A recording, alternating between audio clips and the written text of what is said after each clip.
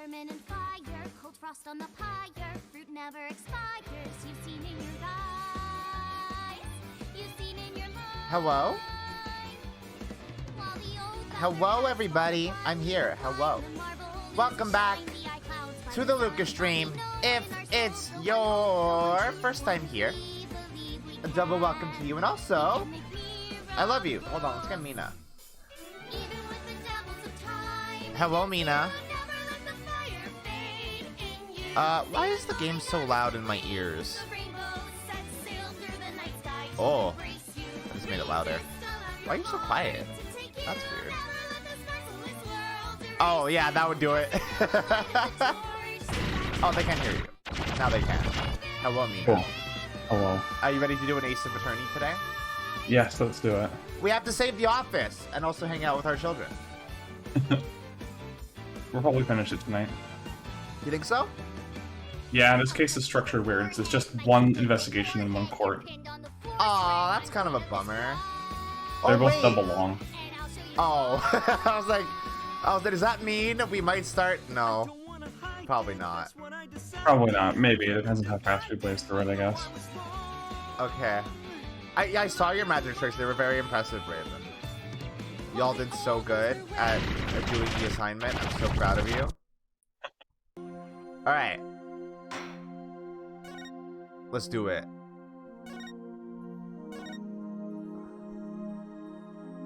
I didn't know Zarboil could just summon Demption on command. That's wild. Y'all have like a spirit link or something? Alright. Bam. What? I'm fine. I'm fine. I'm a Paul of Justice and I'm fine. Yo, this music is very dire. Yeah. The stakes in this case are very good. Yeah. Is Apollo okay? He's been muttering to himself all morning. He's been like that since yesterday. Guess the pressure of today's trial is getting to him? Poor Polly. He's really tearing himself up over all of this. Get it together, Apollo! Yikes. Athena, when did you get here? Try to relax a little bit, will you? You're getting yourself way too worked up. Yeah, but I'm alright. I'm fine. You know, I did a little digging on this Nayuta Sadmati guy. He's apparently not your run-of-the-mill prosecutor. Oh yeah? What did you find out? Well, they say he wields an incredible power to accurately read a trial's karma and its ultimate fate. This sounds like bullshit. That translates to he does ad hominem attacks a lot, by the way. Oh, okay, cool. His line of thought is, in my country, lawyers are evil. You're a lawyer, therefore you're evil and your client's guilty. Oh, I hate this guy. You wanted me to voice him, right? I don't know. I want to see this guy's vibes before we make a decision there. No, okay. What is that supposed to mean? I don't know. I don't have all the details, but apparently he can foresee how the arguments will go and even lead his opposition. So the defense basically ends up going in whatever direction he has in his head. Oh yeah, you said it was probably better for you to voice him because there are more cases where I would be voicing opposite him, right? Right, that's true, yeah. Okay, you should probably voice him then. Okay, I've got about 2 minutes to think of a good voice for him then. Okay. Man, this isn't gonna be a cakewalk if that's true. Emma did say she talked to him for us, though. Here's hoping that went well. Narrator voice. It didn't. In any case, it sounds like he's gonna keep us on our toes.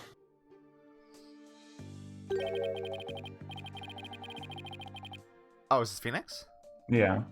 That's why I know you're ready. Why I know I can leave Trucy in the office to you. I believe in you, Apollo. Aww. That's sweet. Mr. Wright is putting his faith in me. I cut him down now. Oh yeah, that was the last thing that we saw, like the conversation with Phoenix. Yeah. Right. Yes, that is his name. I'm fine. I'm fine. I'm fine. There he goes again. It's almost like he's chanting a prayer. Fine. I'm fine. I'm Apollo Justice and I'm fine. Hell yeah. If you say so, Apollo. Yeah, sure, dude. Of course you're fine. Trial will start momentarily. Is the defense ready? Yes, we're fine. Hell yeah. Percy's fate and the fate of the agency rest on this trial. This is it, Justice. If ever there was a time to shine, it's now. Are we actually getting like an Apollo and Athena case? Like I know.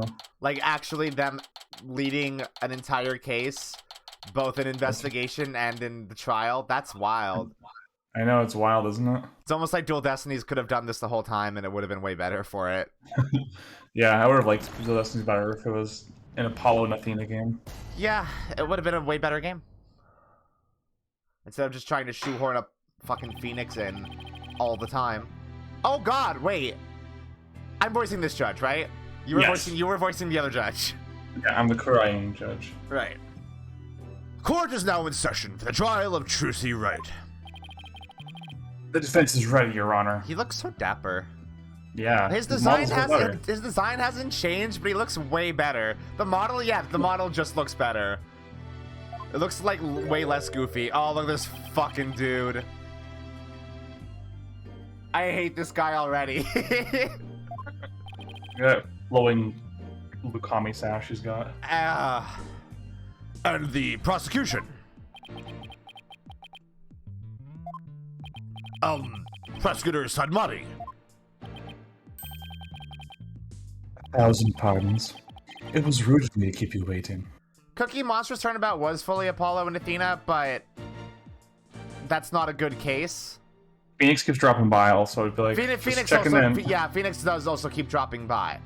And also that case is just a rehash of an earlier case from the original trilogy. So, like, it's nice that we have a case that's actually good that is led exclusively by the two of them. And also Trucy. I like having Trucy around. Yeah. I was praying for the victim. Oh, praying, yes. Yes, I see. You're a Kurainist monk, correct, prosecutor? Yes, that is correct. I am a lowly monk from the kingdom of Kurain. I beg in advance for the forgiveness and kind patience of everyone here in this court. This is the kind of person that we haven't seen before as a prosecutor. And I fucking hate him. I am unfamiliar with the proceedings of this country, and may make many blunders. He seems like such a gentle-mannered soul, doesn't he? I wonder if Emma had a chance to talk with him about Trucy. Now then, Prosecutor Sadmati, your opening statement, if you would. Certainly. In the name of the Holy Mother, I vow to guide the victim's soul to a land of eternal peace known as the Twilight Realm. Alright. Now let the last rites of the victim begin. I do really like how both sides of this game are sort of like fish out of water sort of situations. Yeah, Like with Sadmati and with Phoenix. They do some really funny stuff with Submoney in regards to that in case 4, but I don't remember them doing that much in this case with it. Yeah, I don't know. I think that's fun. That's cute. Yeah. Nayuta Sadmati. He's really been making a name for himself apparently, but the nickname, Last Rites Prosecutor. I wonder how that'll come into play today. What the fuck? That's his papers animation. The incident took place in the middle of a spectacular magic show. So somebody did he write that himself? Probably, yeah. Okay, I was like, somebody didn't write that for him, did they? The accused performed a magic trick in which he thrust a sword into a coffin. Hello, Charles. A coffin from which the body of the victim then spilled out, dead from a fatal stabbing. The victim's name was Man of Mystery, known otherwise as the Great Mysterious. Fuck off. I hate that. That's actually a really good name and I like it a lot, but it's such a fucking pun. His blood was found on the sword that was used for the magic trick. That's actually a good name. That's a name you would use in a fucking D&D campaign or some shit. Yeah. Me specifically. Yeah, you specifically. So his death was just an unfortunate accident. It is only natural for one to assume as such, Your Honor. However, it was no mere accident, but rather a homicide. The prosecution's position is thus that this was a murder made to look like an accident. I see. And you believe this crime was committed by the defendant? After a thorough consideration of all possible scenarios, Uh-huh. I unfortunately had no other choice but to conclude as much. So that's how it's gonna be, huh? Yeah, what'd you expect, bud? I guess Emma couldn't convince him after all. No shit. Very well. Now let us hear from the defense. Naturally, we maintain that the defendant is innocent, Your Honor. If the defense wouldn't mind. Could you please explain your reasoning? My reasoning? Well, I would have to say that my main reasoning is because I believe in the defendant. I see. So you find it difficult to come with anything more concrete than that, do you? This man is making me, like, unexpectedly angry already. That's a fine demonstration of the fact that you are indeed a lawyer of putrid mind. Excuse me. Putrid mind? The game just hitched for a sec. You know, better to be safe. Prosecutor Sadmari! Excuse me, but I don't... Hello. What's happening? What? If you don't mind my asking, Prosecutor, what was that you were just chanting? A sutra of the Holy Mother that guides those with tainted soul towards enlightenment. It is a Kuraiinist incantation to awaken the foolish from their fruitless slumber. Fitting for a lawyer who indulges in such fancies the innocence of the accused. I see. So, basically you're asking the defense to get real.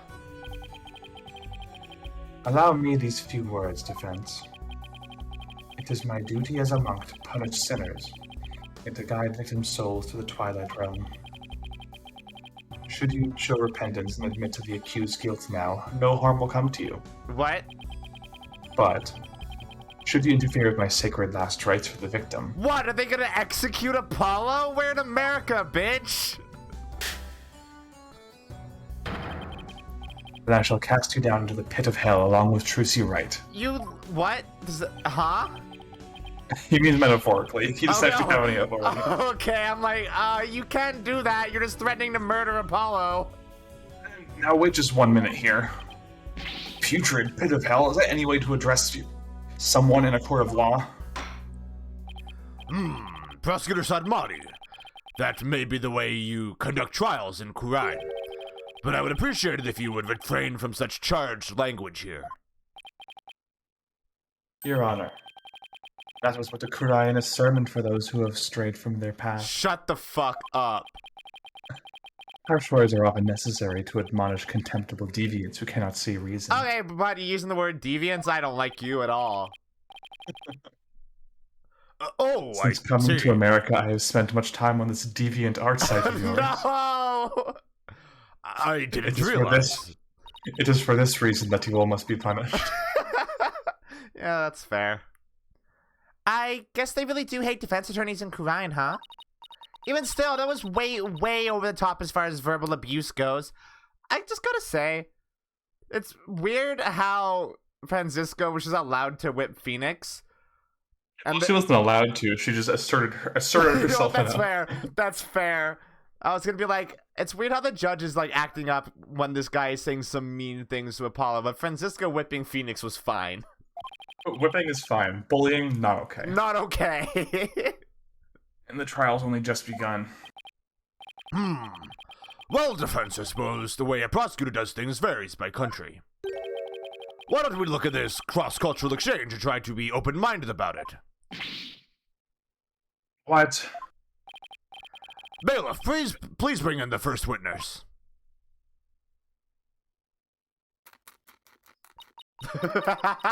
I hate that. Oh, she's munching. Yeah. Yay! Old habits die hard. Yeah. Uh-oh. I thought she'd said goodbye to the snackoos. Look at her go. She's fucking going for it. Me every Thursday night. Detective Sky, the courtroom is no place for gorging yourself. What's wrong with having a little snack? Girls gotta eat, right? She is just me. Hell yeah. Hell yeah. She, seems a little stressed out. I mean, I'm getting a little bit of echo. Are you? Yeah. That's weird. Give me 1 second. Yeah, I'm hearing me.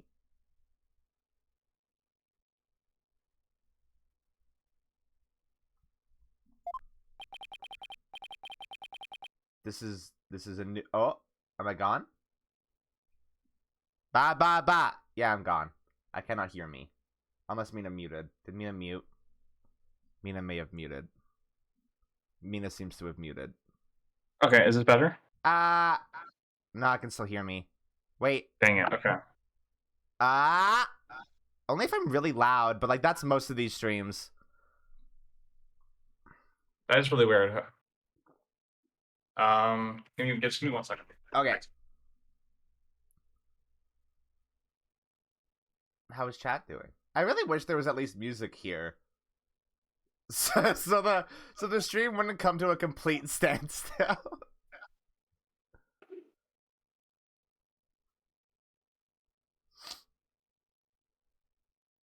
Ooh. I'm gonna have dinners today and I'm excited. Is this better now? Yeah, that's better. Cool. Okay. Good. That sounds way better. Okay, let's carry on. Detective Sky, your testimony, please. Yeah, about that. I just want to state for the record that I believe Trucy Wright is innocent. I'm sorry? Detective Sky, this path you seek to follow is misguided. Giving the wrongdoer false hope will only deepen her despair in the end. But Let it go and move on. Acts which go against your duty will earn you divine punishment from the Holy Mother. I hate this guy a lot. Yeah, he sucks. He sucks. He hasn't even gotten to his worst aspects yet. This is just the intro. She looks so sad. No! You can't do the pouty face. You cannot do that to me. Sad munches. Oh, she did a little pout there, and it was like my heart ripped in half. Fine. I don't know about the divine part, but I get the punishment bit loud and clear. I guess Emma got assigned tons of paperwork or something for sticking up for Trucy. Prosecutor Sadmati don't seem to get along very well, do they? She doesn't seem to get along with any of the prosecutors. Yeah, it's almost like she's in the wrong line of work. Yeah, almost. Shall we continue? The prosecution contends that the accused had a clear motive. The evidence, if you would, Detective Sky. Alright. Please take a look at this poster. Fucking the Joker got cancelled. Fucking PC culture. You know, goddamn. It's a Troop Grammary poster from 13 years ago. Is it just me or is it a little different from the one in Miss Wright's dressing room? This is a revised version of that poster. This one says cancel under Mr. Rios. You had one too many gamer moments. That's right. Mr. Rios left the troop after the first version of the poster was printed. Take a look at Mr. Rios' right forearm near his elbow. See the big scar there? He apparently got that when he made a mistake while practicing a magic trick. Ouch, that's quite a scar. Emma looking at her phone. Because of the accident, Magnifique Grammary concluded Mr. Rios was too unskilled. I like did to get think canceled. I like to think that she's not even just looking at this at her notes or anything here. She's just on Twitter as she recites everything that she just has like memorized. Yeah, absolutely. Just before the show was to open, Magnifique announced Mr. Rios wouldn't be appearing. Hard R Joker, shut up. So bad. But in defiance of Magnifique's decision, Mr. Rios tried to go on stage anyway. This, in turn, caused Magnifique to oust Mr. Rios from the troupe on the spot. He kicked Mr. Rios out. That seems rather extreme. Did he really have to go that far? When it came to magic, Troop Grammar was so passionate, or should I say extreme, about it that it caused problems from them from time to time. Yes, they even caused this court a mountain of trouble with their extreme antics. They sure did. And now the troop's successor has committed a murder. It seems the troop's rare talent was inherited by the right person after all. A putrid talent for criminality. I'm going to... Oh, it's going to be so nice beating you. It's almost like they know that he's satisfying to take down, because I think he's the only prosecutor who has a breakdown animation. Really? No, no, Von Karma. I mean, like, after every trial. Every time you beat him, he has the same animation. Really? Yeah. I like that a lot. That's good. That's really good. They knew. They fucking knew. You sound rather extreme yourself, prosecutor. Criminals with impure souls do not deserve sympathy, Your Honor. As I was saying, after his expulsion, Mr. Rios apparently went on to hold a grudge against the troupe. You would tell those close to him, I will get my revenge on Troop Grammary someday. Revenge? That certainly sounds antagonistic.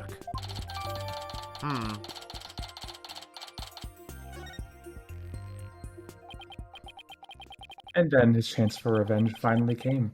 If you would be so kind, Detective Sky. I guess I don't have a choice, do I? Uh-oh. Emma, don't do it!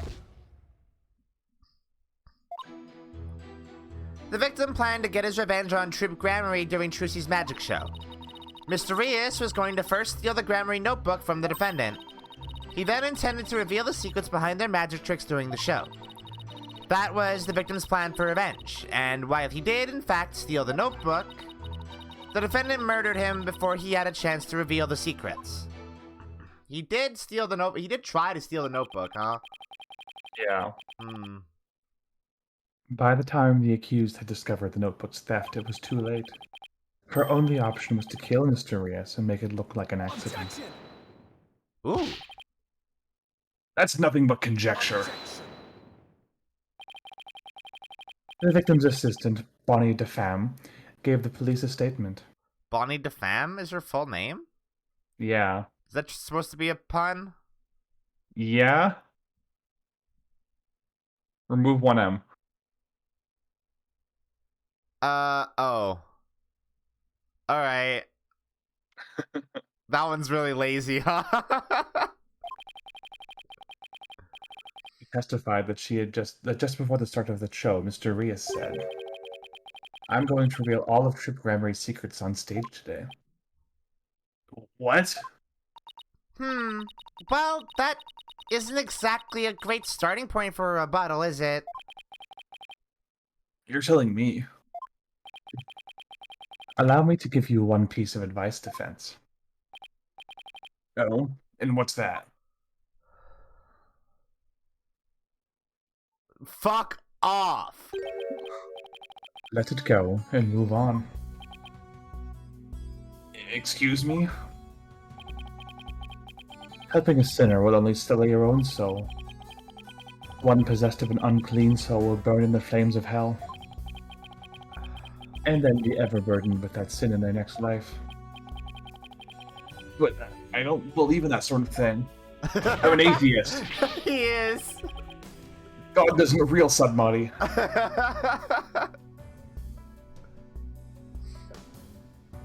Besides, I have no intention of giving up.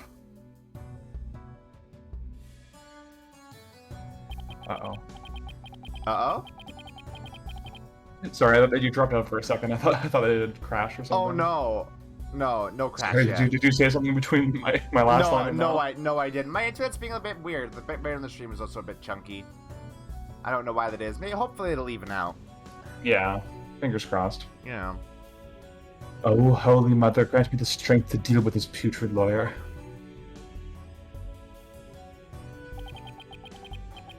All actions have consequences, and yours will surely earn you the honor of being a mere stink bug at best in your next life. I hate this man. A stink bug. Now then, Mr. Mr. Justice, your cross-examination, please. Alright. He's gonna be a stink bug. He's gonna be a poop beetle. Poop beetle. A poop beetle. Ooh! Look at those. Look at those little badges. Yeah. That's cute. Nah,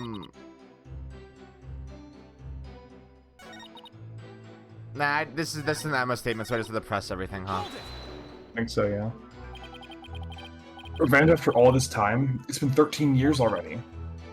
Why now? I know, right? I thought that was pretty sketchy myself. I mean, wouldn't he have done it a long time ago if he was gonna do it? After all... Detective Sky's self-indulgent outbursts such as those will earn you a divine punishment. In the form of a salary evaluation.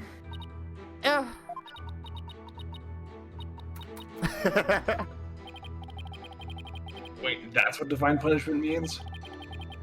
Let the detective have her snack. This humble servant of the Holy Mother shall explain.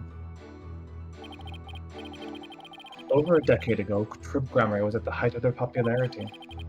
But then their reputation declined and they had all but faded from public memory. Until recently, that is, when Trucy Wright sought to recapture their former glory. The defendant? And at such a young age, too. How impressive. Yes, the accused's skill at magic is undeniably impressive. If she hadn't fallen to the path of sin, she would have had a bright future ahead of her. It's always sad to see such promising young potential go to waste. Now then, Detective Sky, how did Mr. Reed plan to get his revenge? And please put down the snackoos before you continue with your testimony. Oh no! Oh no, the pouty expression is like so good. It's so sad. It's so sad.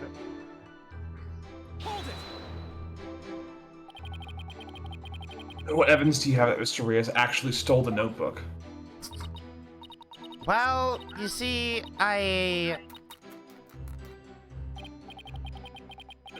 Whenever you're ready, Detective. Fret not, Detective Sky, you have nothing to repent for. You should be proud of this fine, forensic discovery you made. Forensic discovery? And what did she discover specifically? Detective Sky identified a certain set of fingerprints on the notebook. Upon further inspections, he determined that they belonged to Mr. Rios. What? The detective found the fingerprints entirely of her own volition. For that, I must say, well done, Detective Sky. ugh. Emma's persona is absolutely a hamster, you're right. You gotta save the hamster. Yeah. A little too addicted to using your precious white powder, did you, Emma? Whoa, hey, whoa. What? Now, Detective Sky, I would ask you to explain. Exactly how Mr. Rios intended to use the notebook to exact his revenge. Alright. Well, first he stole the notebook. Okay, so they can reference alcohol. But referencing cocaine is fine. No, they can reference alcohol, and they do in this game later on. Okay. Alright. I think the grape juice thing was just like a bit of an inside joke. Maybe. Because Shutakumi did drink a lot of wine. Like, that's why he was drunk when he wrote Big Top. Oh, that's a good point, yeah. I'm going to reveal all true Grammary secrets on stage today. That's what Mr. Rios himself said, right? Right, but he didn't exactly specify which Grand Marie secrets he was talking about. This little thinking pose is so cute. Yeah, like she kind of toddles left and right. Yeah. But the prosecution thinks he was referring to the secrets behind Trip Gramarie's magic. Cardinal Sinful, yes, obviously Apollo was talking about fingerprint powder, but if you're saying white powder and addiction, that you're obviously making a joke about cocaine. Just hitting the powder a bit too hard. Like, I understand what the joke there is. That's why it's a joke. Yes, that is the prosecution's assertion. When the accused realized that Mr. Rios was to reveal her family's most closely guarded secrets, she naturally panicked. So basically, Crucie's notebook was hiding Mr. Rios's things because he had stolen it himself. I see. Truly a motive that only a magician could have. Yeah? Yes, that's what the prosecution believes anyway.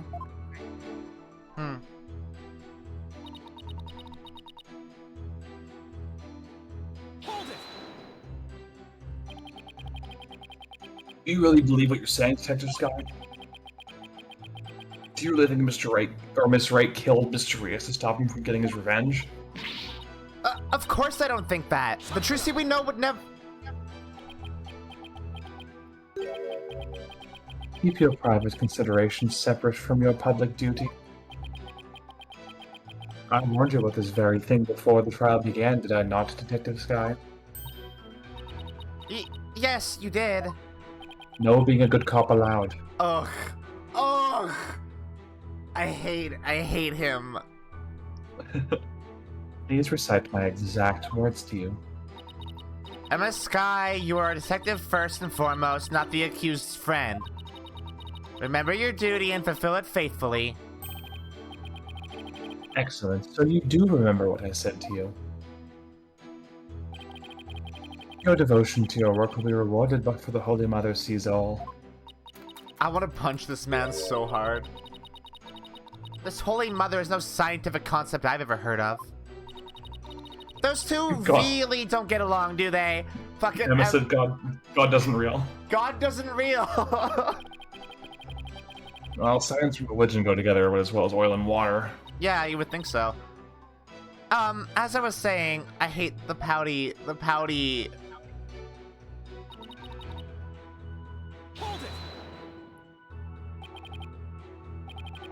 I'm sorry, but what exactly is the basis for claiming it was murder?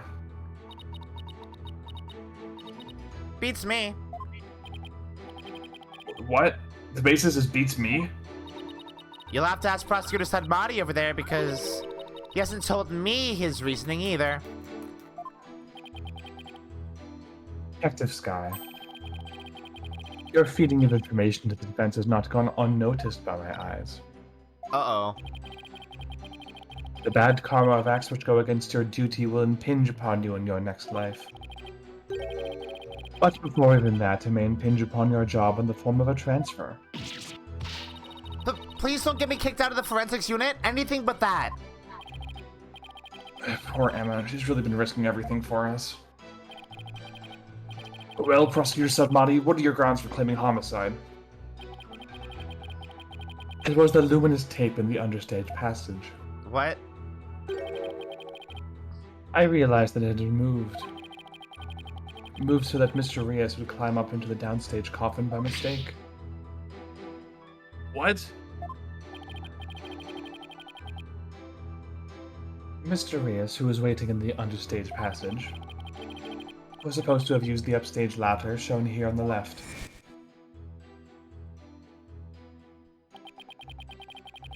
It was to climb up the coffin that had been set up in the backstage area. After being turned into a stuffed dragon during Act 1, Mr. Rios was supposed to come back to life and emerge from that coffin.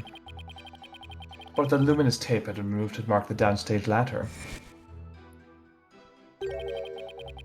So the victim climbed up into the coffin on the stage itself by mistake. The very same coffin the accused thrust her sword into.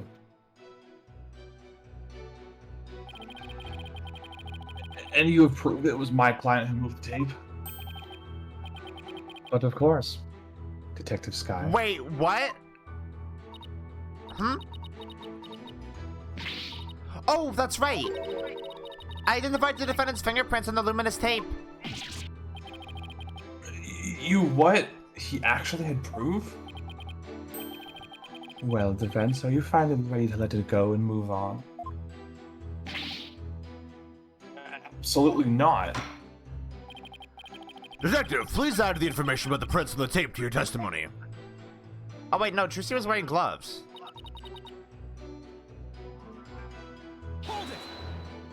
She couldn't have moved it during the show. What made you think to check the luminous tape for prints? Well, I bet it was Detective's intuition. I dusted not just the tape, but just about everywhere for fingerprints. Oh? I dusted pretty much every single surface in the theater. I mean, it was so nice to be able to dust for prints without anybody getting mad at me.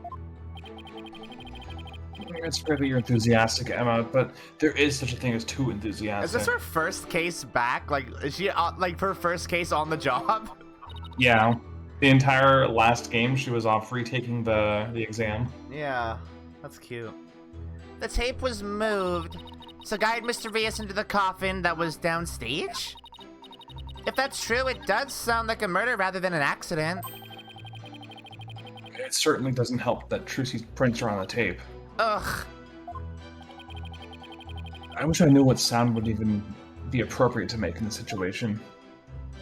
Probably a hold it. Because, like, Trucy was definitely wearing gloves. How... And you have proof of that, don't you? Do I? I mean, we have the fingerprint stuff. The details. Oh, there we go. You know what? Real quick. Because it's been almost a week since we last played, I'm going to look over the evidence really quick. I probably should have done that sooner. Stunt wire. Stabbed in the back. Right. And then there was unidentified fingerprints on the top panel of the coffin. Oh yeah, and his hands were backwards in the coffin, right? Yeah. Weird. Bucket. Okay.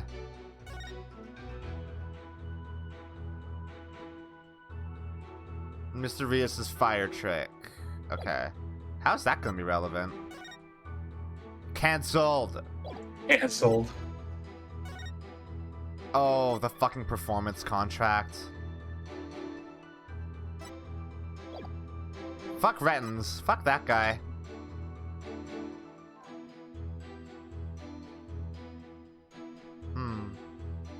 I wonder if Bonnie did this on purpose. And for what reason she would have done that on purpose. Wow, we should have just have all the evidence and could totally just... And we do totally just do the whole thing today, huh? Yeah. Right, so that's... Thankfully I can, like, actually get out of that when I'm in it. Shock as a result of being stabbed through the back with a sharp blade. Shock? That seems weird, doesn't it? Usually in shock, in a medical term, means, like, the heart stops because of, like, the immense amount of pain or blood, like, instant blood loss. Okay. Oh, right. I was supposed to present something.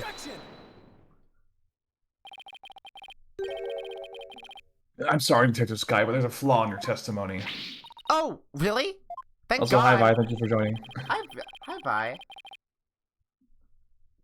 Prosecution is claiming that Miss Wright moved the understage tape during the show in order to guide the victim into the coffin downstage. But it doesn't make sense that she would leave prints on the tape at that time. It doesn't. Please consider the fingerprinting results of the main coffin. which show that not one of my client's fingerprints were found on or in it. That's true. We didn't find any of her prints on that coffin.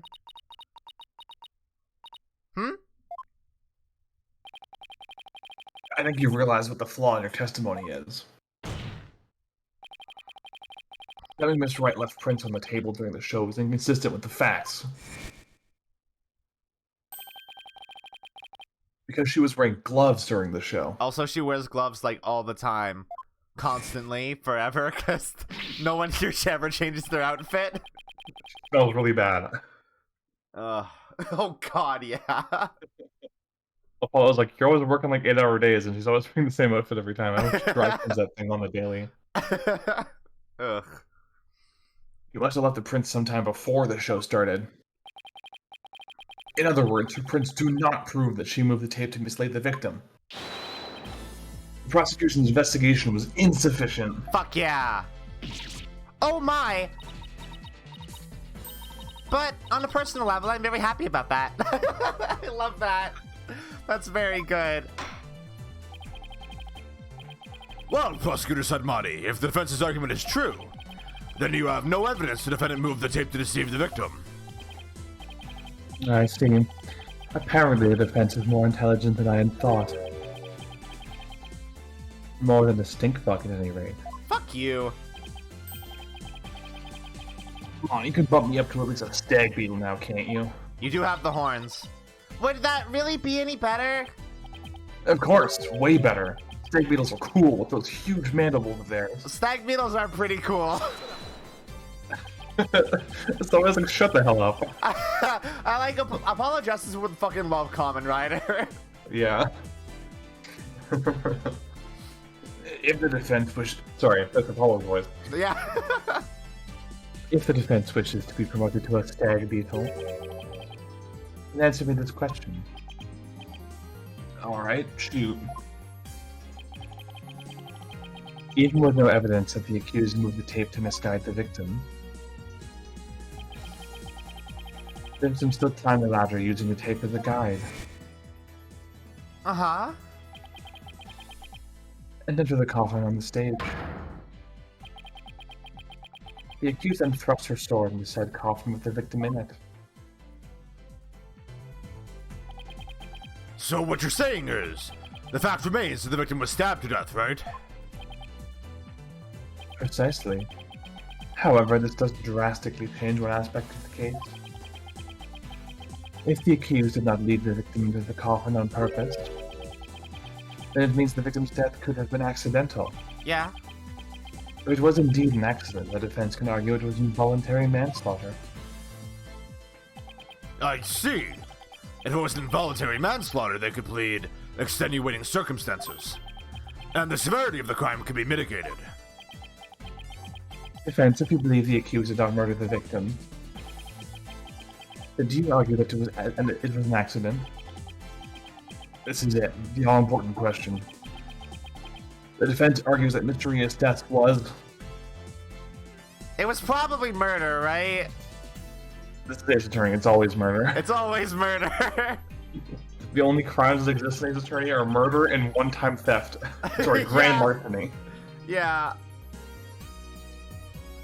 Fuck. The defense maintains that the defendant is entirely innocent. We believe it wasn't an accident, but murder. And what's more, we believe it was committed by a third party. A third party? As in the true culprit is someone else? Yes, that's what that tends to mean, Emma. You've literally... Emma, you were present for all of Apollo Justice. You know how this Murder? As in goes. someone was killed? Yeah. That is quite a brazen claim to make, and one wholly without grounds. Your voice is as loud as your suit, and your mind echoes just as loudly in emptiness. Wow. Fuck off. Surely you were but a loud red pepper in your previous life. I've been demoted to a vegetable. Yeah. Wow, I didn't know a person could be reincarnated as a non-sentient plant. In any case, I do have grounds to make this claim. Let's just hear this reasoning of yours, then. Alright, but before I give it, there's one question we need to address. If the victim was killed by some third party, and the sword the defendant thrust into the coffin wasn't the cause of death, if that's the case, then how do we wind up with a dead body inside the coffin? A very good question. Now let's hear your opinion, Mr. Justice. How did the victim's body wind up inside of the coffin?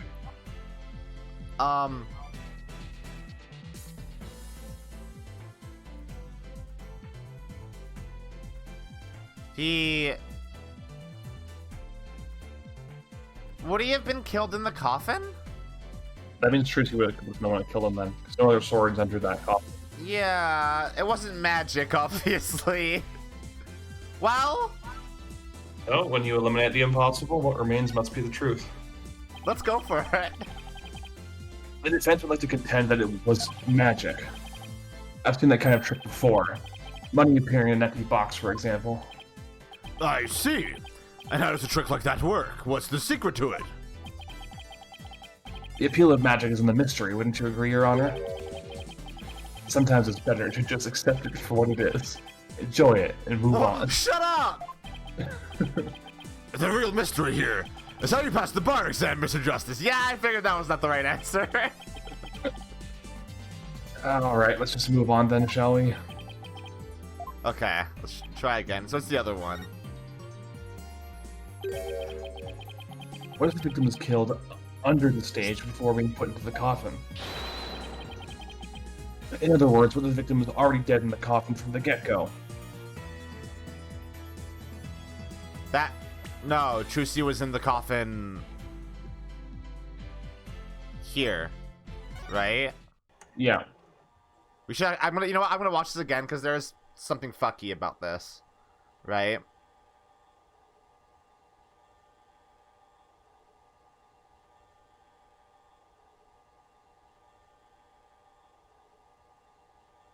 Why is there no other audio other than the camera recording? That's usually how productions work. The audio is recorded separately and it's synced up in a master track.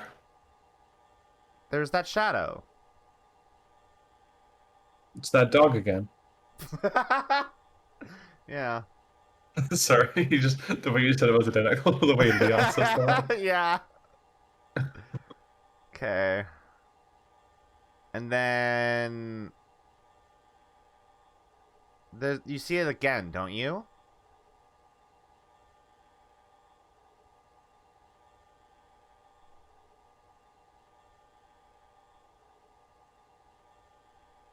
Oh, wait. I know what that is. Hold on. Is it? I really wish I could fast forward this. Yeah, that would be nice. So this is Mr. Hat going up. Right?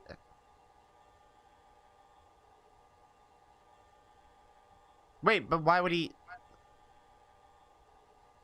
Yeah. That has to be what that is. So this first one is Mr. Hat, because Trucy replaces him. But then... what the fuck is the second one?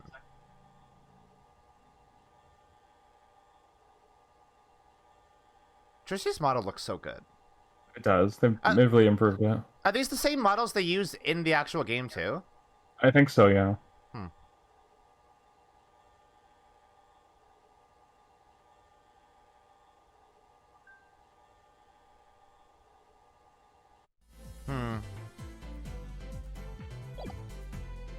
Yeah, something goes up right before the dragon comes down. Yeah, so something goes up as the cloud of smoke appears, and that's obviously Mr. Hat going up when he's on his cue when Trucy comes up through the little trap door. The second one going up doesn't make sense. Oh, I see. In that case, the defendant's sword wouldn't have been the cause of death. How do you respond, Prosecutor Satomati? That is the third time. The third time of what? What? What? What the heck is this? What, are you gonna fucking exorcise him?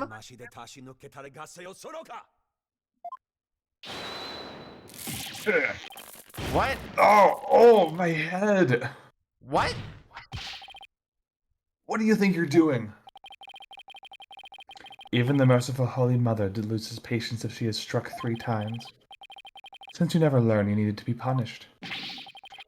Why can't you let me worry about what I need and don't need? It is what you deserve for interfering with my sacred last rites for the victim. You are a brainless lawyer chasing phantoms. You know nothing. Damn. Get wrecked.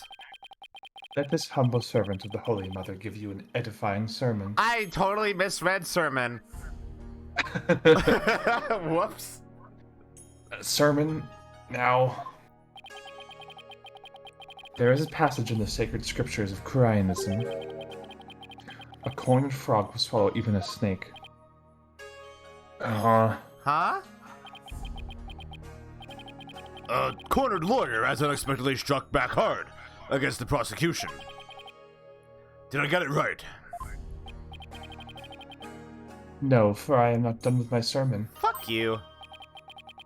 And yet, the frog still dies, its belly bitten and torn from within. Just great.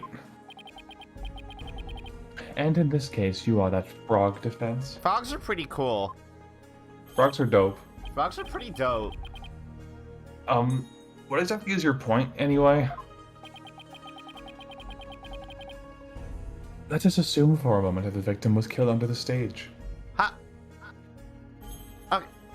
I'm not gonna call too much attention to this, but how else could you misread the word sermon, guys? Especially in the context of... Let me give you a sermon. Let me give you an edifying something. Who then had the opportunity to do so during the show? Let's see. The people on the show were Bonnie DeFemme, the victim Miss Arias, and Trucy Wright. Bonnie DeFemme was on stage throughout the entire show, as easily confirmed by the footage from the show. Leaves us with only one suspect, Trucy Wright. Now do you see? Jesus. The accused killed Mr. Rios as he waited waited on standby in the understage passage, and then placed his dead body in the coffin above, Why would she do that? Oh.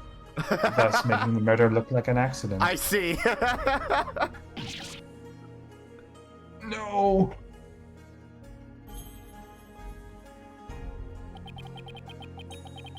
O great and merciful Holy Mother, thus another putrid mind has been guided towards enlightenment. I got to that one a little bit late. I was asking literally as he was saying it.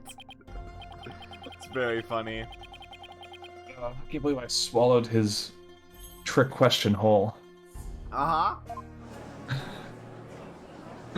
I added a conspicuous pause. Yeah, I noticed. Objection! There's a little bit of editorializing there. Sorry, but I have to raise an objection here. Athena, what are you... There's something I want to point out, Apollo. And who might you be? You strike me as a mere child in countenance. Shut the fuck up. I may be young, but I have an attorney's badge just the same. You should edit that too. I may be stupid, and then just her crossing her arms with no text box. Yeah, absolutely. You know what? Yeah, I'm gonna have to do that. That'd be very good. Oh, you didn't say that, did you? Oh, no. And you would contribute to this discussion in some capacity? I most certainly would. Are we... You just argued that the defendant killed the victim under the stage. But let me remind you that Miss Wright is a girl. Clearly. I love the little pause where the kind of grimaces for a second. He's like, yeah, right? Right? Surely you Yeah. can raise an objection to simply point out such an obvious fact. Your Honor, please send for this little child's guardian to come take her home. Fuck you. She crosses her arms. Joke's on you, my mom's dead.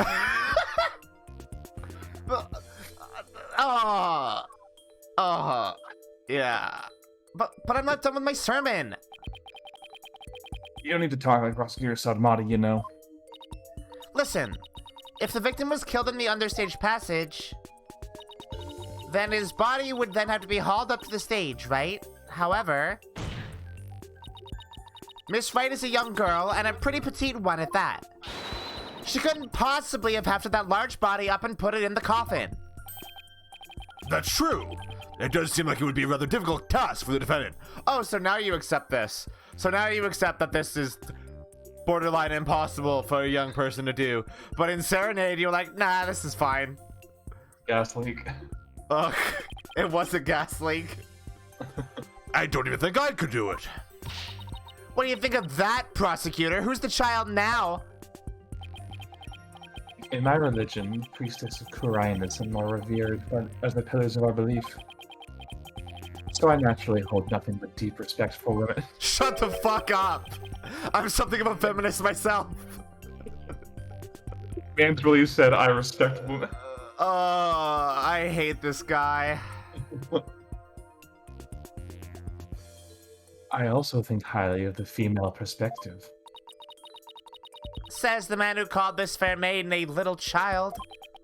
Yeah, I actually really like this case. I think this case is super good. It's my This case is second good. favorite case in this game. I like this case so far. It's not making me really angry. Who's a fair maiden? I agree that your point is worth discussing, defense. How indeed was the dead body raised up into the coffin? By the accused, Trucy Wright, that is. You're committed to pointing the finger at her no matter what, huh? Then you explain how that'd even be possible. But of course. I know how it would be possible. There was a way for even a small creature like her to raise the victim's body up. Weird to call a person a small creature. A Huh? little creature. It's just a little creature. I foresaw that our arguments would come to this, so I have prepared a witness. Well, I admire your readiness, prosecutor. It is really not that difficult when one can read the ultimate outcome of any trial. He couldn't have really predicted that things would turn out like this, could he? It's pretty hard to believe. Excuse me, but may I step down now? I have snacks to eat. Can I Yes, go I home? suppose you may. Can I go home, Your Honor? One moment, Detective Sky. I'm sorry for, the way I handled all of this. You did a fine job, Detective. Your testimony was invaluable. It was? Yes, you served well as a detective and did not allow your personal feelings to interfere. You overcame the conflicted emotions you felt and performed your duty admirably. You will be rewarded for your fine work. She's gonna get a raise? Oh! Thank you. I hope we can work together again in the future. This is weird. I'm not used to this. Emma seems bewildered by the unexpected praise. I guess he's a pretty nice person, like they say, as long as you're not up against him. It's not my cat, Zorbo, it's my sister's cat. Now then, let us call the next witness. Do you think she came up with that name because of Harry Potter? I hope not. Probably. Like, she doesn't still like Harry Potter, I know that much. She fucking hates J.K. Rowling. It's good. Don't worry about it, Cardinal Sinful. You don't need context. Witness, please state your name and occupation. Oh yeah, I was voicing her, right. Yeah. Hello, ladies and gentlemen of the court. It's very nice to meet all of you. I'm a lagomorphing illusionist from the land of fairy tales, Bonnie DeFemme. Lagomorphing? Lagomorph is though the genus that rabbits belong to. Oh. I can't wait to do some magic tricks for all of you. Oh, she's gonna do magic tricks. Cool. Please, witness, there is a time and place for all things, including magic. Shut up. I want to see her do a magic trick. Aw, but it would be okay if I do just a little magic, right? Come on, please. Look, everyone is waiting. That's my chance to shine.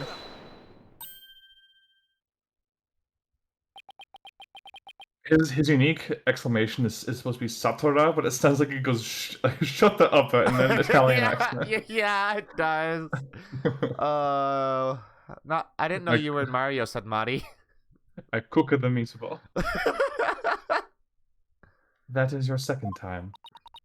My second time doing what? There will be no further warnings. What? You should know that from our preparatory meeting, correct? Oh no. Is no one exempt from His Holiness's rosary of suffering? May we have your testimony, witness, once you recovered from your disappointment. Well, as a huge fan of Trucy's, shut up! I don't really want to testify against her, but I guess I have to, don't I? As a huge fan of Trucy's, huh? Fucking look at how evil. I love that tape a lot. It's so good. Sure, you're a real fan, all right. Of destroying Trucy, you mean? Get her. Got Get her. her. Ass. Fucking wrecked. You saying this under your breath so she can't hear? Let's do a save.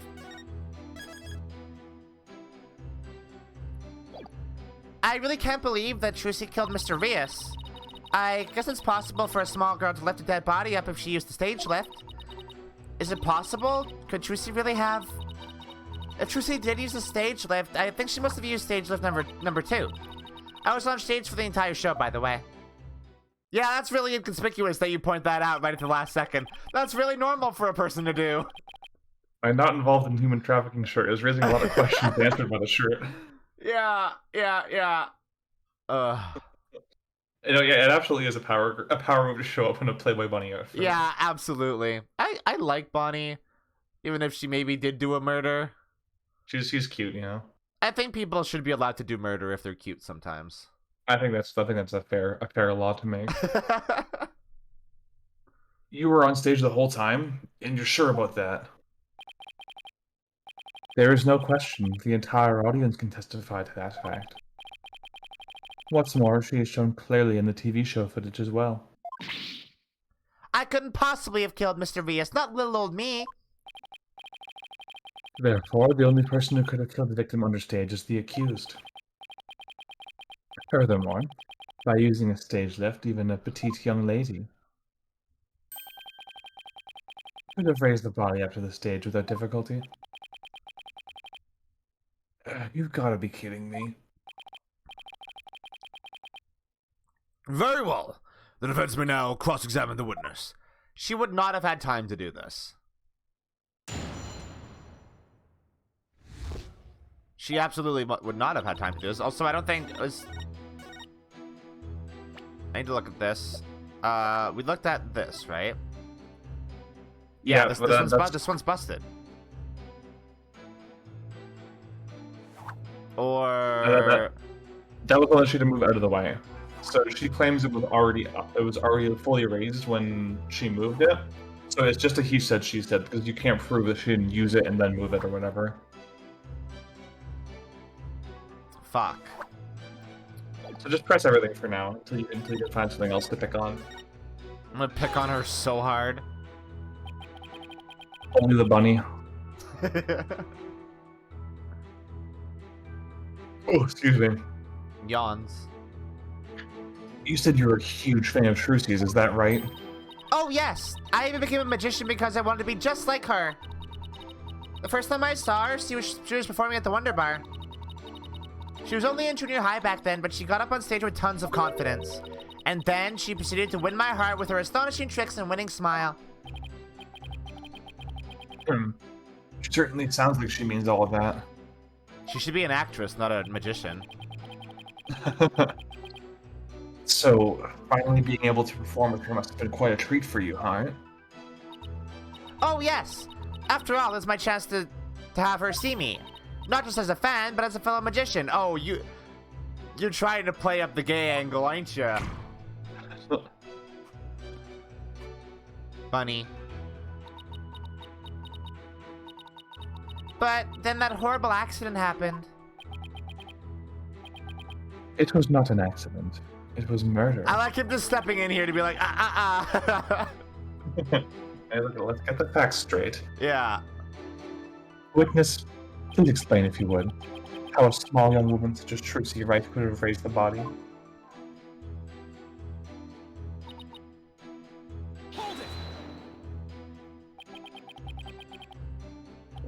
What makes you think it would be possible? It's not like you tried it out yourself, right? Well, Actually, we did try it out for ourselves. shut the fuck up. You did? Detective Sky, if you would. Oh, you're back. Oh, I'm back. Hello. So that's why you made me do that. Detective Sky, what did he have you do? What did the bad man do to you? The prosecutor asked me to try raising one of the male police officers with the stage left, without a single word of explanation as to why he was making me do it. You're kidding. It's as if he really can foresee all of our counter arguments. Do not underestimate this humble servant of the Holy Mother. More like haughty. Hell yeah, get his ass! I guess that means Trucy could have lifted the dead body up. Does that mean... No. Why are we pressing this? What's the point of that? Is what possible? Could Trucy really have what, Mrs. DeFam? Please finish your sentence. Well, Don't try to beat around the bush. Come right out and say it. Why not tell this court what you really believe? What I really believe? Of course I don't believe Trucy could ever commit murder. Such an amazing and wonderful magician would never do such a thing. But taking all the facts into account, what else can I think?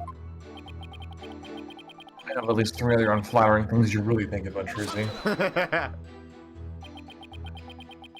How can you attack this girl when she is obviously speaking with reserve? There is such a thing as reading between the lines, Mr. Justice. It's sad how the youth of today. Why did I say body? That's not even anywhere in the sentence. It's sad how the youth of today lack the ability to do such a basic thing. You were thinking of hotties. What was... Oh. Looking at me like that isn't going to help me stick my foot in my mouth less, Your Honor. Witness, please describe what the accused might have used to lift the dead body. Alright. Oh, I mean, alright. Less eager. Stage lift number 2? You mean the stage lift shown here on the left? They even put the rat in this. Yeah. It's like, well, I guess it is actually transitioning you to that scene, isn't it? Mm-hmm. That's right. With a stage lift, I think even a small girl could easily lift a dead body up to the stage. So that makes her a murderer in your opinion? Of course not. I believe in Trucy. Like I said, I'm a huge fan of hers. Oh, brother, how long is she gonna keep this act up? Defense, what position was stage lift number 2 in after the show? Let's see. If I recall, it was in the fully raised position. Ah. Yeah. And the reason why it was fully raised is because the accused used it to lift up the victim's body, wouldn't you agree?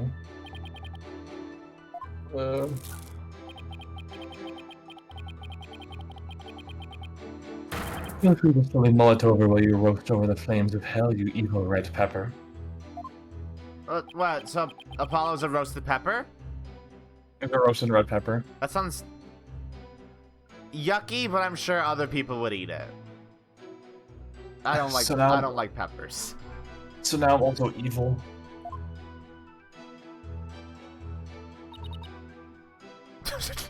So fucking suspicious. It's so suspicious. That's suspicious. That's weird. Yeah. You didn't have a single spare moment to slip down to the understage passage. Huh? Don't tell me you suspect me now. I'm just trying to do my job by fully examining your alibi.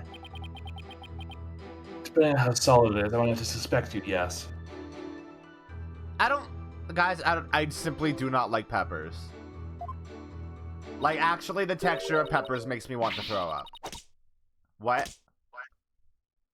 You gotta be kidding me. Don't spit in my head and tell me it's raining, lawyer boy. I'm right there in the footage, or are you too much of an idiot to see? Huh? Mr. Firm, are you feeling all right? You seem suddenly different. Oh, oops. Where did that come from, right? Oh my, I seem to have snapped there for a second, didn't I? Just the Marge Simpson, it appears I've been filled with rage.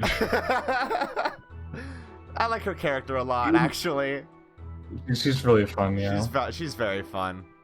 You didn't just snap, you broke character just now. In any case, I was on stage the whole time, performing magic. I mean, you saw me in the footage, right? My dazzling and flawless performance? Flawless. That's odd considering what you told me. You said that you made a mistake where you positioned Mr. Hat. Mr. Firm, to what is the defense referring? Well, I made a little mistake on stage. I was in charge of operating Mr. Hat, you see. According to the script, I was supposed to place him to the left of the coffin. But I flubbed it up and made him stand to the right of the coffin instead.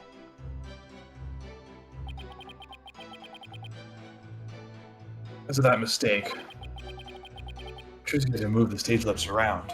She's so strong. I feel really bad about messing Trucy up like that with my goof. Uh-huh. You sure? Yeah, absolutely you feel bad about it. Alright, I don't see any inconsistencies in her testimony. Oh. Now, do you know who the real killer is? Come on, Gramps, don't just sit there. Have done your ruling pronto. Do it quick before you keel over up there. I beg your pardon. Oops. Oh, what's gotten into me? I'm so sorry. I'll give her another 5 minutes before she tears off that mask. Yeah. Well, defense. Are you ready to let it all go now? Of course not. I'll never give up. I see. I suppose this too is fate.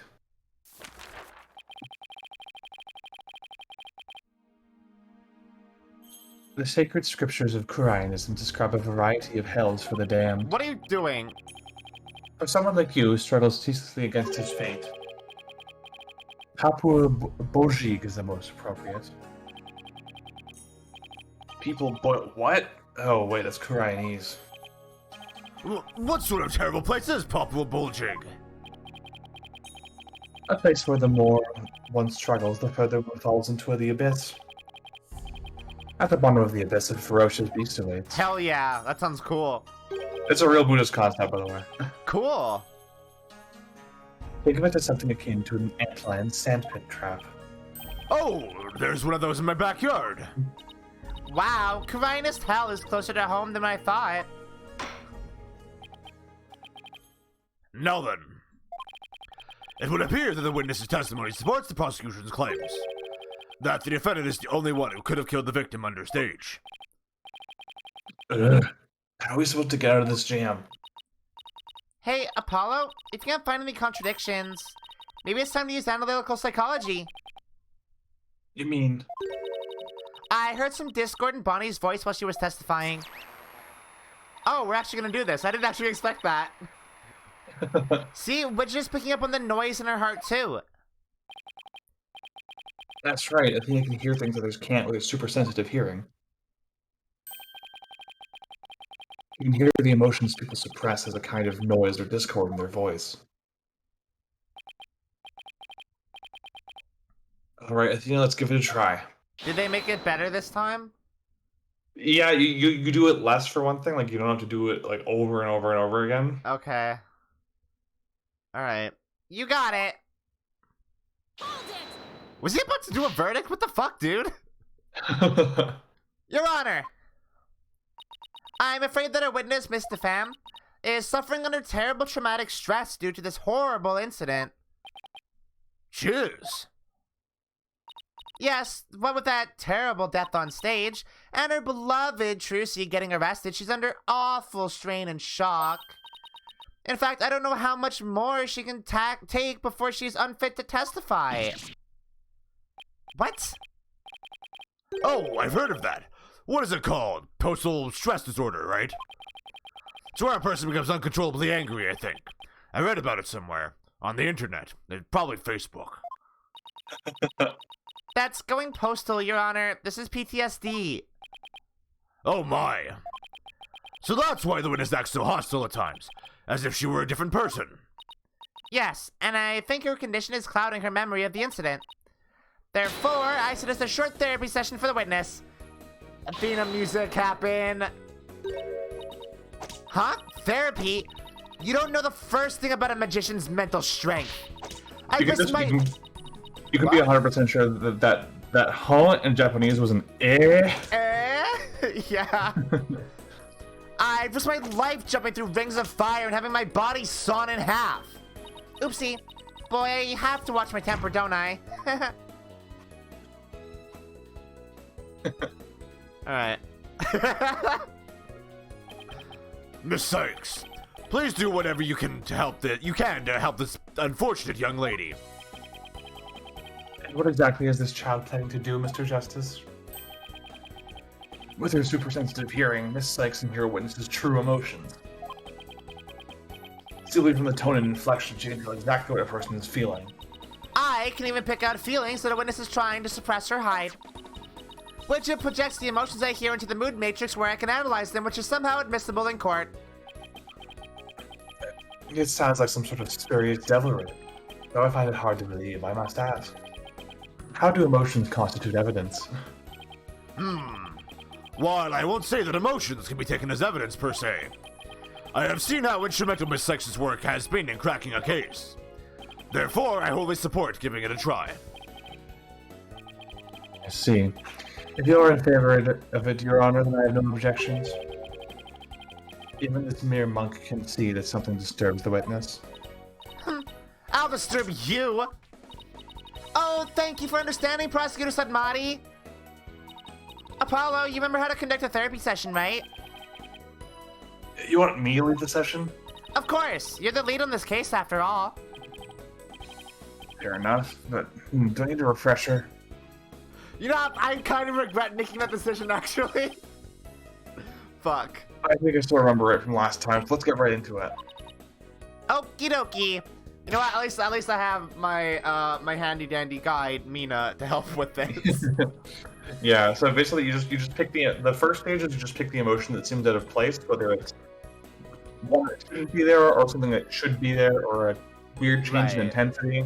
Right. And then after that, you might have to like present evidence or pinpoint a specific cause of stress or something like that. Right. Okay. You ready, Widget? You know what, I will say, I do want to take a break quick because I have to go to the bathroom and also there's dinner waiting for me and I want to have a food.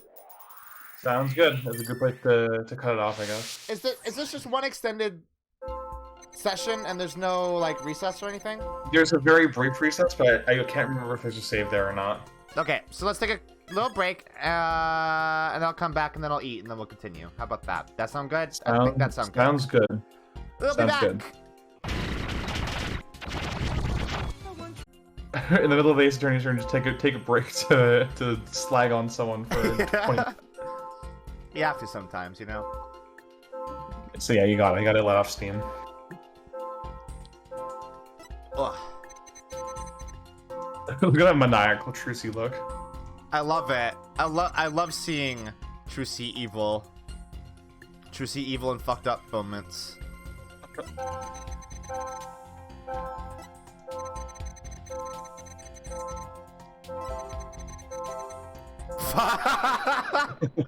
That one's so obvious. That is the tutorial one, isn't it? Yeah. That's very funny. I have to say, Mr. Fam, you certainly are a strange one. Even though you said I feel so bad about it, it seems like you were feeling happy about it. Keep watching this animation, I love it. Bonk. I think I can guess why you were feeling happy. It must be because... I think you were happy because you messed the defendant up. I'm right, aren't I? You messed her up good. You gotta be kidding me! Why would I be happy I messed Trucy up? I'm a big fan of hers. Because we saw you. The second flashback to this. We saw how you said you hated Tracy, right? How you were glad she was in trouble, and how it was what she deserved. Ouch! Looks like I hit the bunny in the head, so to speak. Ugh. Hell yeah, we do it. Apollo, the noise level dropped. Now we could get it down to 1%. Now if we could get it down to 0%. What words? I just had a good dinner. Well, Mr. Fam, are you ready to confess how you really feel? What? What do you mean? I'm Bonnie, the sweet, cute little bunny. I'm a rookie magician working hard to be just like my idol Trucy. That's the character I'm supposed to be. Keep that up, Mr. Fam, and you're going to have a mental breakdown. Just let yourself be who you really are. Who I really am? The two sides of you are fighting each other and doing you psychic harm. I can hear them, two distinct voices battling inside of you. Oh. Does she have did? No. No? She's just No. acting. She's just acting. The way Athena's phrasing this is like, it's like she does have like two distinct personalities or something. Yeah. Shut your pie hole, you know-nothing know-it-all. I mean, you mustn't say things like that or I might get flustered. Mr. Fam, how long do you insist on maintaining this wolf in sheep's clothing act? We can't end this therapy session until you get real with us. I like you saying that just as Cardinal Sinful said there are two wolves inside of you. Set the wild beast inside you free. Hell yeah! Aren't you sick of being nice? Don't you want to go ape shit?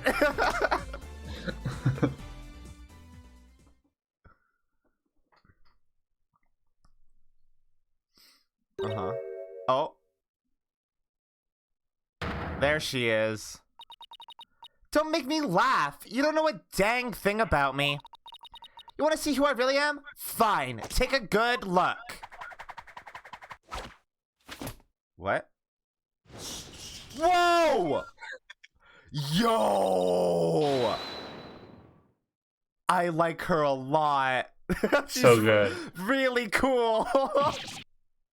What in the world? Sheep's clothing, you've got it all wrong. It's a rabbit suit I've got on. And I'm not a wolf, I'm a blood-sucking vampire. A bat with fangs and wings. Okay, I'm not doing those, though. Listen, I did Scuttlebutt's laugh. You gotta do that one. Fine. You know how many I did. Yeah, but Discord ate most of them. Whatever. I think we just opened Pandora's box. It's like an actual key. It's like a bat sound. Key. I'm finally done with that goody two-shoes cottontail act. I feel free as a bat. Key. It's like this is the case that me realized how many design similarities bats and rabbits have. Yeah. The ears are very similar, aren't they? I think rabbits tend to have longer ears, but like in fiction, rabbit ears are made way longer than they actually are. To be read in JoJo's voice. We're not doing that. Defense, your therapy session is taking a turn for the worst from the looks of it. There's a perfectly good explanation for this. Isn't there, Miss Sykes? You think Slick's afraid of the monster? We blew it. Hey, you, lobster boy! Oh, me? You think I'm glad Trucy is in trouble? That I think she's getting her just desserts? Wait, just deserts? That's the wrong one. That's the wrong one. That's the wrong. That's just the wrong one. Well, guess what? You're right. It's sweet you admit to wishing the defendant harm. Well, the bat is out of the bag now. That mistake of mine was a work of art. Thanks to my goof, poor little Trucy had to do all of that hard physical labor. When you say hard physical labor, what are you referring to? Because of Mr. Hat's new position, Trucy had to move both of those huge stage lifts. They must have been so heavy. What a riot! That's strange. Athena, could you please add that last statement to Bonnie's testimony? Alright, I'll update the mood matrix with the new info. We're not gonna talk about how she's a bat now. Okay, cool. Hey, Apollo? Now there's a new inconsistency in the testimony. It says here she's a bat. Yeah, that's weird, right? You gotta alter the bat variable. Solve for bat. Oh, right, I forgot about that. I added that in just last week. What a coincidence. Yeah, she finally slipped up. So what should I need to do now? Well, from this point onward, you just do what you do best. Find the contradiction in the testimony, present evidence to refute it. Alright, I've got you now, Bonnie the fan. Oh, I love seeing a Nick Spheres emote in my chat. That feels good.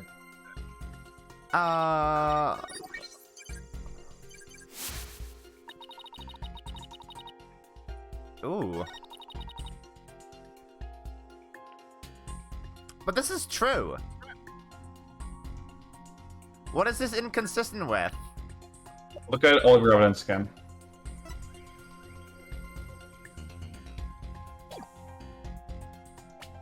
All of my evidence again. Like, I imagine it would be this. Keep going back.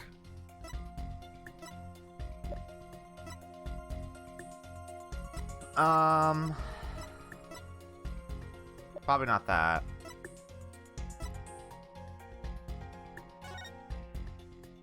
And we're gonna check papers and details so you can read what's written on them.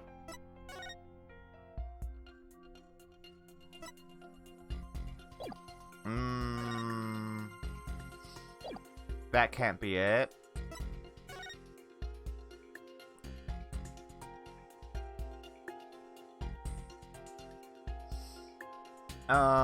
This doesn't contradict what she said. No.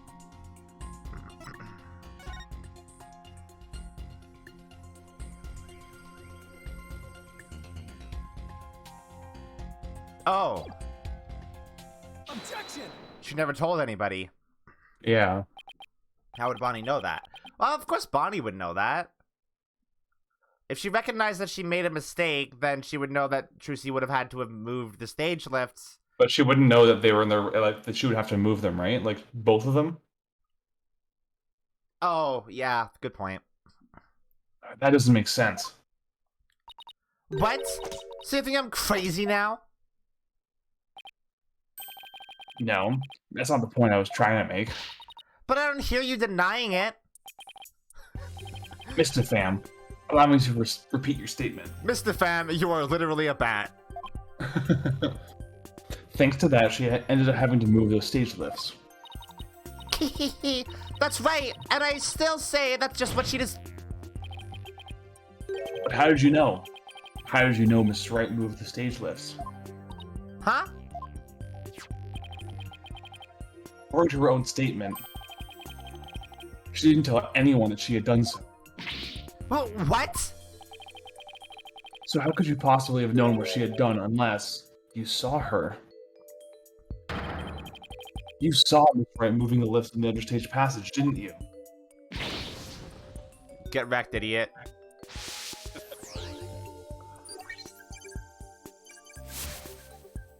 Oh, that's really cute. Mischievous little bat. Oh, they did just make her head like an entire head of bat, huh? Like that's Yeah. with little ears and the wings.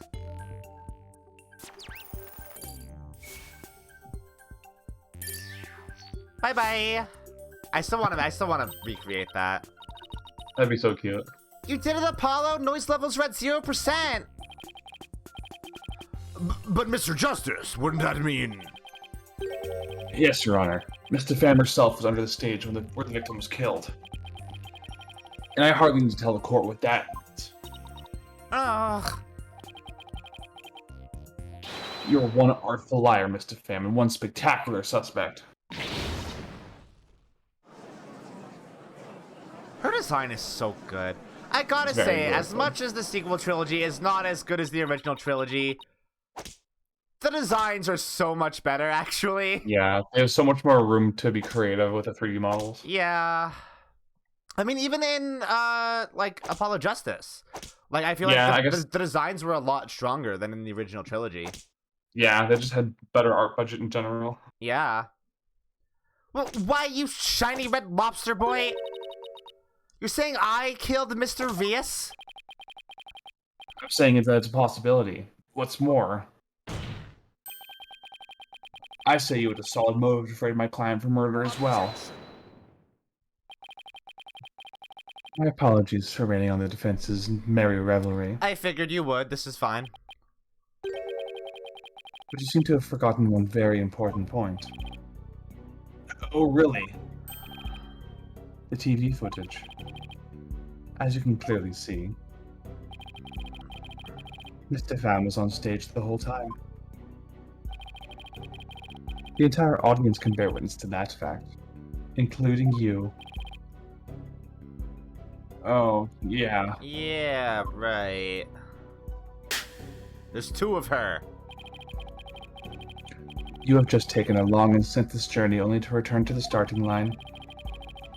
The witness could not have been in the understage passage, which means the only one left who could have killed the victim is the accused. I hate that this man is so pretty. He doesn't deserve this. Yeah, when he was first revealed, people like there was no name and no pronouns. People were like, "Is this our second girl prosecutor?" I would have loved to have another girl prosecutor. Yeah, that would have been really cool. That would have been nice. Guess the party. Wait, I guess we don't know who the prosecutor is going to be in Kurine, unless it is just Pain again. It's not Pain again. It's Sadmani. Wait, what? Him and Emma fly back and forth from this court to that one for every case. Why? I don't know, but it's friggin' hilarious because case 4 explicitly takes place one day after case 3, so they literally flew over and on the plane built their case together. Oh, so at least we get Emma with Phoenix. That's nice. Yeah. Oh, that also that okay. You have now made clear why you gave me the cheeky piggy reaction. Oh, it's gonna be so nice for Maya and Emma to finally meet. I feel like they get along really well. Yeah. Aw. Guess the party's over. But Mr. Pham do something she couldn't have done unless she was under the stage. How do you explain that, Prosecutor Sadmati? It's quite simple. The accused must have told Mr. Pham about it, but then forgot. That's reasonable, actually. Ha! Open those useless eyes of yours and take a good look at the footage. If Mr. Pham really was in the understage passage, it would mean she was on stage and understage at the same time. You mean she was in two places at once? That does seem to be the only explanation that makes sense. Yeah? It may be an explanation, but I'm not so sure about the makes sense part. It was just to make it make sense. Your Honor, the witness was both on stage and understage at the same time. You know, I've had this thought for a little bit, but there is something uniquely Gurren Lagann about Ace Attorney, actually. In which, like, the protagonists kind of, like, reject a path that somebody is taking them down and just, like, forge their own path. Yeah. Constantly. Like, that's their entire modus operandi in the courtroom. And, like, Great, I love it. Like, specifically Phoenix saying, or Apollo saying that we'll just have to make it make sense. Yeah. Like, that is a very Gurren Lagann line. Yeah, he's like, it doesn't make sense, so we'll twist it until it does. Yeah. That is the defense's assertion. I've heard some logical things come out of you before, but this is absurd. I'm sure I'll change your tune once you hear my reasoning, Your Honor. What reasoning? My gut tells me you're bluffing, but I'll bite. Very well, Mr. Justice. How do you explain the witness how the witness was in two places at once? She teleported. Because that's her, That's her Joker's trick. that's her Joker's trick.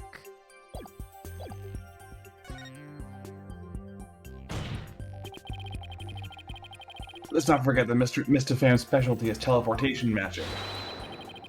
With teleportation magic, she can be in two places at practically the same time. Well, you're changing the statement a little bit now, Apollo, aren't you? At practically the same time, it's not at the same time. Almost Christmas isn't Christmas. Exactly. So you believe that teleportation actually exists? Well, you know what magicians always say about their magic. It's all real. No tricks or gimmicks involved. Apollo! Well, I have listened patiently to your reasoning, and the only thing dispelled is the false air of competency you tried to project. I see what you did there. Good one, Your Honor. Oh, was this a fail? Ho ho ho! You might be surprised to hear this, but I used to be known as the jokester judge. No, there's so many jokers in this case! This time avoided the penalty with some well-placed round nosing. Wait, isn't that a reference to, like, a previous game? I think he called himself that in another game. Oh, there we go. It's a callback. I think that is actually a callback. I think that's a Trials and Tribulations callback. I'm not sure. Maybe I follow Justice? It's hard for me to keep track at this point. I love when incorrect answers give you, like, actual fun dialogue. Yeah, and don't penalize you? That's nice. Yeah, it rules. Let me try again, Your Honor. I mean, it also makes sense that wouldn't penalize you, because that's the most obvious thing that you could go for, right? Yeah.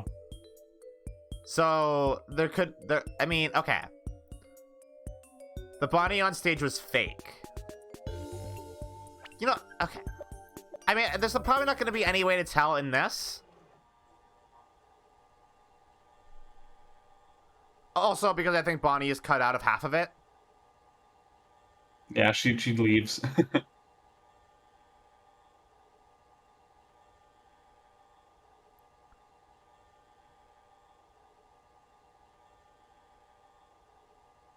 So this is a fake Bonnie, then? Yeah, that's what this would have to be, because this is happening at the time that this would all be happening, right? Why are you convinced that it's a fake Bonnie? Or there's a second Bonnie?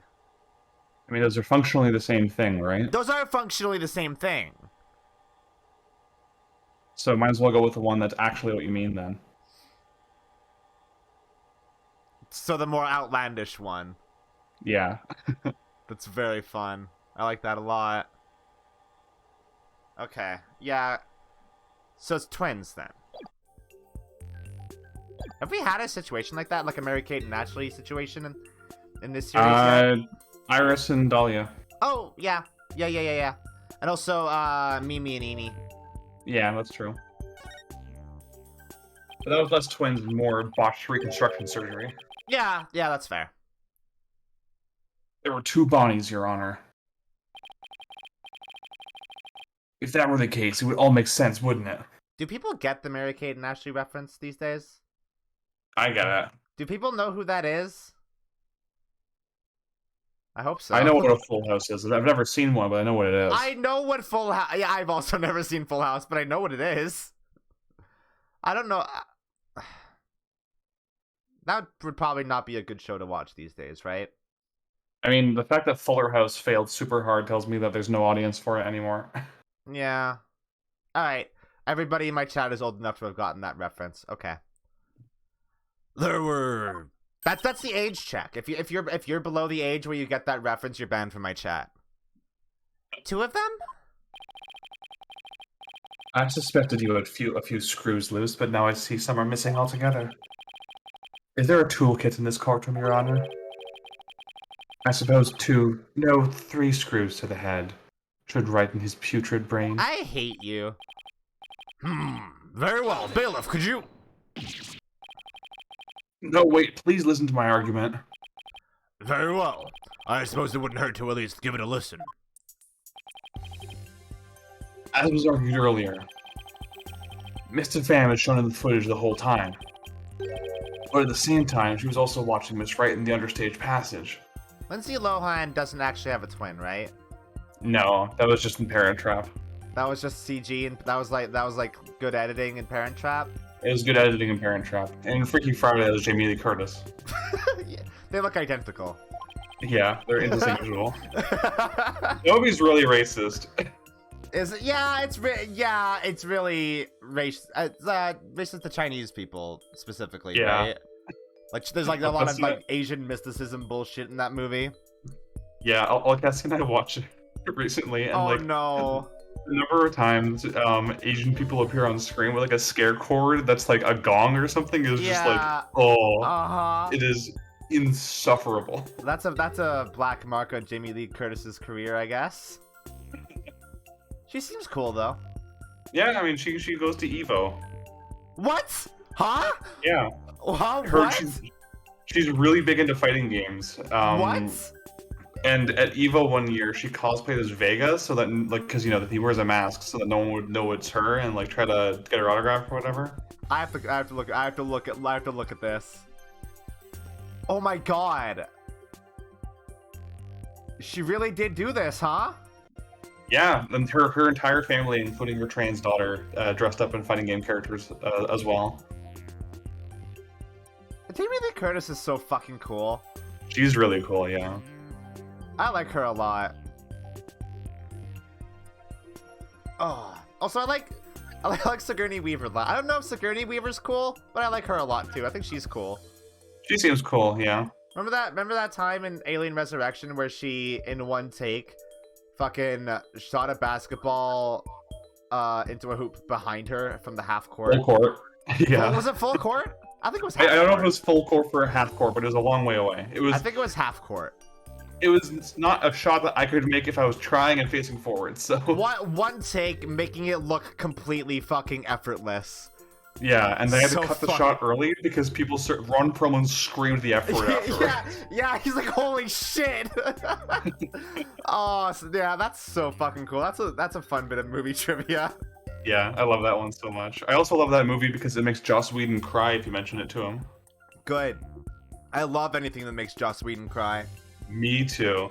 That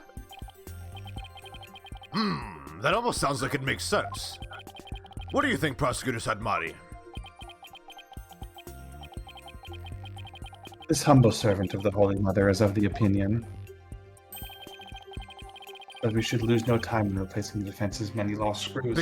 Because Alien Resurrection is really bad, Raven. Yeah, Joss Whedon wrote it, and allegedly, this is his claim, is that he gave him a great script and they ruined it. But of course, we have no way of knowing that. We have to take him at his word for it, and judging by how much of a complete scumbag Joss Whedon is, I refuse to take him at his word on anything at all. Absolutely. Correct. So it is my opinion that he turned in a dog shit script and they played it to the hilt, and he got upset because it's a black mark on his otherwise critical darling career. Yeah. You would think like Angel would have been that, because Angel sucks. But man, it's a shame that like he did Buffy, so I can't fully like Buffy. Buffy's such a fun show. He had his fingers in a lot of pies, unfortunately. Yeah. No, it would be cool to have both Buffy and X-Files, but now I just have X-Files, and X-Files is really good. But it would be nice to also have another thing. Yeah. But, Apollo, it goes against reality itself to say that one person is actually two. But we don't have to be on my reality. After all, we're talking about magic here. Magic? So if the Bonnie de Femme in the footage is the real Bonnie, then the Bonnie here on the witness stand, the one who must have been under stage, this Bonnie de Femme is an imposter! Is our second Bonnie. She's pretty sus. When the imposter is sus. She is? Say we call the one in front of us Bonnie number 2. Isn't Riverdale gross, though? I'd probably... Or do I just assume that it is because of the CW show? All that I know about Riverdale is stuff that Violet has told me and the Eye Patch Wolf video, and that's it. I should watch the Eye Patch Wolf video. I should watch that. It's pretty hilarious. I love how it's a show that goes from the conflicts in season 1 being Archie wants to play his guitar, but he's pretty nervous, to the gang fights an extra-dimensional cult called the Gargoyle King while dealing a drug called Jingle Jangle. It's mostly incredibly goofy? Okay. Maybe I'll watch that then. I'm just expecting it to be disappointing because Supernatural exists.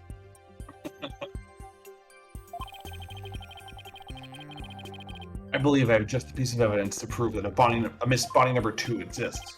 Oh, then please submit your evidence, Mr. Justice.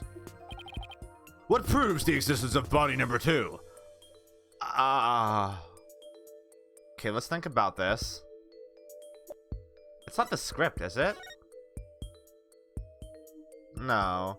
It just says Bonnie here. The fire trick was cancelled due to the incident. Remember Super Hulock? Yeah. Oh. I try not to. Yeah, the unknown fingerprints. Your brain's screwed in tight. I got that one on my own. Yeah. What's this?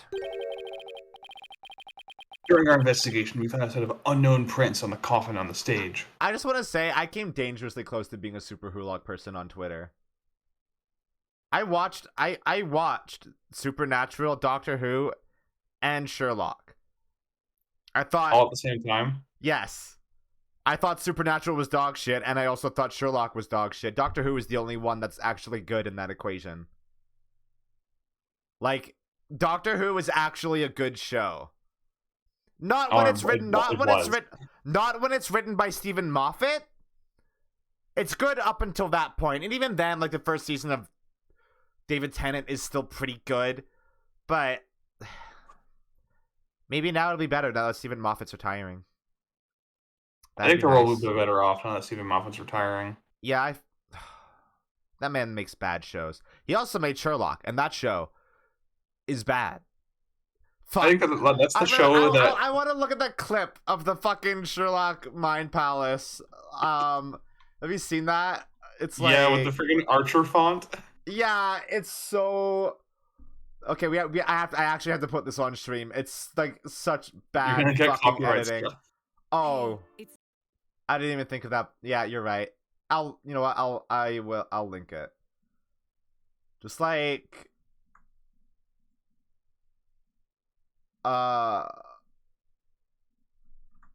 Watch this, and look at how fucking bad it is. It's so fucking funny. It's such a funny fucking scene, and it expects you to take it completely seriously. God, Sherlock is so bad. I think Sherlock... Fuck Martin Sorry, Freeman, go ahead. just for the record. Yeah, Fuck Martin Freeman. Yeah, Martin Freeman sucks. Yeah. But, I think Sherlock is the show not even the show, the piece of media I've seen that has the most contempt for its audience without that being the point. So, Sherlock is why Apollo Justice and Dual Destinies frustrated me so much. Because it's a lot of, the audience is not allowed to participate here. we are guiding them along a path, and the twists are stuff that they cannot possibly see coming. I guess that was more Dual Destinies than Apollo Justice, but it is Dual Destinies is very Sherlock in how it handles its mysteries, and I found that very frustrating. Yeah, having experienced it before, watching a show that is really bad and written by Stephen Moffat. I think the He made a main Jekyll main and Hyde distinction, show once, and it was also really fucking bad. the one where they didn't have the budget to show someone getting thrown through a window, so they just play the sound effect. Yeah. I think H Bomber Guy did a video about that. Yeah. Oh no, he talked about it in the Sherlock video. That's right. Yeah, that's what it was. Yeah. He also recently did a Dracula show, which absolutely butchered my namesake, so I will always be upset about that. Oh no, really? Wait. I take personal offense to that. He did a Sherlock show? A Dracula show, yeah. A Dracula show. What did I say? Sherlock show. Shut up. Okay, yeah, I did say that. It's literally just called Dracula. Wow, this man is so creative. Oh, it's also developed by Mark Gatiss. Yeah, Mark Gatiss seems like he also sucks, because he always works with Stephen Moffat on everything. Go watch H Bomber Guy's video on Sherlock. It's really old, and his style in that video is wildly different than what... it's not that different, is it? He just talks a lot. Yeah. And that's all his videos really are these days anyway. I want another H Bomber Guy video soon. His videos are good. I watch his Pathology 2 video a lot, because it's just real good, and I like Harris talking about game design, because there are elements of it that he really gets that I'm like, yes, thank you for understanding. Oh wait, BlueStacks is off center. I just noticed. Is it? Yeah. How did I not notice that earlier? It's like so minor that an audience member wouldn't notice, but I did. Wait, whoa, no. Close this. Yes.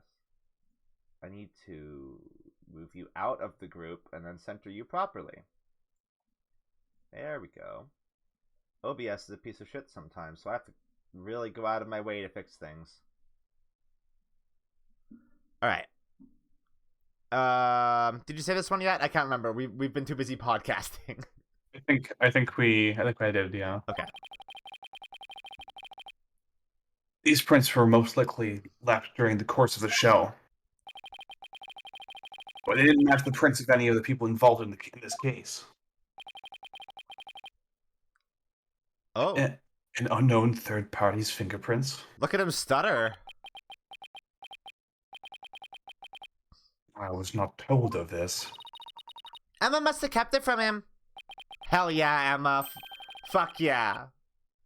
So the question is, who could these prints possibly belong to? Aww. That was disappointing. Mr. Fam, or should I say, Bonnie number 2. These are your fingerprints, aren't they?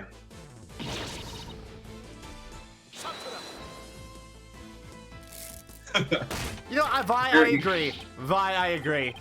You're not wrong, but also he kind of sucks. So I don't want to put that representation on my non-binary. You know what? That's also very fair. Yeah, I don't think the Vamers want to claim Satmati. There are other characters in this franchise that they can claim that aren't, extremely annoying.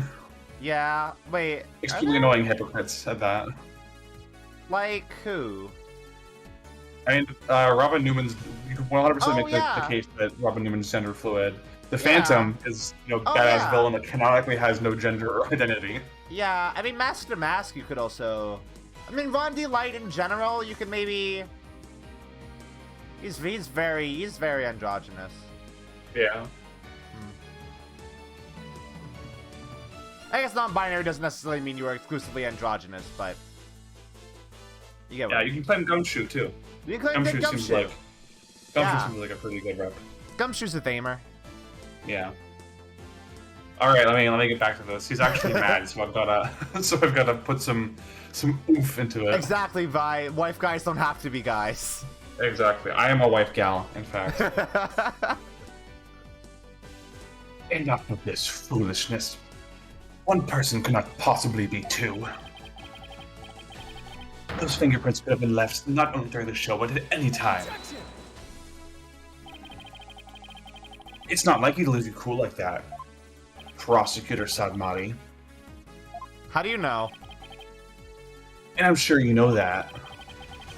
Exactly when the fingerprints were made is not the main issue. What do you mean by that, Mr. Justice? The issue is, who do these unknown prints belong to? They're certainly not Bonnie DeFam's. What if they belong to the person standing right in front of us? Oh, you mean Bonnie number 2 is the second Bonnie? Is that what you're implying? Yeah? What? Listen to what you just said, Judge. What do you mean?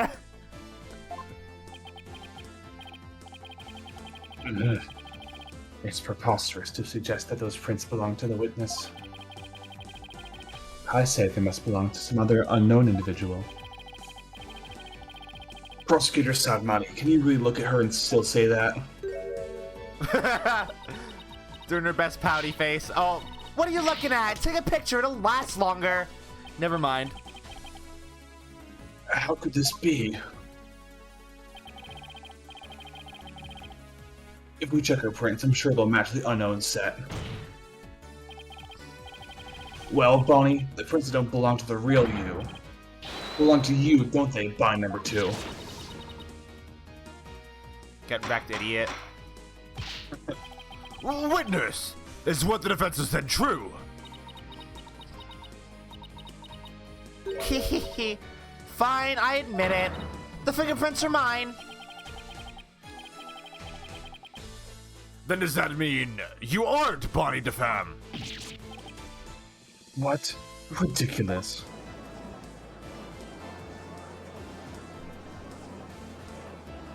Trying to yell in a serene voice is very difficult. Yeah, that's fair. Are there really 2 Bonnies? Nope. There's only one Bonnie. That's because I'm Betty. Betty DeFam. What? Ladies and gentlemen of the court, it's time for a wondrous magic show. Gasp in amazement as this legomorphing illusionist performs her teleportation magic. Watch closely, it's showtime.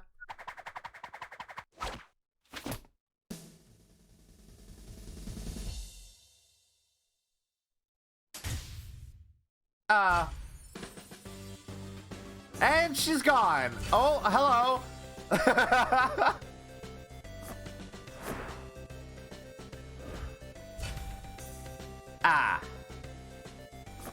So the transformation is also a way to visually distinguish between the two of them, huh? Yeah. That's really clever. It really is.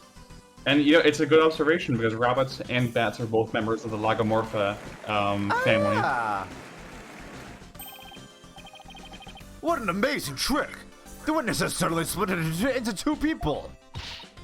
It's not a trick, no gimmick to it either. We're simply twins. What? Twins? So that's how the teleportation trick works? Ever since our debut, I've had to hide or pretend I'm Bonnie. All cute and sweet and goody-goody. I can't tell you how stressful it's been. But I don't have to hide anymore. That's right, our days of sneaking around are finally over.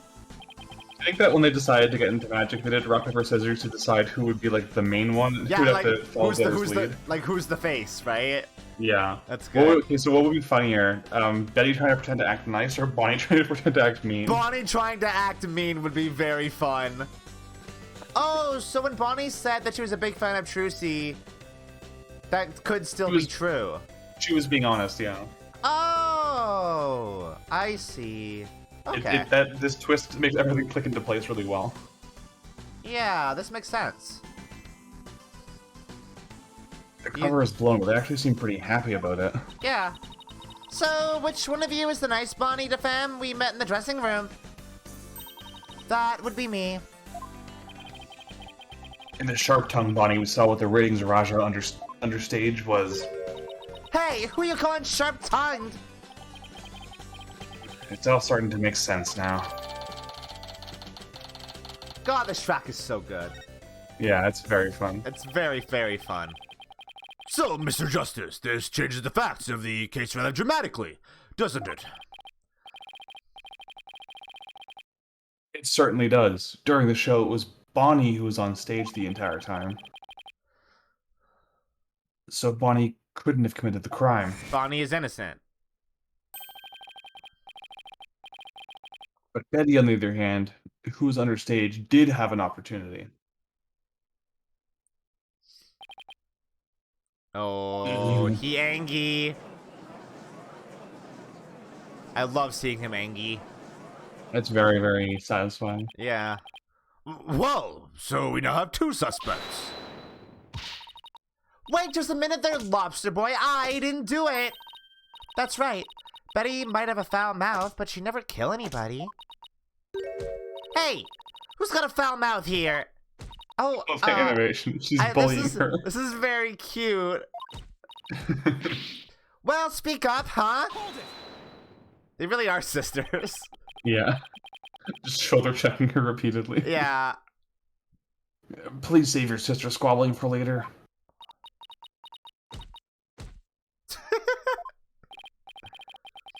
Betty, you must have been in the understage passage during the show.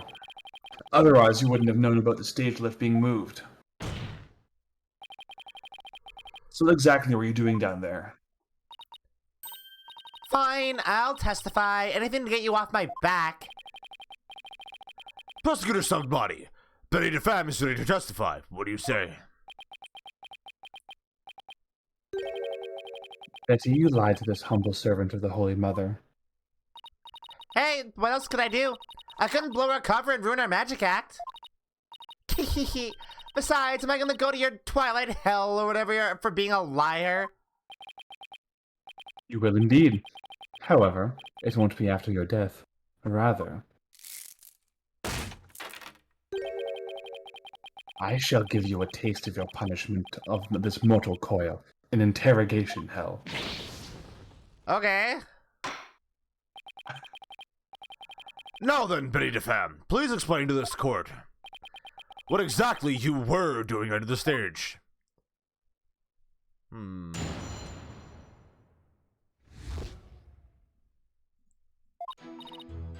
It's true. I had business in the understage passage because of the upcoming trick.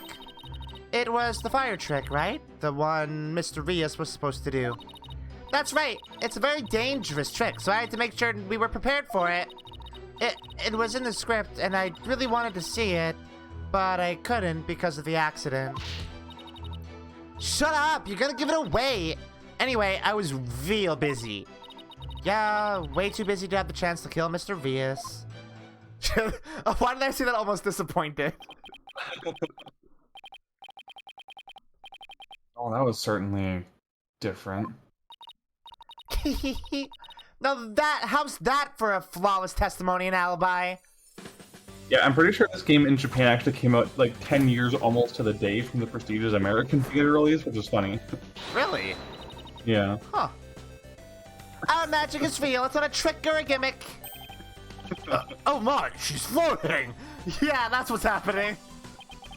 Oh, you can see the hands struggling. Yeah. It's so good. Your Honor. You can see she's being held up from below. You were supposed to pretend you didn't see that. It's a little thing called etiquette. God, that's true sibling companionship. They're willing to put your hand in your sister's ass just so she can levitate. Yeah. Oh, I like them. They're good. But I can't help it. Whenever I see a contradiction or inconsistency, I just have to point it out. I'm really annoying at parties. Yeah, I was gonna say. Now then, the defense may begin its cross-examination. Apollo sounds like an absolute hoot to hang out with. Alright, let's do a save.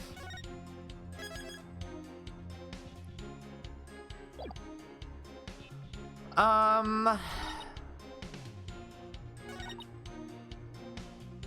no, you didn't do this at all. You didn't do that. No, it's not even a little bit. You didn't even do it a little bit. I hate to break this to you, Betty, but there's a big flaw in your testimony. As big as the one in that floating trick you did earlier. Oh, harsh words. Well, let me tell you something, forehead boy. Apollo suddenly has like flashbacks. It's like, oh no, not this again. No one has ever figured out how we do our teleportation trick. No one except me, you mean? Well, we have even better tricks up our sleeves.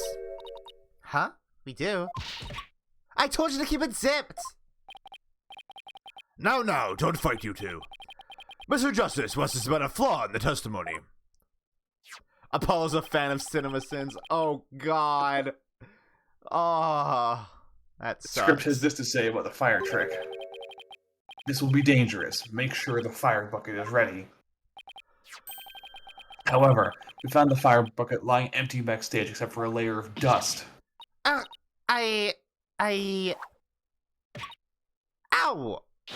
Why did she bonk herself? Just for solidarity. You didn't even attempt to get ready for the next trick, did you, Betty?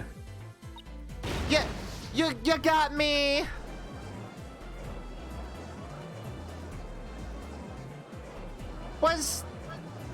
Betty didn't always have the parasol, right? She whipped that out after her transformation? Yeah, it's just their cane. The cane extends into a parasol. Right, okay, that makes sense. Because I was like, how did we never notice that there were bats on her parasol, but she didn't have it? Betty the fam, you will explain yourself. There's nothing to explain. Come on, Betty, we can't hide it any longer. We might as well tell them. Shut up! You can barely take care of yourself. Don't try and tell me what to do. Well, if neither of you will explain, I guess I'll have to. The reason they didn't prepare for the fire trick is because she knew the show wouldn't go on.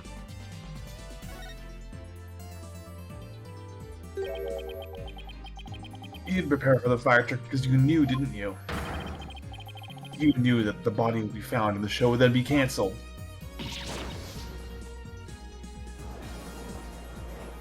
I really hope this doesn't make Bonnie an accomplice. Don't be ridiculous, you insignificant speck of a man. I'm gonna yank those lame bangs of yours off. Is that what you want, huh? Bangs? Is that what you call those? Whatever, they can grow back. Now stop stalling and just tell us the truth already. Ugh. I can't reveal my secrets. I'm a magician.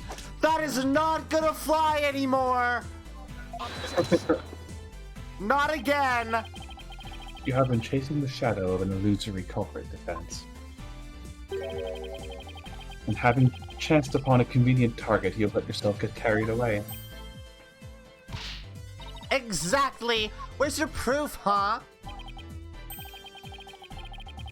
And yet, I conceded the witness's taste for false words have also been proven. I advise you to confine your deceitful trickery to your magic act, witness. Ugh. The deceitful trickery? As your court-appointed therapist, I'd like to add something here, Betty. You finally let yourself be who you really are. But if you continue to hide behind lies, you'll just be imprisoning your heart all over again. What are you talking about? But all these questions mean you're trying to put me in prison for real. So I'll be behind bars either way. Does that mean you're admitting your guilt? Of course not. I can't believe you people. Every one of you thinks I did something I didn't do. Lobster Boy, Cue Ball Geezer, Head Case Brat, Cerberus Monk. Cerberus Monk? Because he talks about hell a lot? Yeah.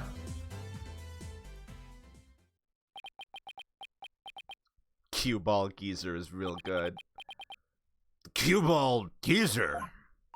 Head case brat? Really? Betty, calm down. Come on now, deep breaths, deep breaths. Look, I'm not the murderer, I tell you. How did you know the show would be called off before the fire trick? I told you, we can't reveal our secrets. We're under contract. Huh.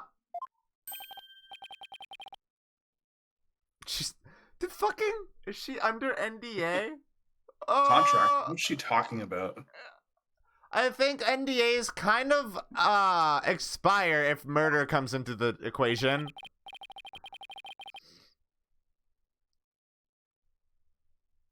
Yeah, as it may, you're obviously the suspect in this case. How could you possibly object to this? Oh, he'll find a way. I'm beginning to see. There is as much evidence pointing to Betty as there is to Trucy.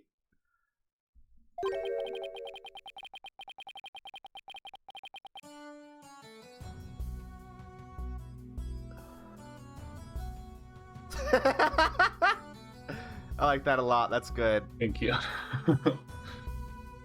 The karmic threads that make up the intricate tapestry that is this case. Huh? Allow me to summarize your assertions, defense. First, that the victim was killed in the understaged passage. Yeah. And second, that the witness and the accused are the only two who could have done it. No. No! Exactly. What's more, Betty knew that the body would be found. And that the magic show would then be called off. What was the deal with, Jagoff Robert Downey Jr.? Rettins, that's his name. Like, he was somewhere. Yeah, he has a confirmed alibi for being at his studio when the crime took place, and he only showed up after it had already happened. Right. Okay. Therefore, it's reasonable to conclude that Betty killed the victim understage. Okay, another question. I'm glad they started just saying approximately instead of doing a time frame. Time of death, April 27th. There's a very small window of time where it could have happened, so... Approximately 10:30 a.m. So are we assuming that he died immediately before he was discovered? Yeah, I mean, like, if that time of death says that, it means, like, obviously he was still participating in the magic show up to that point. So. Oh, yeah, we literally saw that little cutscene where he's alive and not dead. Yeah. And that happened, assumedly, during the magic show. During Act 1, yeah. Yeah, before the break.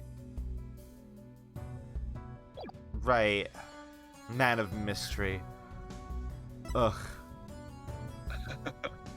This is like borderline unreadable. Oh, wait. Okay. Recorded 4/27. Huh. Alright.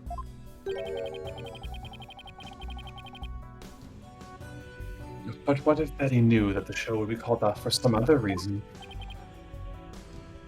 Like what? A bomb threat.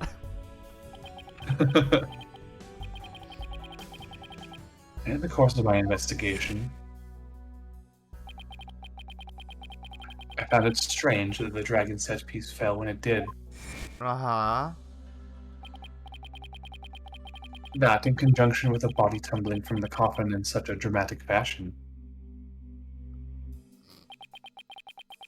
all seemed too perfect for mere happenstance. Yeah. What is this butterfly? It is a soul. Like, what the fuck? Yeah, our butterflies are the souls of the dead. And Oh, right. But, like, why is that? What? Huh? he's Why a is monk. I guess. Is that his stand? It's a stand. I see. Oh, thanks, sir, boy. It was as though the entire chain of events had been planned out in advance. Key. Sad key. Sad key. Planned out.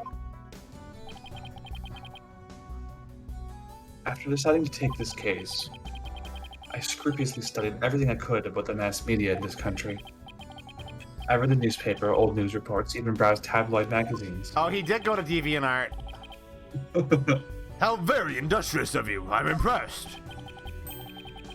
During this process, I learned about a strange practice favored by the TV world. A practice called the hidden camera prank. Oh. He watched Punk'd. he binged all of Punk'd on the plane over.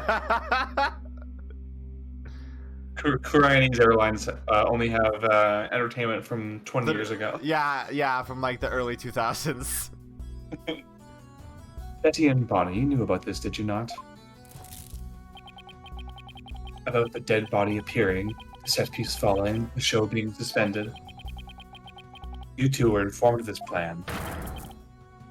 By Take-Two TV in advance, correct? Huh? Is that true? Betty, please, let's tell them now. I can't hold it anymore. Dang it. Fine, you got us. Everything the prosecutor said is true.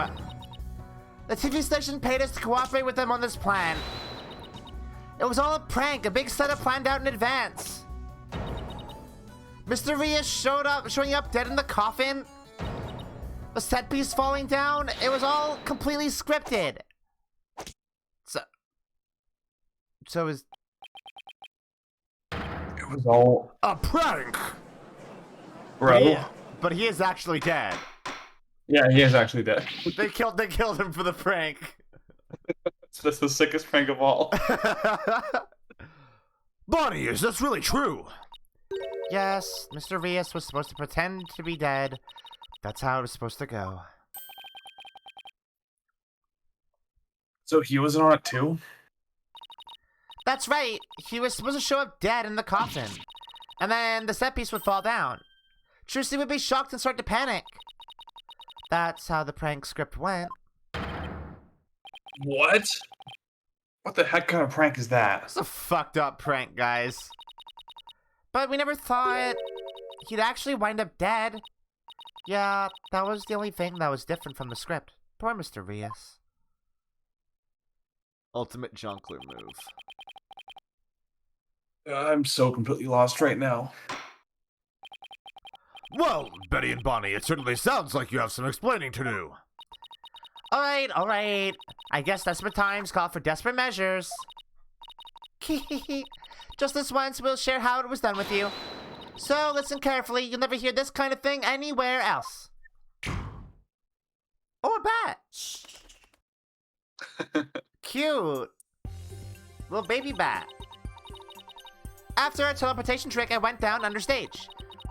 When Mr. Rios' body appeared from the coffin on stage, it was time for Betty to do her job in the understage passage. That's right. I used the remote control for the winch connected to the dragon set piece and made it fall down. Wouldn't that damage the set piece that Apollo worked so hard on? Poor Apollo. Okay, they're getting paid. Good for them. They're actually getting paid. And just before the dragon fell, I called Trucy to the backstage so she wouldn't get hurt. After that, the plan was for Mr. Rios to come back to life in front of a panicked Trucy. He was supposed to laugh and fly up and away. That was how it was scripted anyway. But for some reason, he really did turn up dead, and so he kind of just stayed on the ground. Yeah. People die when they are killed. What kind of sick joke is that? It is a really mean prank, yeah. That's a very, very mean prank. It sounds like a terrible, mean-spirited prank to me. The poor defendant was trying to do her magic show. I guess so. I'm sorry, Trucy. Whatever. It was all the ratings Raja's idea anyway. Yeah, it sounds like just the kind of thing a guy like him would come up with. This is the prank plan script we got from the ratings Raja.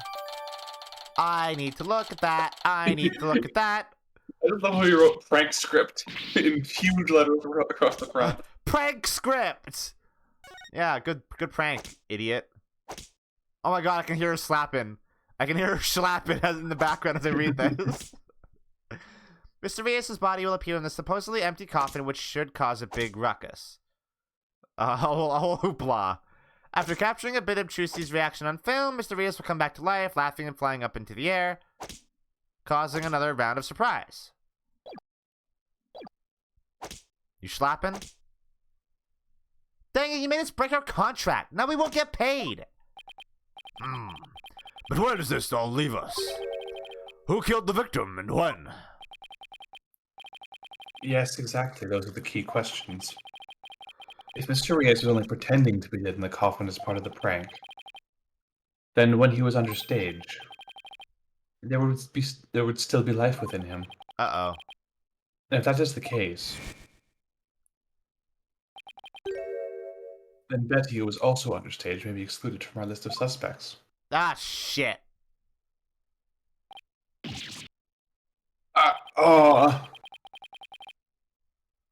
Witness. Was the victim alive up until he entered the coffin? Oh, well, now that we've spilled the beans, we might as well show you this video. Hi. Oh, who's gonna voice this man? I guess I'll do it. Yeah, I do have both Bonnie and Betty. Yeah. Greetings, viewers. It is I, the great Mr. Rios. We are currently in the middle of Trucy's escape trick. Having snuck through the understage passage undetected, I am now hiding backstage, preparing to play a little prank on Trucy. I'm about to hide in the coffin, which Trucy will stab with her rubber sword. And when the coffin opens, I will be in it acting as though I've met my maker. Can you imagine the look on Trucy's face then? Oh, I can hardly wait. And then he does the Joker beatbox. He's about to hide in the coffin.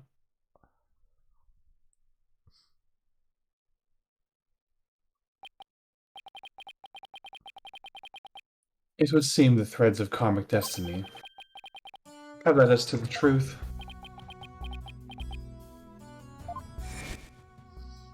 The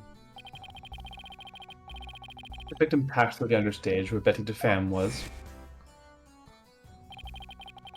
and came up into the backstage area. We know this because Mr. Rios appeared to be backstage when he shot the video we saw. Mr. Rios gets Valent's original voice before he got Maximilian Pegasusified. Yeah, that seems to be the case. It appears that way, yes. In defense, you proposed the following, did you not? What if the victim was killed under the stage before being put in the coffin? But then, what about this video? This footage was taken just before Mr. Rios entered the coffin. Oh, so does that mean... Smack. Good smack. I'm surprised you can make a smack that level wearing a glove. And every single time, too. Yeah. Like, consistently. It's very impressive. Yes, it is horrible but true. The tragedy did indeed play out right there on the stage. I went into the coffin where Mr. Rios was hiding. Trucy Wright Whoa. thrusts her blade. Hello, sir. Welcome to my personal fucking space.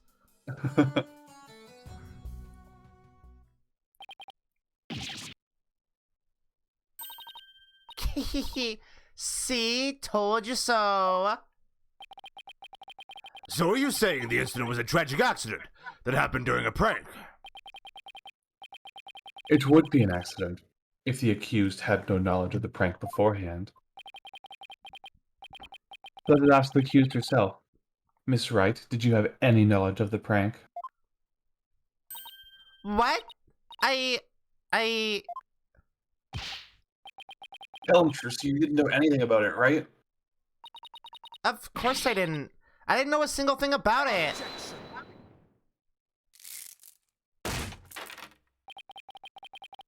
Still think you can play innocent, do you? In that case. You leave me little choice but to present this piece of evidence. Huh, that looks fake. It looks like some sort of note. That's... I found this note in the dressing room after the incident. At the time, I did not understand what it meant, but all is clear to me now.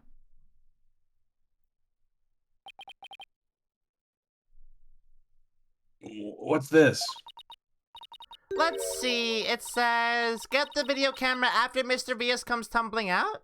Oh, Athena learned how to read. Cool. It is a note signed by the accused, instructing Bonnie to collect Mr. Rios' video camera from him, it seems. I don't get it. It doesn't make any sense. I found it in the dressing room before the show.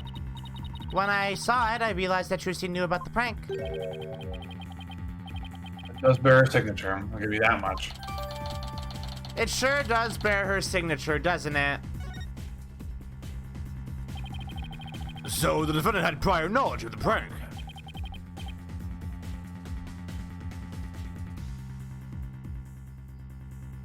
Yeah, where did you get that note from, said Marty? Where'd you get that from, huh? Huh? Huh? You just find it? You just happen to find it? Ooh. Sorry, big yawn. Big yawn. It would appear so, yes. When she let out with a plan to trick her, decided to use it to her own advantage. To do a murder? So she thrust the steel sword in the coffin of the victim, stood chuckling to himself. Is that not what happened, Miss Wright? Of course not. And I didn't invite her sign that note. Ah, but the handwriting matches yours. It sure does, doesn't it? All of the evidence and testimony points to you being the culprit. But I didn't do it. It wasn't me.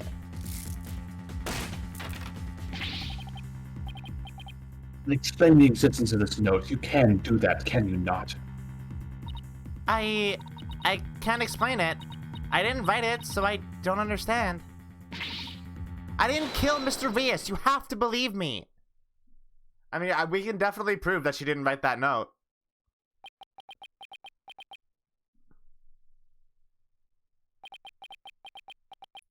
We can 100% prove this.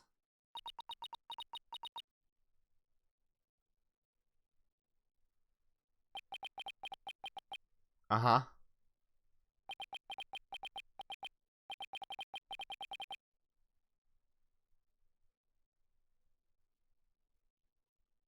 Mina? Silence is deafening. There we go.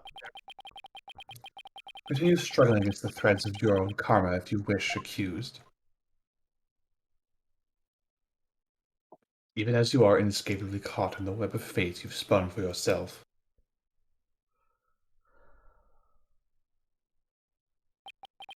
The smug asshole. I hate him. Miss Wright.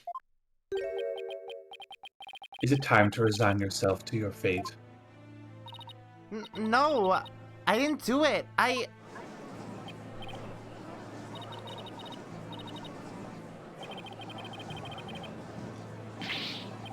Wow. The gallery here is just as bad as they are in Kurine. But I didn't do it. I really didn't. Why doesn't anyone believe me? What the fuck is wrong with you people? Rettins is intentionally broadcasting smear journalism about her. Oh, I see. I forgot about that. Yeah, remember someone threw a brick through the window of the Right. agency because I completely forgot about that. This is bad.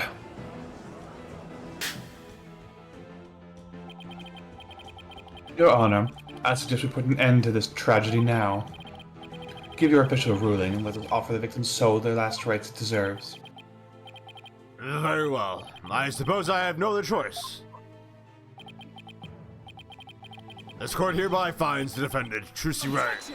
Thank you, Apollo, for finally deciding to speak up. Took you long enough. Defense has an objection. Apollo! You. Even now you would. I won't give up, and I refuse to let either of them down. Mr. Wright was counting on me, and Trucy, who's put all of her faith in me. Hell yeah. Mr. Justice, the fact that you have raised an objection means that you have evidence with which to refute the prosecution's claims, correct? Yes, of course, Your Honor. Do we really have anything, Apollo? Actually, we do. There's one piece of evidence we can present here. Very well, Mr. Justice. You may proceed. As we saw on the show footage, there's no question that the defendant thrust a sword in the coffin. Uh-huh. The defense doesn't dispute this point. Uh-huh. But let's not forget that this was a magic show filled with tricks and illusions. We can't take everything we see at face value. So you're saying some sleight of hand was somehow involved? Yes. The defense contends that the sword the defendant used was not the cause of death. Why are we refuting this and not the note that was literally just presented that we have evidence to refute? Because you haven't connected that to the person who owned that thing yet. So frustrating. You're taking it like one step further, kind of. Instead of just proving that she didn't write the note, you're proving that she couldn't have killed him with the weapon. Yeah. Okay. Now, what was it Tracy told me that she did just before she thrust her sword in the coffin? Very well, let us see your evidence then, Mr. Justice. But remember, you interrupted my verdict to make this claim. Oh shit. You'll be severely penalized if I find you are bluffing.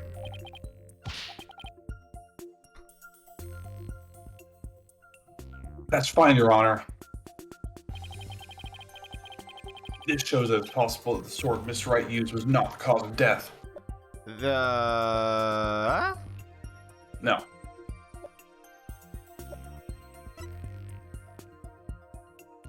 Rubber sword?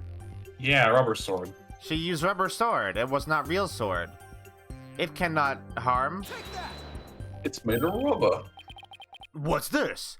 A sword from the show. That's right, Your Honor. This rubber sword was in the sword stand under stage. During the trick, Miss Wright was supposed to swap the real sword for a rubber sword. And she told us on record that she remembers very clearly that she did. I see. So the sword the defendant thrust into the coffin was a rubber sword, was it? But then why was a steel sword found lying by the stage? Somebody must have put the steel sword there by swapping it with a rubber one. Just after the incident occurred, a dragon set piece fell and the theater was evacuated. The real culprit must have used the resulting chaos.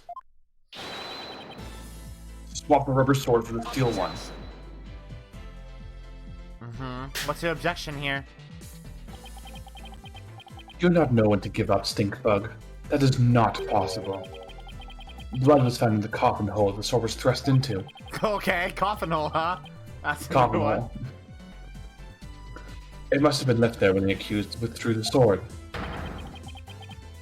This is incontrovertible proof that the sword she used was a steel one.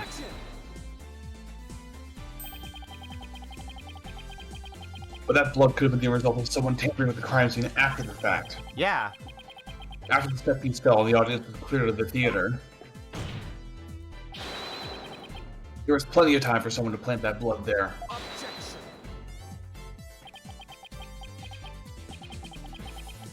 The sword the accused used was a rubber one. So what exactly do you propose the victim was killed? Given that Mr. Reese was alive when he entered that coffin.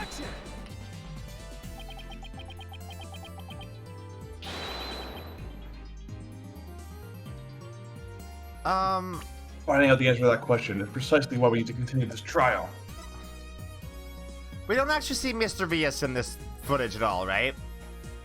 Not directly, no.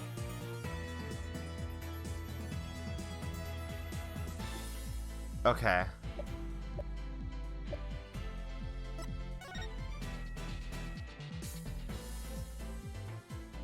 And this was taken after everything settled down. Yeah. Okay. Huh. And so... somebody could have come in here and murdered him while everybody had cleared out, right? Assuming he was playing dead the whole time, yeah. Yeah. So it's very possible that he's not dead in this video. And actually the murder happened after that. Mm-hmm. Okay.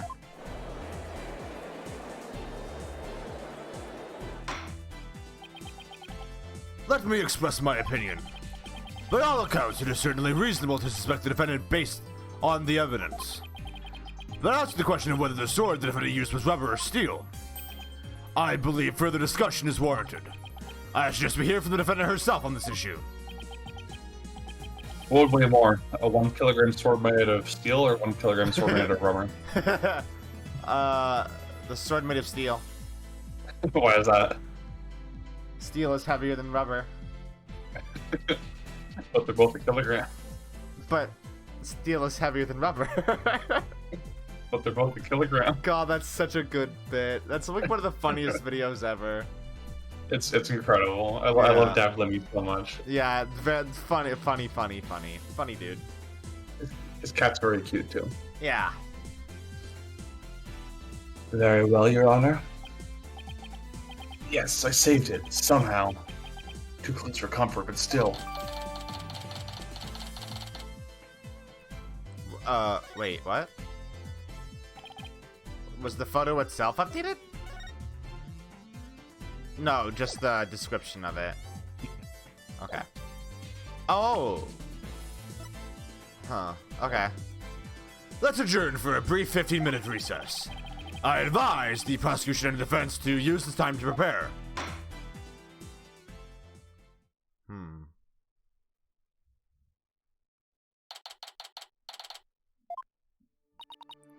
Phew. That was hairy. Tell me about it. We barely made it through by the skin of my teeth.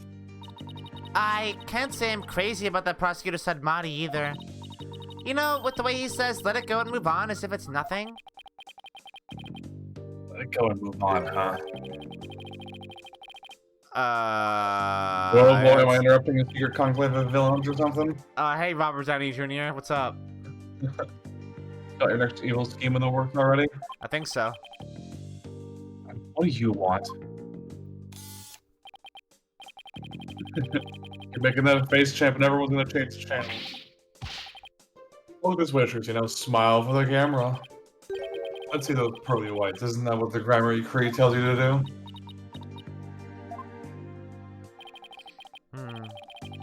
How does it feel, Trizzy? Everyone online can't stop talking about you. They're calling you a real witch out there. Could this be the end of true grammar? If this guy is the real killer, he's a real fucking scumbag, huh? Yeah. Go away, you creep! Thank you, Athena. Athena, I love you. You literally just said my mind. Oh, what's this? Something just charged into frame. It looks like a yellow gorilla or something. Could it be Trucy's pet? Filming is prohibited inside the courthouse? Do you want me to get the bailiff? Oh, filming? What are you talking about? I don't even have a camera on me. Huh? What happened to the camera? It just disappeared right before our very eyes. Oh, so this guy definitely did do the murder then, huh? I'll be enjoying the rest of the Trucy show from the gallery.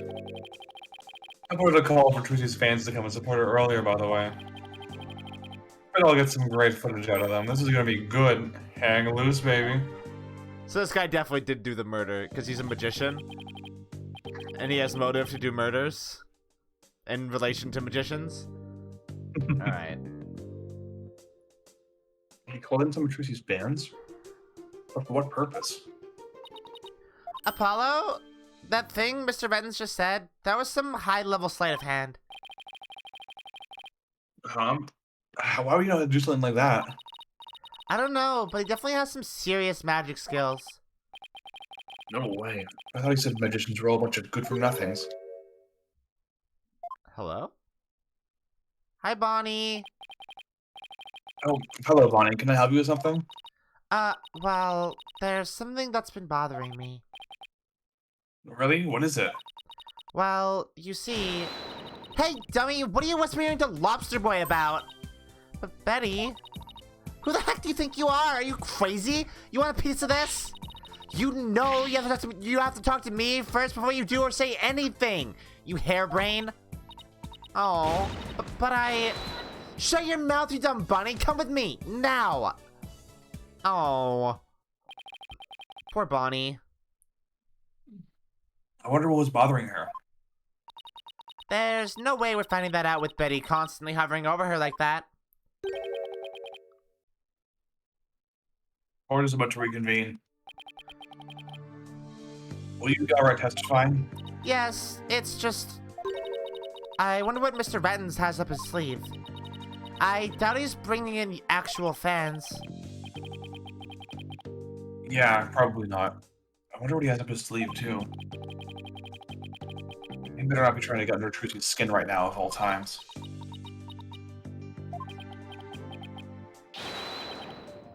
I knew it. That's Apollo, though. Sorry.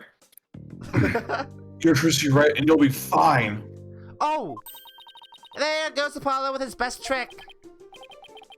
That's right. Whenever I'm feeling down, I always tell myself I'm fine. Alright, I'll give it a try. I'm Trucy Wright, and I'm fine. Thanks, Polly. I think I can do this now. Atta girl. Good luck up there on the stand. You'll do great. We don't have Mr. Vius's video in evidence, guys. Yeah. I literally could not check it if I wanted to. I did notice the thing that's weird about it. Oh, you guys, can you guys see my cursor? You can. I'm just gonna point to what is obviously wrong with it, and we'll leave it at that for now. Thanks. I'll be fine. I can do this. All right, Justice. You can do this too. Try to focus on the rest of the trial. I will say, stop telling me to notice things. You guys are kind of giving the game away, and that is very much backseating for this kind of game. I guess I don't have the no backseating tag on here. I can't add another tag, can I? Oh, I can. Thanks, Switch. Wait, how many do I have? Oh, I had 4 before. Huh. That just needs to always be in my tags forever. Do you want to take a little break? Sure. Because I guess we're not getting an actual break within the context of the case. Guess not. It's been a good 3 hours and 15 minutes. Yeah, I think we can finish this off. Yeah. We'll be back.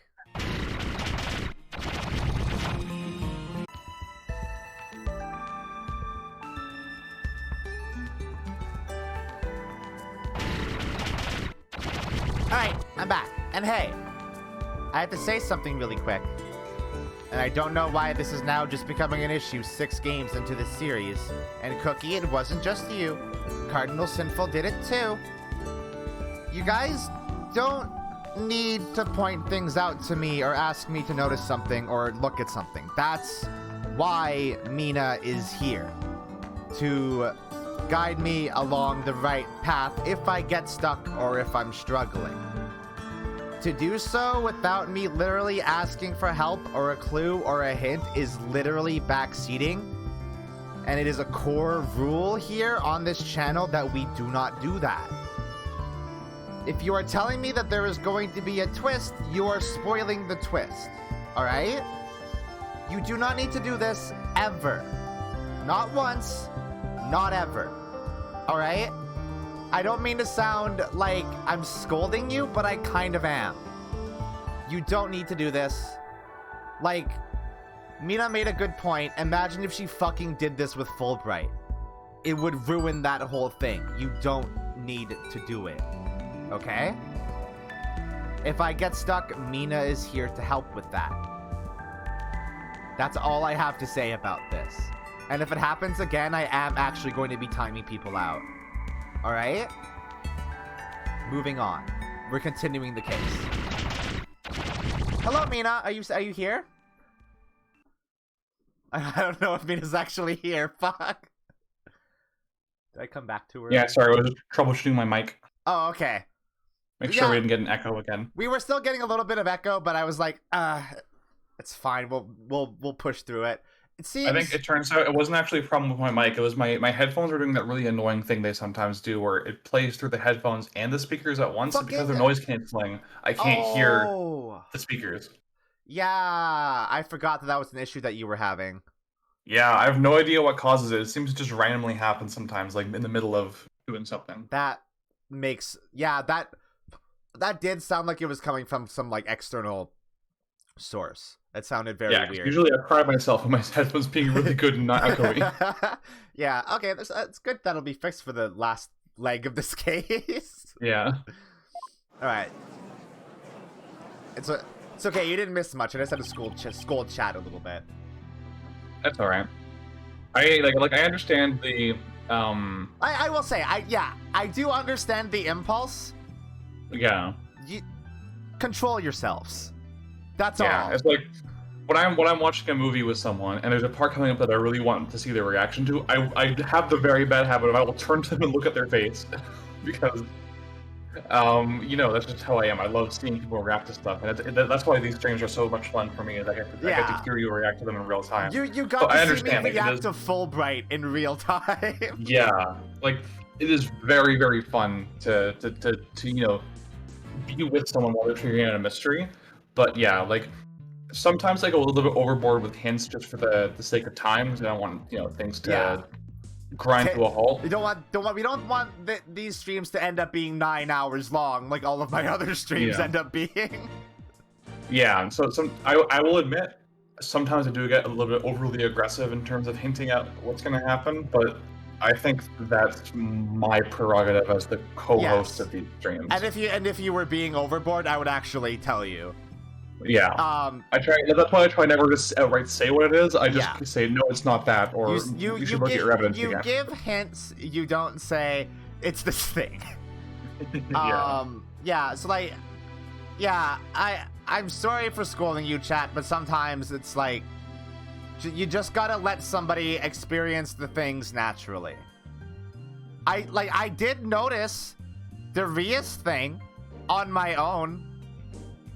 And you guys didn't have to point that out, for the record. I just didn't call attention to it because it's not relevant yet. Anyway.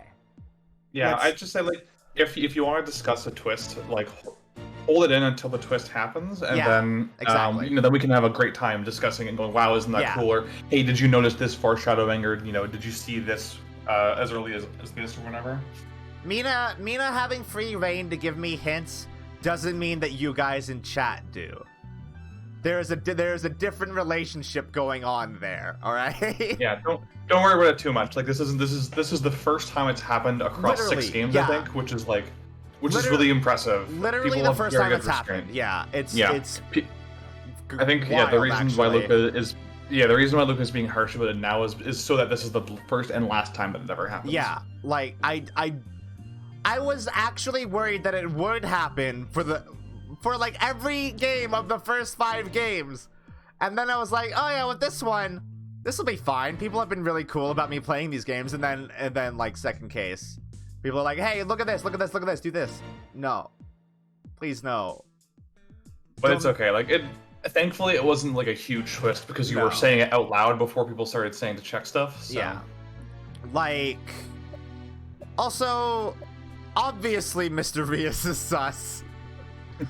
Like, obviously. Alright. A court is now back in session. Defendant, please step up to the witness stand. Trucy right, magician. She did it without even being asked. No, the drill at this point.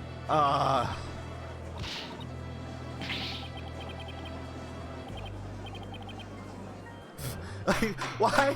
My brain, I saw someone say boo, and my immediate autocomplete was we hate your pussy, but she's so young. Shut up, brain. That's such a funny phrase. That. Were they saying boo? No, they were saying boosie. Boosie. I was saying boosie. I was saying boosie. The gallery will be quiet, or I will have you all thrown out on the spot. What's with all the hecklers? Vi, are you fucking kidding me? Is that all they did? I would also rather they just forgot.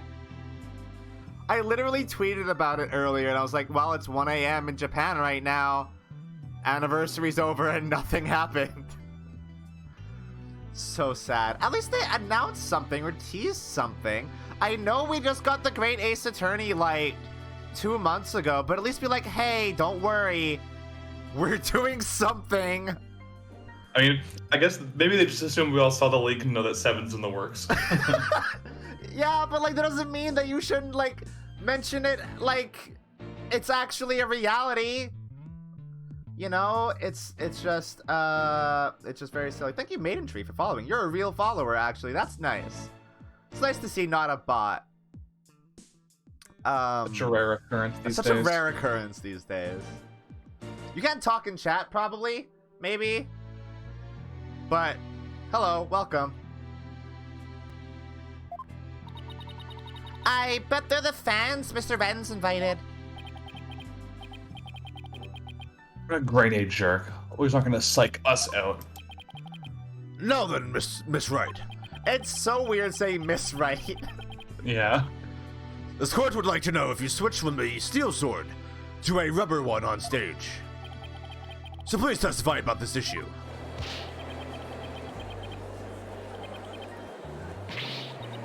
Wow. Oh, yeah. So these people are just going as bad as Kurine, huh? Yeah. Wow. Cinematographic parallels. That was really funny for some reason. It's because I butchered every single syllable of it. Yeah. It was very... I thought you did it intentionally. No, I did do it intentionally, but like okay. If you hang out around Miguel Castillo long enough, you'll realize that our personal brand of humor is just intentionally mispronouncing things, and that's the height of comedy. Good. It's very good. Silence, all of you! I won't tell you again. Miss Wright, do you feel able to testify? Yes, I'm fine, Your Honor. Sounds less confident about it now. See, I knew I shouldn't have let her go through with this. Man, it's fucked up that they still don't know their siblings, huh? Yeah. Thanks, Phoenix. Thanks, Phoenix. There's another thing in Grey Ace Attorney that, like, a character knows a secret. A couple of characters know a secret they should almost certainly tell another character, and they just don't. It's very Japanese, I think. Yeah, like, the excuse is, oh, we don't want to cause them pain. It's like, I'm pretty sure they would be more pain if they found out some other way than if you told them. Yeah. That's very much the case with Apollo and Trucy, ain't it? Yeah. I'd like to make a small request. How about, instead of testifying with words, I show you exactly what happened. Would that be alright, Your Honor? You can witness my stupendous sword-switching magic and judge for yourselves. In spite of everything, she's still smiling. Fuck! Shut up! Don't say that! Despite everything, it's still her. Our Trucy is amazing, isn't she? She sure is. She's doing just fine. Something about Athena using the possessive hour is very sweet. That's literally what I was about to say. I was like, this really is, like, they're all family now. Yeah. It's very sweet. A true entertainer always keeps a smile on their face. She's faithfully following the true Grammar Creed even now.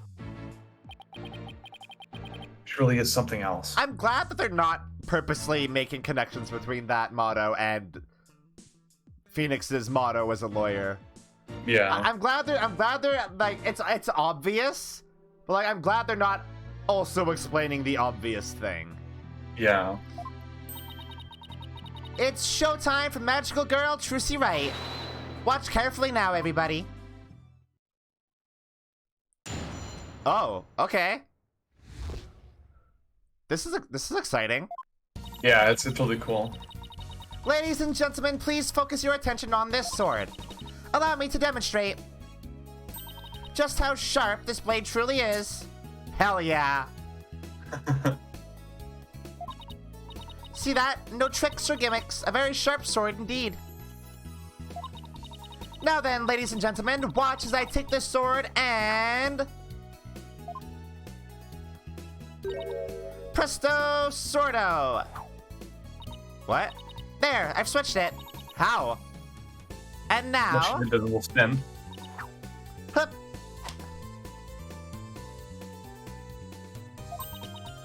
As you can see, the blade is not steel, but rubber. How'd you do that? It's magic.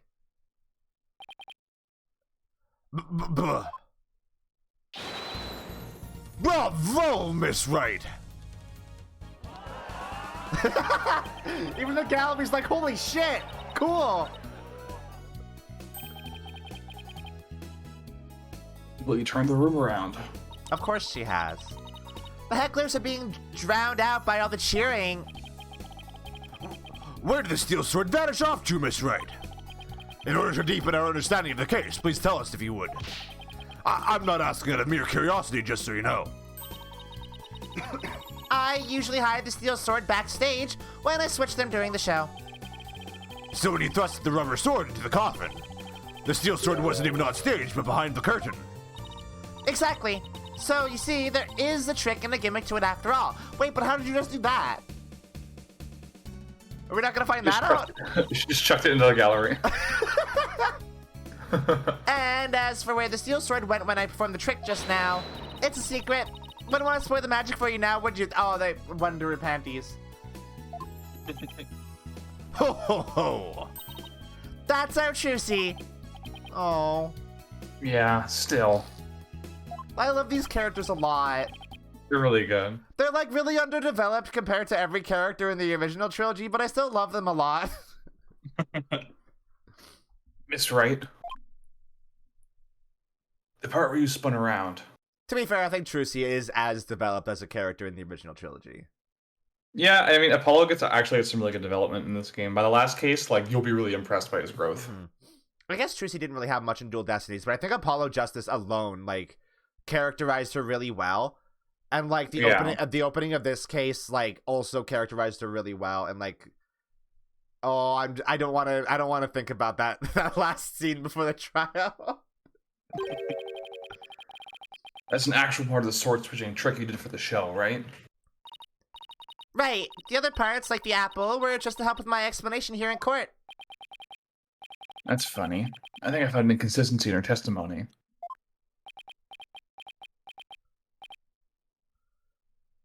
Huh. Yeah, looks like I'm not the only one. I don't know what it's doing there.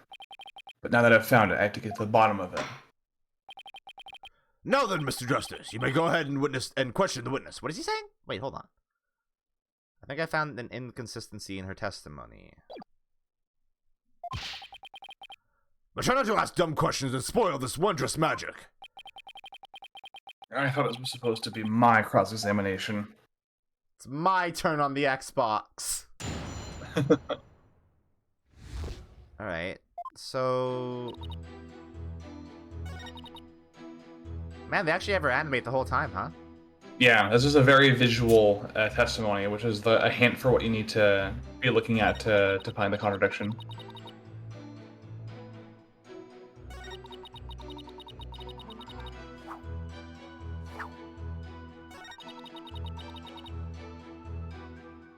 How did she do that? I bet, like, this is a video game and even I'm amazed.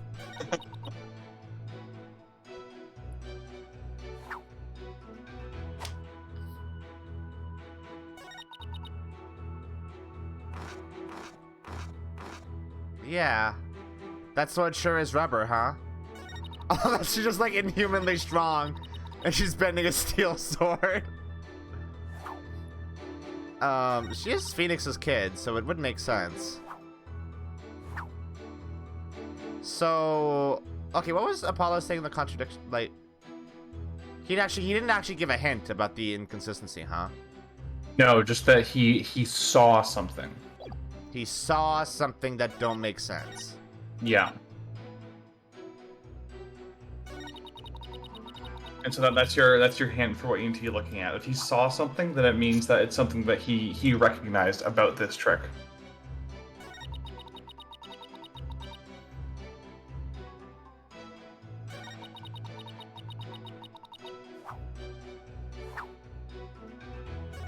Huh. There's no way that a switch happened there. Right?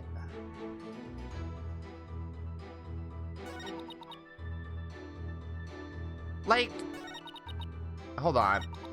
Is this where it happened? At number 5.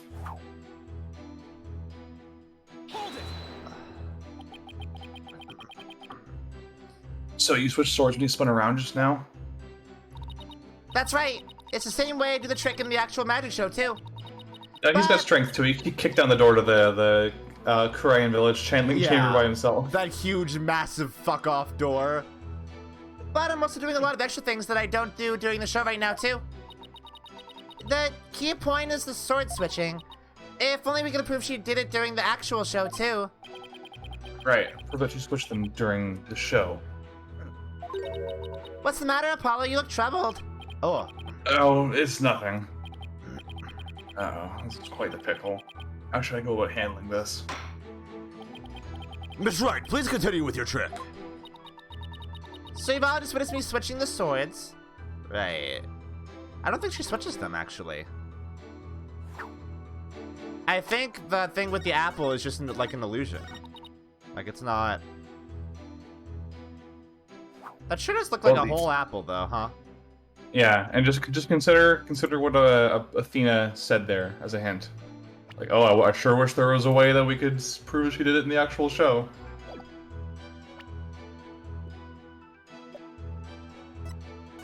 Gotta look at this again.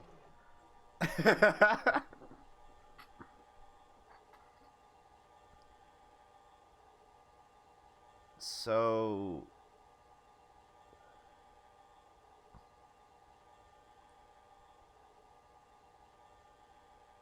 Does she...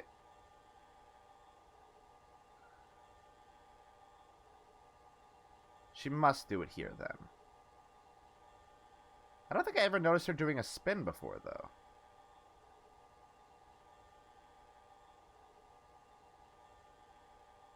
No. No. So she didn't do it. Uh-oh.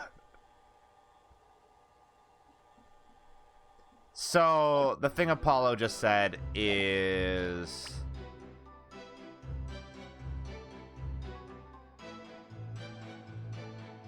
So you switched the swords when you spun around just now. It's the same way I do the trick in the actual magic show, too.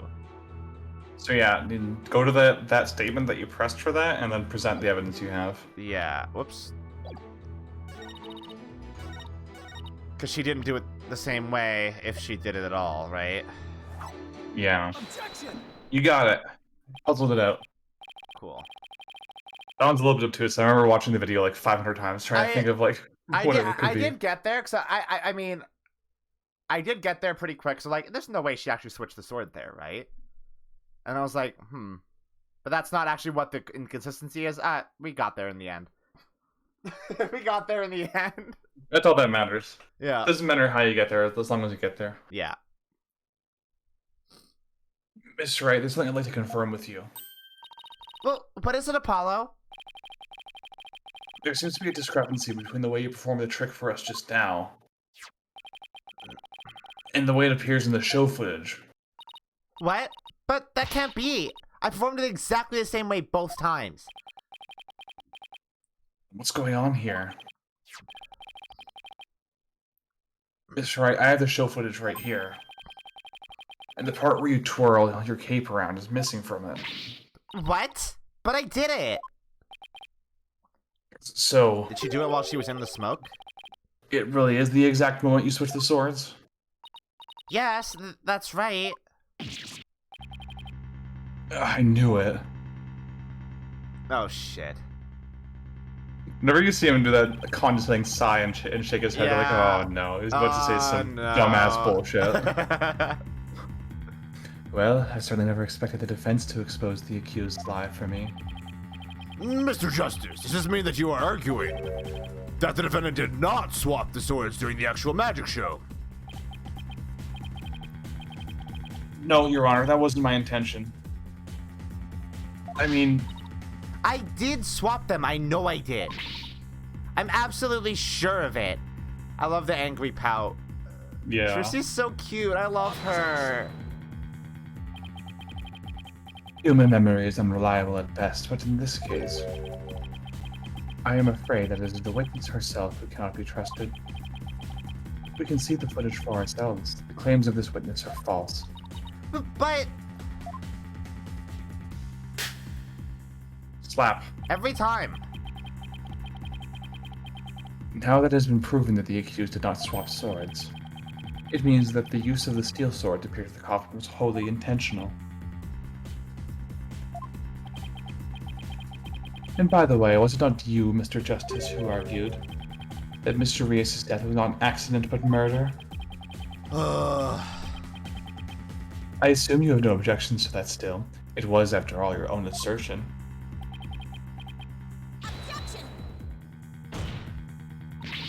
The defense has an objection to you, Mr. Apollo Justice. I demand you withdraw the discrepancy you pointed out now. But there is a discrepancy, and it must mean something. I'm sure of it. Hey, Athena, what happened to all that by any means necessary stuff and you not liking that? What happened to that? See, this game is intelligent and understands that, you know, sometimes you gotta do what you gotta do. Yeah. Uh-huh.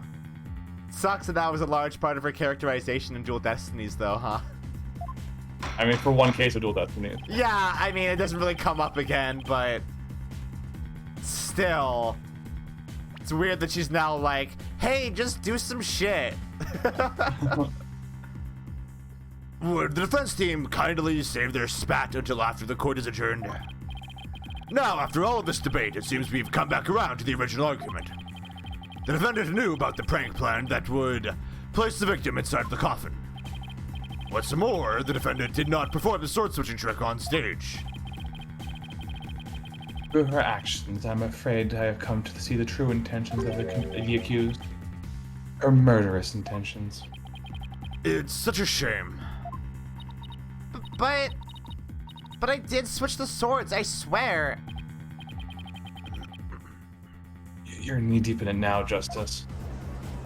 I don't know why either Apollo or Athena are like, holy shit, this didn't work, we're fucked, when this is literally the kind of thing that they do. And that Phoenix does? You gotta create the tension. They contradict their own defendants so they can get closer to the actual truth of what happened. Because the truth matters above all else. Like, that's just... it's weird that they're acting so, like, aghast. But right now, I guess. I think that's kind of a necessary contrivance for the series tension to work. That's why Phoenix, as soon as he gets his badge back, he goes from being like the, you know, extremely stoic and cool, you know, mysterious dad figure to flop sweating as soon as he gets pressured a little bit on the stand. I wish we could have had these last two games be Hobo Dad Phoenix. Yeah. That would have been so much more interesting than Phoenix just being exactly how Phoenix always is. And the weird part is when you're not playing as him, he's still very serious. And yeah, he's still Dad Phoenix. But he's still very stoic. The moment we, the player, take control of Phoenix, he loses every element of cool. Yeah. I wonder if that's saying something about. I wonder if that's saying something about the player. Yeah. It's like, as soon as we're controlling him, he starts like singing along with witness testimonies and doing flop sweats and smacking the table. It's the characterization for the. I guess that's something that I agree with Claire on. Like, the characterization of Phoenix in this sequel trilogy is kind of bad.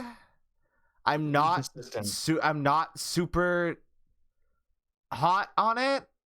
Yeah, I mean, because they created a very intentional characterization for him in Apollo Justice, and then they just ignored that for And then they 2 games after that. backtracked. Yeah.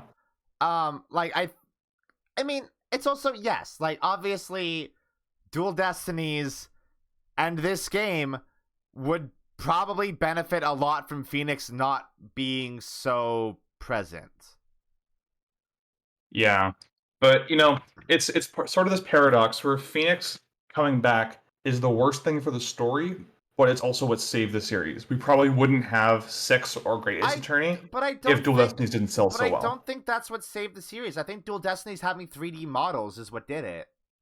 I don't know. They made a really big deal about promoting Phoenix being back because the feedback Japan received about Apollo Justice was, "Where's Phoenix? We want more Phoenix." So they did that, and the game sold well. I don't think that's a coincidence. Why are gamers so wrong all the time?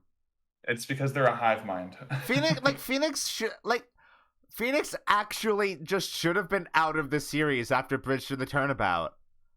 Because the series should have just ended after Bridge to the Turnabout, but we're talking about this with the hindsight that these games exist. I mean, this game is good. I'm glad. I would take 2 okay games for this game. That's just my personal opinion. I don't think Dual Destinies is okay though. I think it's actually bad. I think it's better than Apollo Justice personally. That's just me. I'm kind of flip-flopping on it back and forth. But I think why okay, let's talk about this a little bit. While the highs of Dual Destinies are higher than the highs of Apollo Justice, and while the lows of Dual Destinies aren't as low as the lows of Apollo Justice, the moment-to-moment interaction with the game is substantially worse than it is in Apollo Justice. And that knocks it down significantly for me. That's fair. The fact that there is no flavor text, the fact that you are guided so hard along every investigation, the fact that it just holds your hand throughout the entire fucking game, aside from Reclaimed, really? And the last case. That's it? Apollo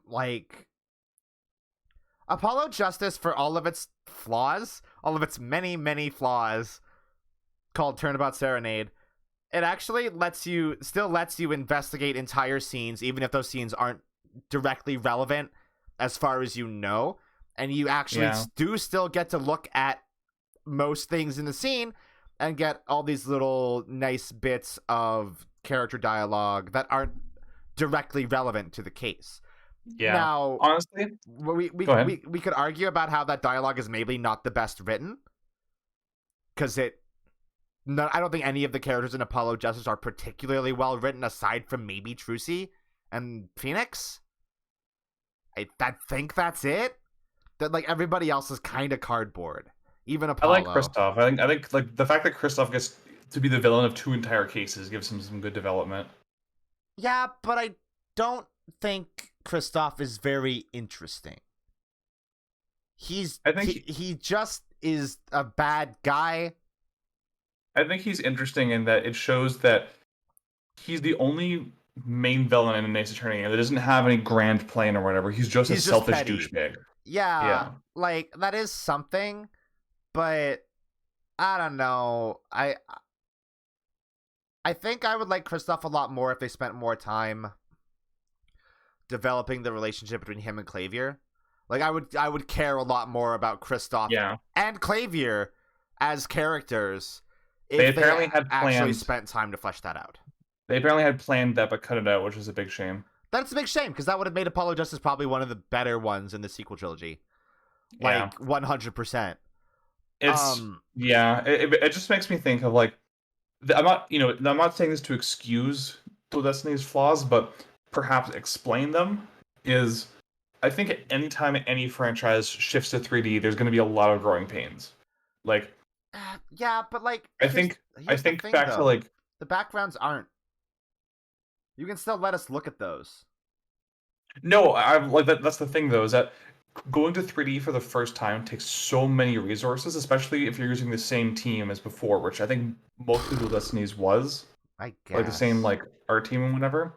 But you have to learn whole new skills. You have to apply them in entirely new ways. You have no blueprint for what you're going to do before. So I think Dual Destiny's failures informed this game's successes because they were able to look at what people didn't like about that game and fix it.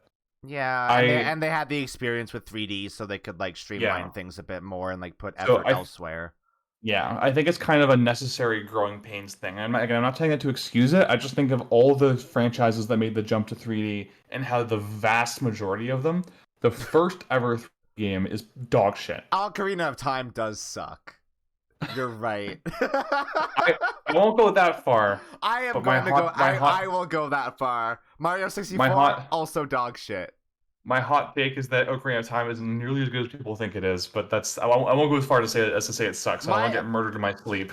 My hot take is that most N64 games actually suck, aside from Majora's Mask. Violet has left the stream. Majora's Mask is the good one. Okay, I'll walk that back slightly. I think most N64 games fucking suck to play. I think there is something so unique and wonderful about the aesthetics of N64 games that we have yet to replicate, and I don't think we can at all, ever. Like, how the fuck are you gonna get, like, Chameleon Twist, or, like, Mischief Makers, or, like, Mystical Ninja, the N64 Mystical Ninja game? Yeah, like, you're just never gonna get stuff like that again. And while personally I think those games suck to play, there is something truly beautiful and wonderful about the aesthetics of N64 games that is unmatched. That is the kindest I will ever be to the N64. The controller also sucks huge shit. It does. I will agree with that. I think the controller was made for Goro from Mortal Kombat. yeah. I think it's worse than the Dreamcast controller. You know, the Dreamcast controller is functional. It's not the most comfortable, but it's functional. Is it worse than there is not a way that you can hold the N64 Trident and hit every button at once. Is it worse? Is it worse than the Duke? I think it's worse than the Duke. Yeah, because the thing about the Dreamcast controller and the Duke is that while they're uncomfortable and way too bulky, you can at least use all the buttons on the controller. There's no control scheme that bars buttons from you. If you're making a game for the N64, you have to decide if you want to use the stick and the shoulder, like the left shoulder button at the same time. You're gonna have issues there. Yeah. I think the only game I ever played that actually made use of the D-pad on the N64 was Kirby 64. I'm trying to think if there's anything else. It comes in such stark contrast that controller was released around the same time was the DualShock and 6-axis. The one or not 6-axis. The DualShock and the original. I can't remember what the original was called. It was what the fuck was it called? Hold on, let's Google. The DualShock 1 is such a good controller that certain fighting game players are still using it in tournaments. They bring an adapter just to use a PS1 controller. I think it might have dual analog controller. Oh no, that's dual analog. That's still no, because the original one didn't have the dual analog sticks. Oh right, yeah, it was just the D-pad. So I think it might have just been like they just called it a PS1 controller. Oh. And then once they added the sticks, they called it a DualShock, I think. Either way, it's a good controller, and it just makes the N64 seem like that much worse because those dropped around the same time. I will say, like, the reason I own Sony consoles and use Sony controllers is because the DualShock has always been ergonomically superior to every other console's controllers. I fully agree with that, especially I know people go to bat for the Xbox controller. I think if you grew up with that, that's great. But I hate the D-pad on them a lot. As someone who uses 360 controllers are absolute dog shit. Xbox One controllers are slightly better. I still find them uncomfortable to use. Maybe because they're bigger and I have pretty small hands, but yeah, because I use the D-pad whenever I can, even for non-fighting games. Like I'm right now playing through Neo: The World Ends With You, mostly using the D-pad, and I Maybe need that's what it the is. the D-pad to be symmetrical with the buttons. Otherwise, it just feels awkward. Like I feel like I'm giving myself a hand cramp. Yeah, maybe that's what it is. Holding Because the like controller. a lot of the indie Weird. games I play, like the pixel indie games, like I use D-pad for those because that's just what feels right. That's what Yeah. I did for Eastward, and I don't think I did it for Unsighted because I think others. No, I couldn't have done it on Eastward because the D-pad is mapped. No, is it mapped to other stuff? I can't remember now. Anyway, I try to use D-pad a lot because I just like the feel of a D-pad over a stick, generally speaking. Yeah. And the Xbox controllers have dog shit D-pads. Also, the N64 controller, coincidentally, has a dog shit D-pad, which is weird considering Nintendo made the D-pad in the first place. Wait, did Yeah, they? it is weird. Probably they made the D-pad, right? I think so, yeah, because before the NES, most game consoles had either joysticks or like knobs to move stuff. Oh yeah, it was Gunpei Yokoi who made the D-pad. Oh, there we go. Cool. Oh yeah, it was Game & Watch. Oh, right. Yeah, that makes sense. Yeah. That makes sense. We were playing a game, right? This is. Anytime we get slightly distracted, this just becomes a podcast again. Yeah, I'm sorry, everyone. I hope that you enjoy the podcast. We're 10 minutes before the stream's supposed to end, and we probably have 40 minutes of case left. So, Excuse me. Let's see. You are which one again, Benny? Benny Half-Life Funny? No, that's not right. Bonnie. It's Bonnie. You were mixing the two names together, Your Honor. Oh, pardon me. And do you have something you wish to say, Bonnie? Yes, Your Honor. I'd like to testify. what? The more I think about it, the less possible it seems. I don't believe Trucy killed Mr. Rias. Bonnie? Nani? Hey, what's the big idea? Such an incredibly gifted and talented magician would never commit murder. I refuse to believe it. What are you talking about, you harebrained hair? You keep it trapped shut. I got a bag of baby carrots for you, so chew on those and pipe down. This relationship is very fun. Yeah. No, I won't be quiet. She's standing up for herself. Hell yeah! What's the matter with you? Didn't you hear me? Trucy said something to me once. Huh? She said, no matter how scared you get, no matter how mean people are to you, you can't give in or give up. That's what being a professional magician is all about. Isn't that right, Trucy? That's right, Bonnie. I've always been afraid to stand up to Betty, afraid to deny her, so I did what she said. But when I saw Trucy today, she gave me strength. Gay, homosexual, gay.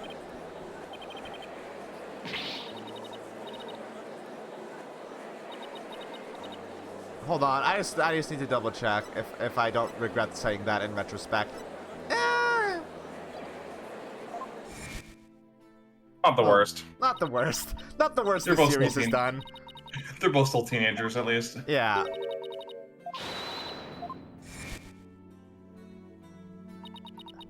Seeing her courage, the way she kept smiling despite everything, she's just incredible. So I'm not going to run away. I'm scared, but for once, I'm going to be brave. Oh, I love her. Ugh. What have you done to my sister, Trucy Wright? You've practically brainwashed her. It's the power of Trucy's conviction, that's what it is. It's touched Bonnie's heart. Yeah, Trucy really is one magical girl. That's a dumb line, but yes, it's absolutely true. Bonnie, is the topic for testimony related to that thing that was bothering you? The thing you tried to tell us about in the lobby before, during the recess? Yes, ever since I saw the show footage, something's been nagging at me. I'm not exactly sure what it is, but something is off. I feel like something about it is different from what I saw on the stage. What do you mean by that, Bonnie? I wonder if what was shown on TV is really the same as what happened on stage. Objection. Of course it is. The show has only been performed once, after all. It can't show anything other than what happened on that stage yesterday. But Bonnie's testimony deserves our attention. We have to examine the show footage. But what can we check it against? Do you have some other footage of the show? Well, I have some show footage. you do? One of the TV station's cameramen said he was a fan of mine. He kept his camera on me throughout the entire show. And then afterwards, he gave me the footage he shot as a present. It's kind of weird, actually. Yeah, if you remember, you actually met that guy at the studio. Yeah, a lot of the shots are on my feet. I don't like that very much. You did? To tell you the truth, I thought it was kind of creepy, so I was going to get rid of it. Please submit that footage to the court. Alright, let's see. Now then, let's take a look at this new footage. Why did you bother doing that? Just cut to the footage. Oh, it's from a completely different angle, huh? Yeah. Interesting. No! Shut up! I was joking! A picture of a random internet user trying to be comedic, being hit with the gift of prophecy from Apollo. Yeah. And Apollo is literally in this game. How strange.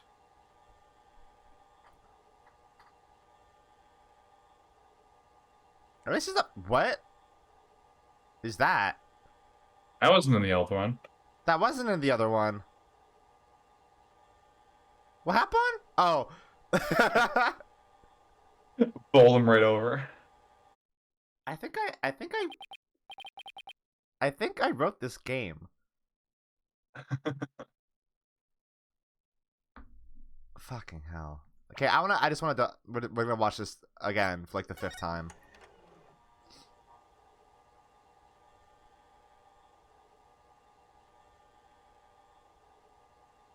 Again, it's really weird that the camera is only capturing the sound of the camera recording.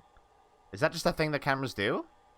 Yeah, as someone who works in television, at least in the shows that I do, they don't find it usually worthwhile to record like full audio. They might do like a clapper test at the very beginning to sync up the audio with the boom mic. But then they'll turn it off to either preserve power or to preserve space on the memory cards. Huh. Yes, that card thing didn't happen at all, huh? No. That's weird.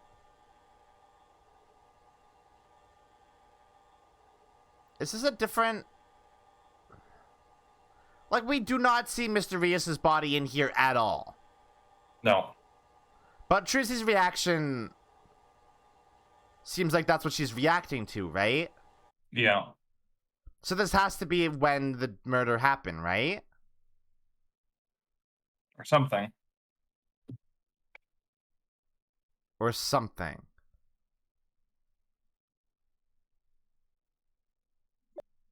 Then, when was Bonnie's filmed? He really did keep his camera on Bonnie the whole time, didn't he? He even got shots of her feet.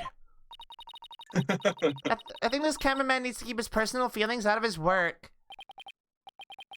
Well, defense, do you still believe this new show footage is worth inspecting? Of course I do. Okay, so how are we going to go about this? We don't really have the mechanics in this game to do this, really. Let's try comparing the two. We might just find an inconsistency between them. An inconsistency, huh? Yes, the two pieces of footage are of the same scene, so they should match up. But Bonnie felt there was something off about the original footage. So if we can pick out what's different between the two. We'll know what Bonnie found strange. Exactly. Plus, we may figure out why the original doesn't show the sword switching trick.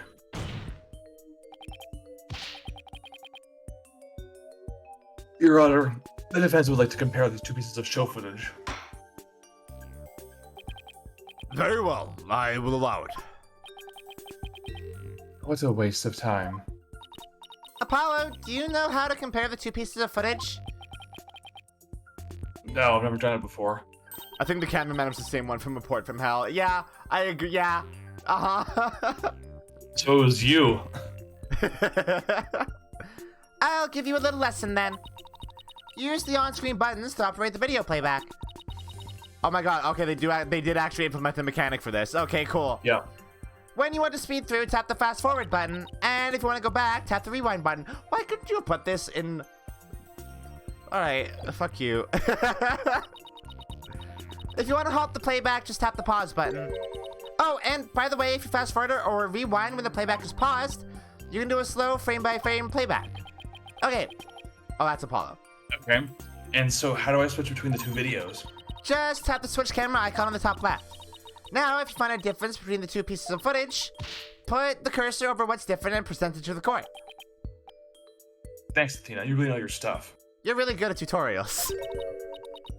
Not really. I just gave it some gusto and then went with my gut on most of it. What? I sure hope she gets right. Anyway, let's give it a try. Honestly, why don't they just have this sort of stuff on all the videos that you look at in your evidence? Yeah, I don't know. It's really frustrating that they don't. You can hit the toggle button if you already know what the thing that's different is. I already know what the thing is. I think.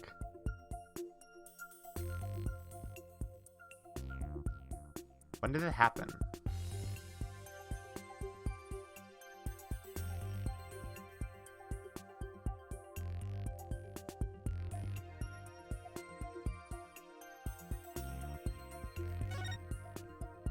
There. They present the cards? Yeah.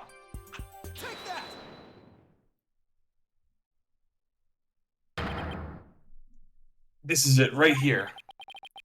Take a good look at this scene and compare it to the video shot from the front. Oh, the playing cards don't appear in the video shot from the front.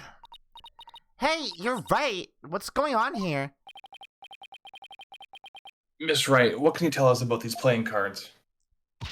Oh, those? They're the cards I throw when I do the sword switching trick. What? Mr. Justice, does this mean... Yes, it means that the sword switching trick was cut from the TV show footage. Rettins edited it, didn't he? So the footage was Shut up. edited. Fuck off. Yes, with malicious intent. Okay, I want to look at this one more time. Even if they're not going to give me the fast forward. Is there a cut anywhere in this? It's very subtle, but just watch your hand when she holds the sword up, okay?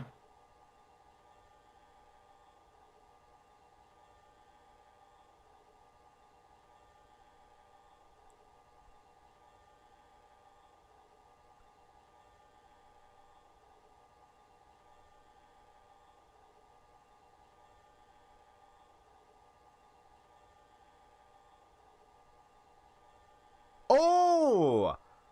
I see it. Yeah. I seen it. It's just a small jump cut, but that's all it took. Yeah, her positioning and the position of the camera isn't quite exactly right. Mm-hmm. That's really good. Yeah, it's really clever that that's there from the very start. So if you had a very, very sharp eyes, you could draw that conclusion from the very beginning. Yeah, but I think in the context of a game though, it's very hard to do that because you might just go like, oh, the game like hitched there or something, right? Yeah. God, that's really good. That is absurd. Well, we must get to the bottom of this right away. Bailiff, the TV station might still have the unedited footage. Go see what you can find out. Yes, Your Honor. Which courtroom had the Shaggy bailiff? I know you voiced one of them like Shaggy.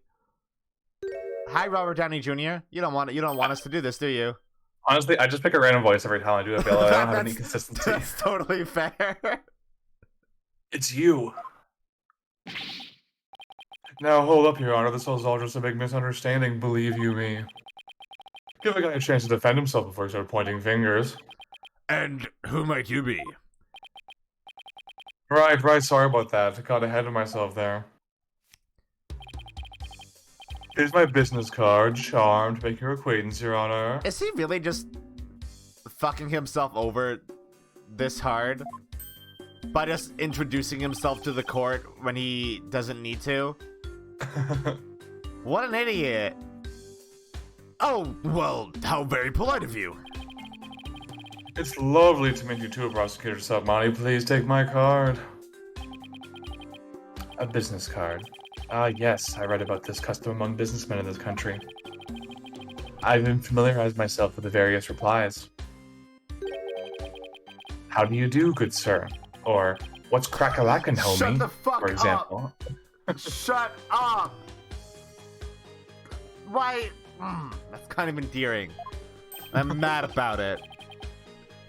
I don't want to like this guy. I don't want to like this guy. You're from Take-Two TV, are you, witness?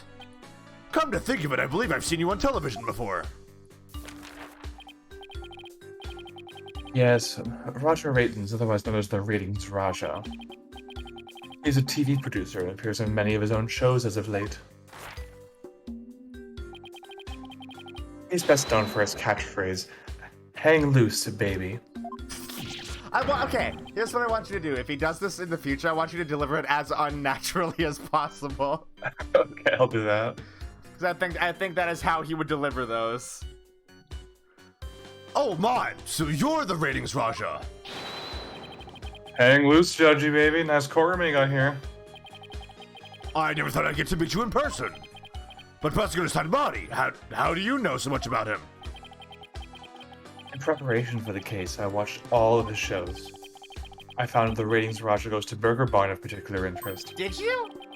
It inspired me to visit that restaurant straight away to learn more about the local cuisine. This is like that scene in fucking Persona 3 where like Mitsuru wants you to take her out to fucking fast food places because she doesn't think she can relate to teens. Yeah. Age. How do the hamburger? What? You went to Burger Barn? Who would have thought? You must have really wanted to try it, huh, buddy? Because that line, whew. Compared to my aesthetic training, an hour's wait is nothing. I recommend the Southwestern burger with jalapeno jack cheese, by the way. Why? Stop making me like this guy. Yeah, these are the few moments where he's fun, and he's not just like throwing insults at you. Yeah. I'm having a really hard time picturing him in line for burgers. Prosecutor Sanbodi's unexpected enthusiasm for food aside. Mr. Rettens, what is this misunderstanding you mentioned? Well, for starters, it's true that the footage is edited.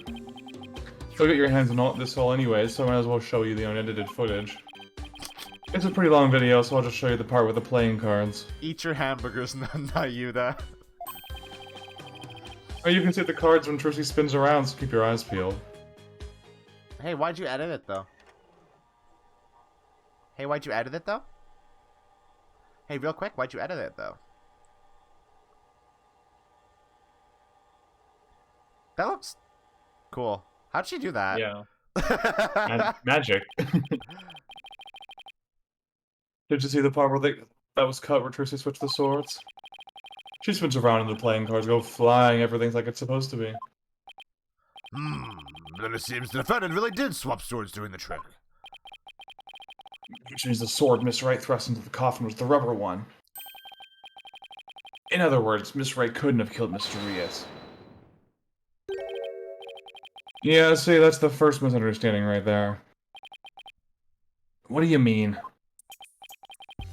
Well, Trucy definitely did swap swords, as you saw. So yeah, maybe she didn't kill Mr. Rios when she stabbed the coffin. But that just means he was killed after he showed up pretending to be a corpse. Uh-huh.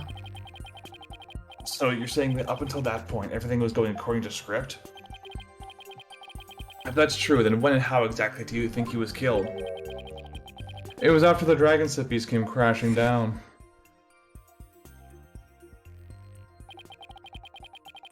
I say Trucy murdered Mr. Rios when she was hidden from view behind the set piece. It's really interesting that you are suggesting this. She could have easily done it behind that huge dragon and nobody would be the wiser. Anybody could have done it behind that. Including you, Mr. Rettins. I see.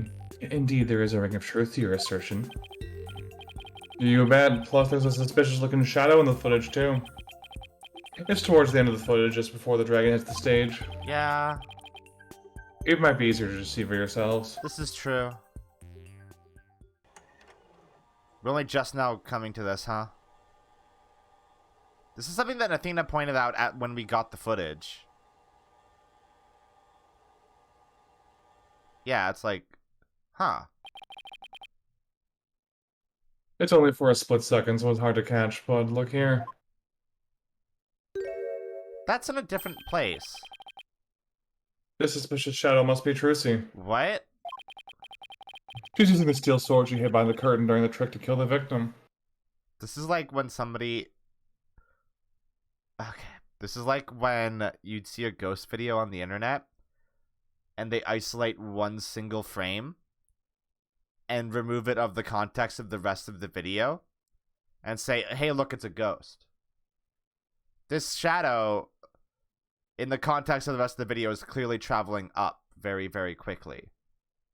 Yeah. How would Trucy be doing that? And how would that indicate that Trucy is doing a murder? Jump good. She's doing a big fucking jump Final slash. Fantasy Dragoon jump. Yeah. Go all the way up and then come down next That'd turn. be so fucking dope, though. That'd be so cool. I think the judge would find her not guilty just like cause on the grounds of it being cool as fuck to do that. Yeah, on the grounds of sickness. Yeah. Now that you mention it, I suppose it does look that way.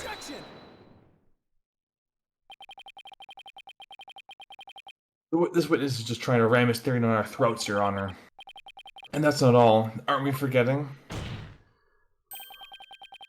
that the witness willfully edited the sword switch out of the footage? You see, there's our second misunderstanding right there. Your Honor, would you mind if I testified about it? I've seen people testify on TV and I've always wanted to give it a shot. Fuck you. That will be fine with me, Professor Sadmati. The prosecutor Sadmati. You're not a professor. This is... This is quite unexpected. It threatened to disrupt the karmic course of this case. Hey, lighten up, pretty boy. You're gonna like what I've got to say, promise.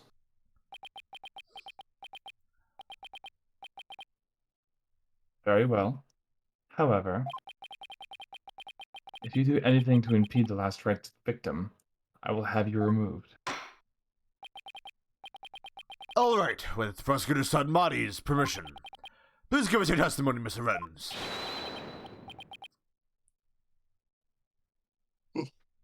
Roger Ratings, the Ratings Raja, now Kaiser of the courtroom. I like how I yawned and then immediately after you yawned. Yeah, it's contagious even over the internet. Sleepy girls. I'm taking over the floor. Listen up, loyal viewers. Okay. I hate his shorts. They're really gross. Yeah. But it is meant to be edited, I tell you. Scenes are spliced together and longer, boring scenes are cut out. All the stations edited footage this way. It wasn't like it was unmaliciously or anything. Uh-huh. It was just a coincidence that particular scene got cut. It wasn't intentional. Or what? You got some proof that I had an ulterior motive for editing that footage? Well, that's what I have to... That's clearly the statement that I have to present something on. Believe it or not, it's not. It's not? You've got to press something else first to Oh get my more God. information. So that you can... Yeah. Oh, so I can establish a motive. Yeah. I see. I see. So you're saying it was a coincidence that the sword swapping scene was cut. That was really hard to say. Yeah, that's right. They had the picture. Coincidence? That's just a little too convenient, if you ask me. Oh, an objection. How cool. It sure packs a lot more punch when you hear it live. Do that again. I want to get another shot for a different angle. Objection is not for your entertainment. Hell yeah. And cut. There, I got some good stuff there. Mr. Rettins, filming is prohibited inside the courthouse. Whoops, my bad, Judge. And if the defense has an issue, it can point it out during its cross-examination. He didn't make it disappear this time, though.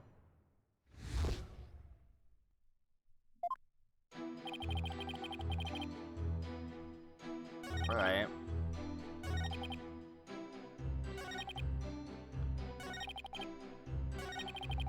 I'm gonna press this.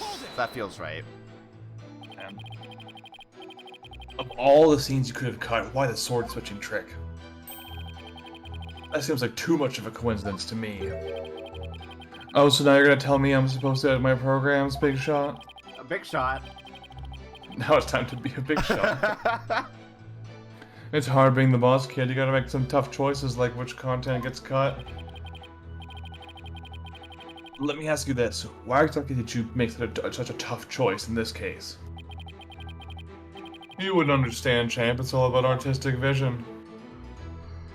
He's tweeting.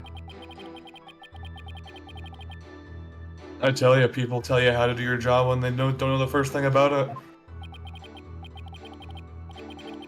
I may not know TV, but I know evidence law, and boy do I have some for you, champ. I might not be able to show that your selective editing was intentional. However, I know you bear the defendant ill will, and this is the evidence that proves it. The contract. Yeah. Yeah. Now we are gonna finally connect the contract and the clipboard and the note, right? Yeah. Oh, shoot, Good. you're supposed to do the clipboard there, not the contract. What? Really? Is that the life board didn't go away?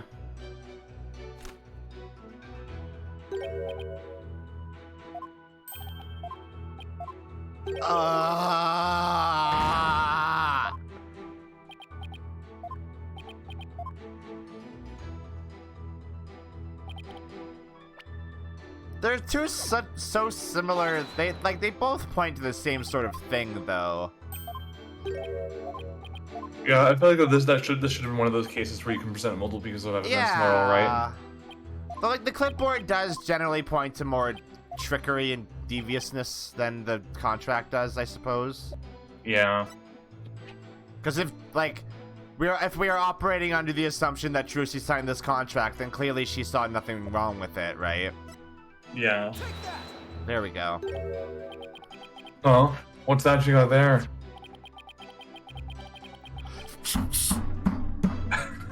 Fuck you! Actually, Alright, fuck alright, you! game. I'm actually angry!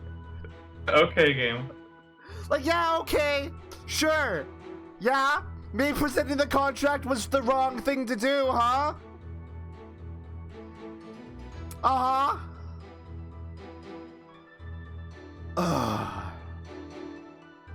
Alright. I hate Ace Attorney now. This is the contract you had Miss Wright sign just for the magic show. This contract between the first party, Take Two, and the second party, Miss Wright, reads: if, through the fault of the second party, the show must be cancelled in part or in full, the second party will pay $3 million as compensation to the first party. $3 million?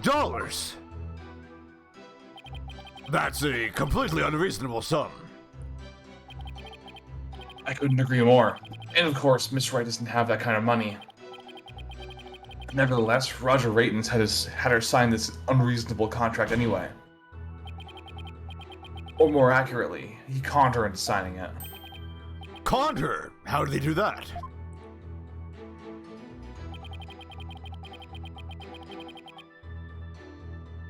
There's a trick to the clipboard that was used by Miss Wright to sign her contract. I still can't get over that. I presented it's the really correct. silly. I presented the correct piece of evidence. The game told me I was wrong.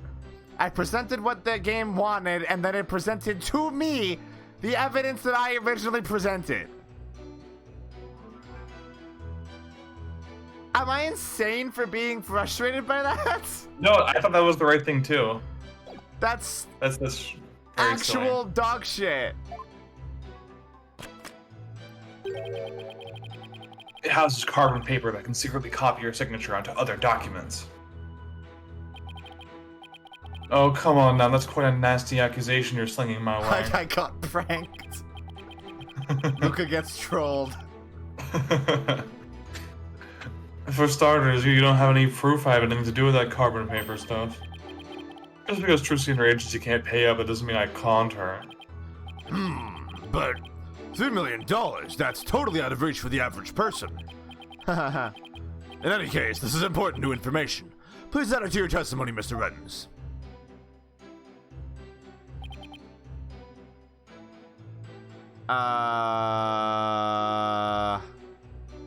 Now you can get to make that connection. With this? Now go back one. What's your proof linking needs to that clipboard? You don't have any, right? I'm waiting so long for this. The note. Yeah. Where's your proof linking me to the tricked out? But that doesn't link him to the... It does, because the signatures are identical. It's not just that they're similar. They're the exact same one. Yeah, and I mean, the thing with signatures is that they're actually not supposed to be the exact same every single time. Yeah, and actually the exerted effort of doing the signature and, like, the slight similarities are what prove that it's you, not it being exactly the same. Which is why people found out that Vic Mignogna's lawyers forged his signature multiple times on their court documents. That's really fucking funny. It was so obvious that it was the same signature every time, just doctored slightly to look a little bit different. That's really fucking funny. Yeah, like someone overlaid them all, and they were like impossibly similar. Like even if you had the steadiest hands in the world, you would not be able to write this so similarly every single time. Oh my god! Unless Vic just like is so self-absorbed that he just practices his autograph on every bit of his off time, which he probably does. The thing is, his lawyers consistently submitted the paperwork like the last possible minute they could submit it before the court would find them. Which means Vic didn't give enough of a shit to sign it, and they were like, well, I guess we're just gonna slap that on there. I don't even think it's that. I think it's literally they procrastinated on filing paperwork until the last minute and didn't have time to reach out for him for signatures. So they're just like, whatever, he'll just agree to all this anyway. Also possible. They were a bunch of incompetent idiots. They still are, because it's not over yet. What? That's not over yet? I mean, they lost, but they're claiming they're going to win on the appeal, and they tried to appeal, and the appeal hasn't gone through yet. It's going to fail for sure. Yeah, it's going to fail for sure. That's really funny. Yeah, it's hilarious. If COVID didn't happen, we probably would have already had a ruling on it. Yeah, that's true. You didn't say this yet, by the way. Oh, sorry. You must be quite the con man if you can fool a magician with that simple trick. But if you think you can con a lawyer, you're very much mistaken. Hey kid, would it kill you to enunciate in front of the camera? You know, like a newscaster. I'd like you to take a look at Miss Wright's signature here on this note. Now let's compare that signature with the one here on this contract. Exactly the same. Well, would you look at that? They're exactly the same. That's right, Your Honor. Not just similar, but exactly the same. No one can sign their name in exactly the same way twice, unless it's a copy. Uh-huh. These signatures are proof positive that you conned Mrs. Wright. And they definitely prove your malicious intent. Still, not a bad lawyer guy. Didn't know you had it in you. This is really getting interesting now. I'll get great ratings for sure. What? Don't try to dodge the issue, Mr. Ratens. The fact is that you bear ill will against my client. So the show footage was clearly edited with malicious intentions, isn't that right? What a forced argument, defense. All you have really proven is not ill will towards Miss Wright, but his pecuniary greed. Greed for money. Relating to or consisting of money. Okay. That's right, I just wanted money, baby. Fat stacks of cheddar, that's all. After all, I never even crossed paths with Trucy before this magic show. So I'd have no reason to bear any ill will at all, right? That sure is highlighted, isn't it?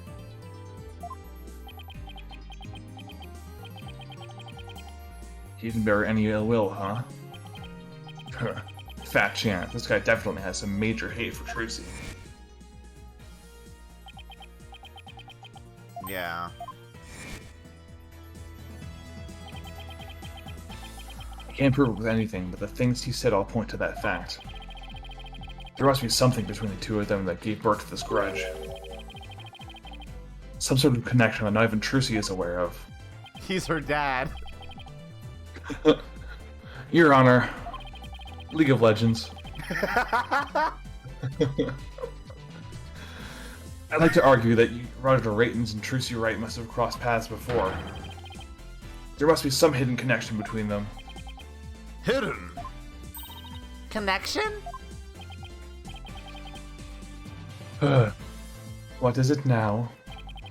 Just what are you getting at, Mr. Justice? It is futile to even ask, Your Honor. Surely it is just another one of the defense's feckless claims. You don't seem to have a very high opinion of me, but once you hear my argument, you'll wish you'd taken me a whole lot more seriously. Will I really? Very well then, do proceed. Did you figure something out, Apollo? Nope, not a thing. I love it. What? That was just good old-fashioned bluffing, courtesy of Mr. Wright's fine training. Listen, the number of times the character just says Your Honor without anything after it are so rare, I have to take the opportunity to do it every single time. The League of Legends joke is just really funny. It's proof positive that every CAD comic gets 1,000 times funnier for every word you remove. Absolutely. I hope you know what you're doing. If you're going to make such a bold claim, Mr. Justice, I hope you're ready to elaborate. What is this hidden connection between the defendant and Roger Raytons? Raytons is a magician too.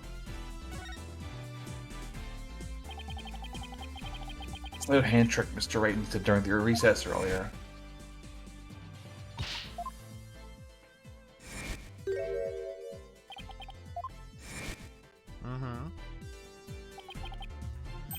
What if Mr. Raytons is a magician too? What if? I believe it's up to the defense to fill in the blanks, not me. Well, if he is, then he may have had some contact with Mrs. Wright sometime along the way.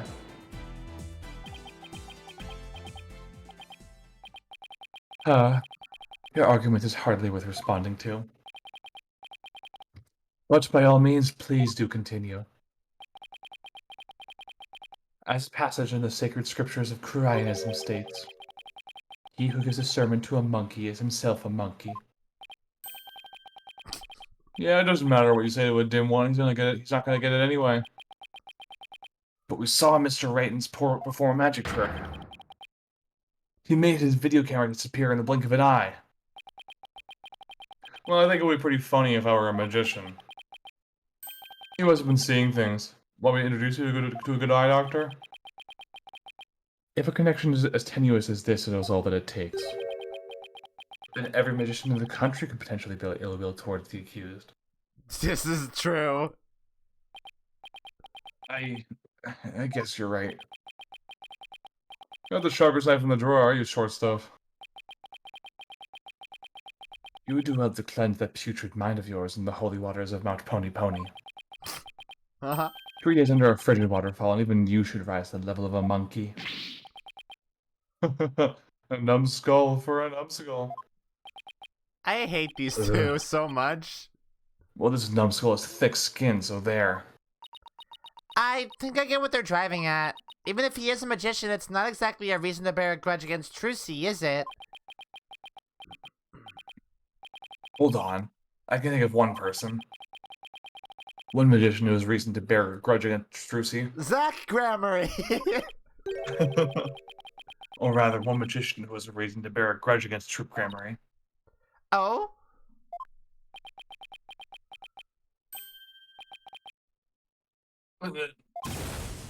No way!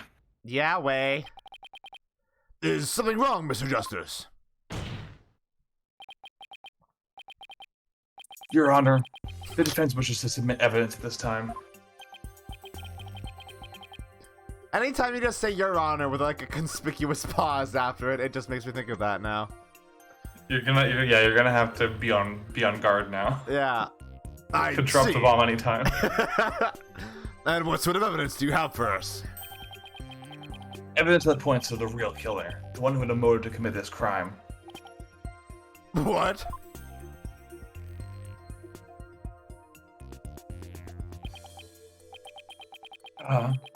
And what have you come up with this time, Defense?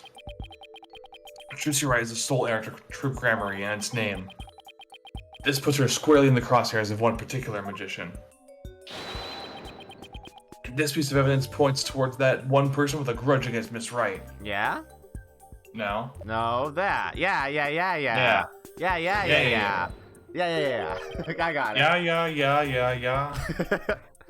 And who exactly are you naming, Mr. Justice? 13 years ago, the great Mr. Rias belonged to Troop Gramarye. But then the troop ousted him, and Mr. Rias vowed to get revenge on him someday.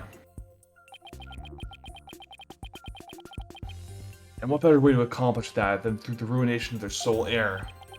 But Mr. Rias is the victim, Mr. Justice. You've named a dead man as your suspect. Is he really dead?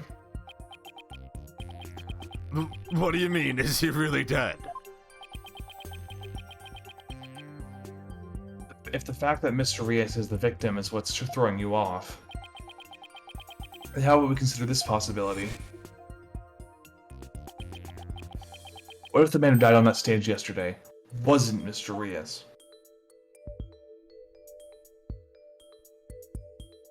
Uh-huh. What if Mr. Rias is right in front of... Okay, I have to screen cap this, I guess. When the imposter is sus. Impasta. Well, what? You mean the victim was an imposter? Not Mr. Rias. Then what about the real Mr. Rias? It would mean the real Mr. Rias is still alive.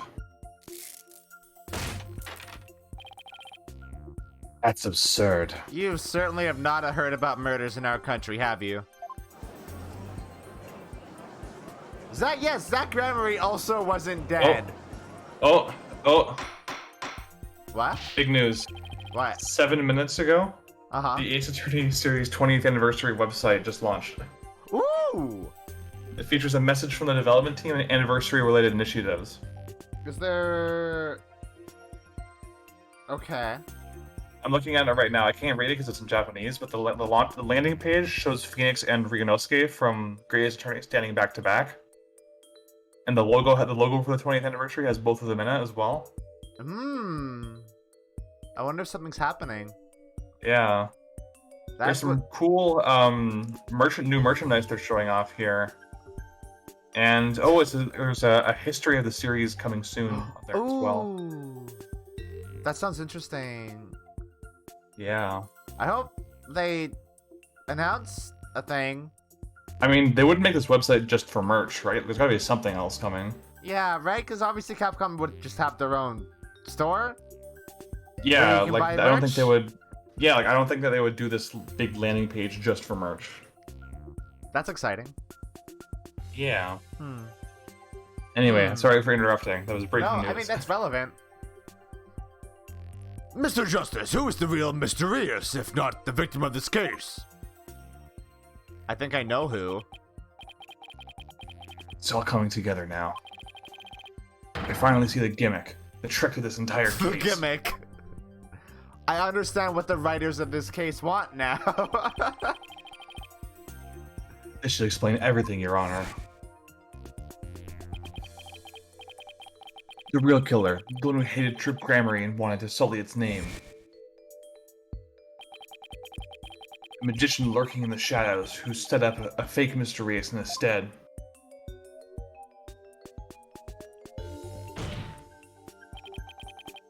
The real Mr. Rias is... But that's... Yes it is. Roger Raitons, is the real Mr. Rias. Roger Rias. What? Him? So the name being Latin for guilty actually does wrap around to being meaningful. Yeah. Oh, hollow red pepper, your impotent seeds sprout naught but meaningless empty words. This track is good. This is some Castlevania-ass music. It is, yeah. You can't possibly have any proof to support such an outlandish theory. It's not a bad idea for a soap opera. But not even die-hard fans of the genre will stick around past the pilot.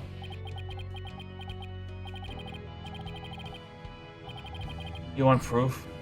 Well, I've got proof. You I can't can handle prove it. it by You can't handle the proof. proving that the Mr. Rias in yesterday's magic show was a fake. And to do that, I just needed to look at this spot on the poster.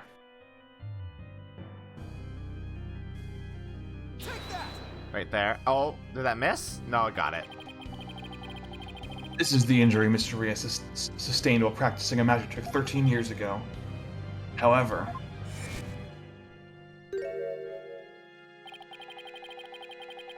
the video the victim shot of himself shows no trace of that injury. Oh my, you're absolutely right. Of course I am. Now, Mr. Ratons, who do you suppose we'd find if we took a look on your right forearm? Or what do you suppose we'd find? Ugh, I'm so tired I can't read. It's fine. We're almost there. Is there, by chance, a nasty 13-year-old scar underneath that sleeve of yours?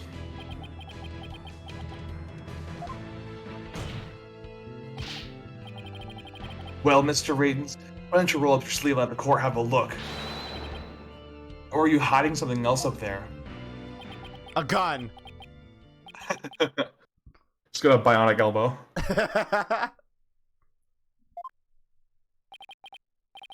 Come on now, I have nothing up my sleeve. I don't need to hide anything up there because I require no tricks or gimmicks. For you see, my magic is the real deal. Uh-huh. Hello, Mr. Rias. Is this what you were hoping to see? Oh, there it is, the scar. Just as I thought. That's right. I am the forgotten magician, abandoned to the dark understage of history. Whoa. The great Mr. Rias. Cool. This... It's totally... Absurd.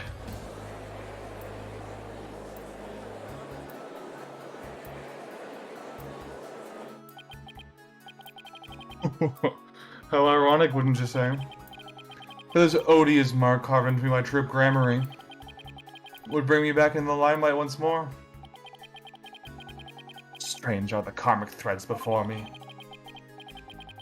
If the witness is the real Mr. Rias, then who is the victim who perished on the magic show? He was but a fan. I met him on one of my programs several years ago. He said that he had become a magician out of admiration for the great Mr. Rias. In confidence, I told him my true identity and let him take up my mantle. Oh my god, what? And when did this man take over for you? About 2 years ago, I taught him my tricks and even acted as his producer. And so, a mere amateur became a popular magician overnight. Courtesy of my magic on the stage we call television. Hope you enjoyed the show. So you did a murder, huh? You really had us all fooled. Mr. Ratons, or should I say Mr. Rias. If your hatred of Troop Grammary is in your hatred of Troop Grammary, you killed the victim, Mr. Mystery. And then set up Miss Right to take the fall, didn't you? Wait, so is this guy's real name not Man of Mystery? No, it is Man of Mystery. But it's just not Mr. Rias. No, I mean, Rayton's name isn't Man of Mystery. Man No, of Mystery his is real the guy name who's is dead. Yeah, his real name is, in fact, Roger Ratons. Oh. He did it all just to tarnish the Grammary name. I have no idea what you're talking about, lad. What the fuck do you mean? I set up the prank, that much is true, but it was simply a harmless joke on Trucy, I assure you. Yet she learned the plan and made use of it to commit murder. That is how strongly the criminal element runs in the blood of these Grammys. But it was a secret prank that very few people knew about. Couldn't you have been the one to use it for murder instead? What? Oh! His head!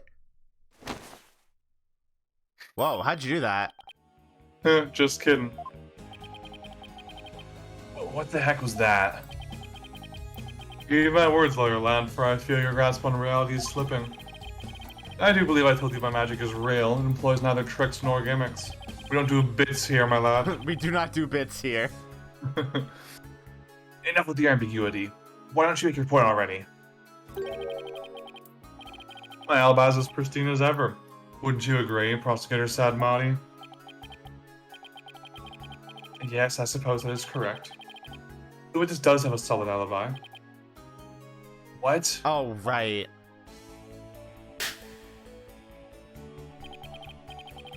I recall a defense that at the time of the magic show, Mr. Ratens was at Take-Two TV. A fact that many people can easily attest to. That's right, I forgot all about that. So what do you think, Your Honor? Would you like me to testify on the matter? Yes, I think you'd better. Please tell the court more about your alibi.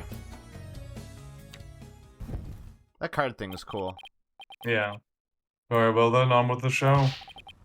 Whoa. Are you watching Magnifique Grammary? No, he's dead. The time has finally come for my magic to snuff out your precious pedigree. He's dead. The Grammary line will be no more. Well, it is. You're right. She's not a grammary. She's a right.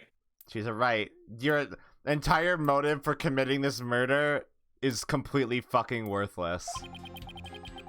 I was at the TV station at the time of the Penrose performance. I was busy working on another TV program. I could spare no time for the magic show. Do ask my staff if you doubt my claim. And there it is, a simple and clean alibi. No tricks, no gimmicks, just the truth. That is not the way he is making me feel tonight.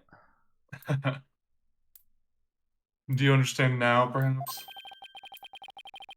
I did not grace the theater with my presence until after the incident. It is interesting that it's an ace that he burns. I mean, that's obviously part of the joke there. Yeah. So, how could I have committed the murder? Staff did say that he was there at the station. So, it sure does sound like a rock-solid alibi. But that can't be right. If Mr. Reitens is the killer, he'd had to have been at the theater. There's gotta be a hole somewhere in his story. He was in two places at the same time. There's a twin. He has a twin. I assure you there are no holes on Mr. Rios' stage. No tricks, no gimmicks, no bits. True magic doesn't need trapdoors to escape through. No bits. No bits. Do enjoy my show to the fullest. And my real alibi. No gags, no goose, no nothing. We never do those, ever. Alright. So...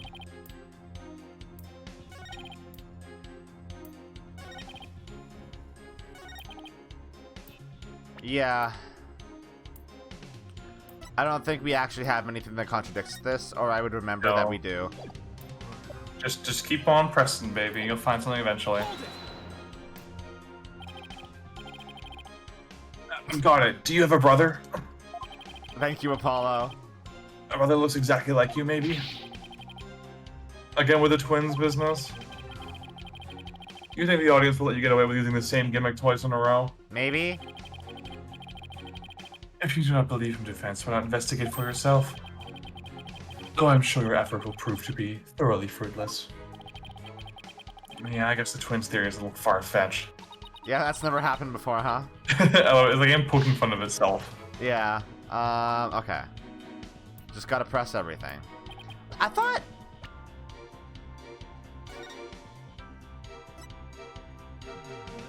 Yeah. Yeah, when it's on, they just straight up tell you what you need to do. When it's off, they'll be like, you should check out this one. But if it's off, they just give you like a somewhat oblique hint occasionally, not even always. Wow. But you did come to the theater eventually, isn't that right? Indeed. Anxious to see how the show is progressing, I made my way to the theater. Let's see. My journey took about 10 minutes by car. Could he actually have been at the theater during those 10 minutes, killing the victim? Oh, allow me to stab at reading your mind. Could I have been in the theater during those 10 minutes, killing the victim? How in the... But no, I took a taxi and the driver can attest to that. Oh, yeah. Feel free to call the taxi company if my word does not satisfy you. The driver's a big fan of the ratings, Raja. I even give him my card. Uh-huh. You give the driver his card? That was very clever of him. That was very clever of him. You might as well give it up, lad. Questioning real magic is a fool's errand. Besides, you know very well what I was doing at the time of the incident. Murdering someone.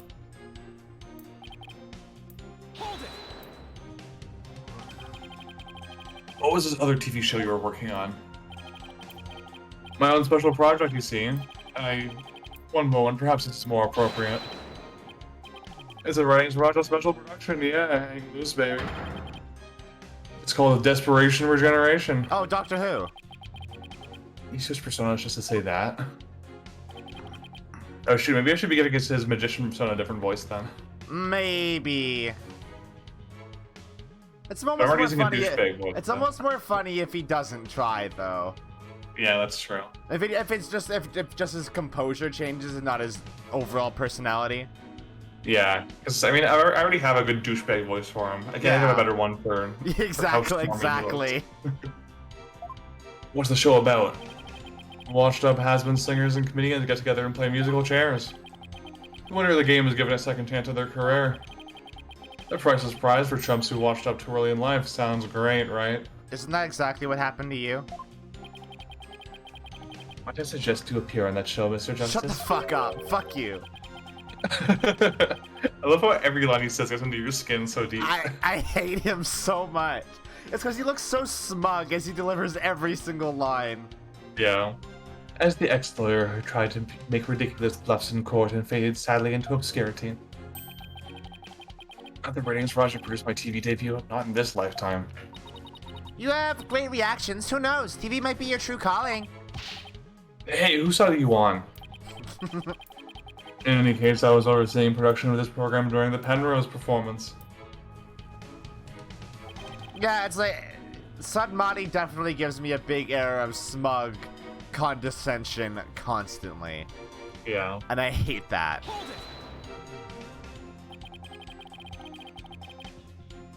How do we know those staff members aren't in cahoots with you?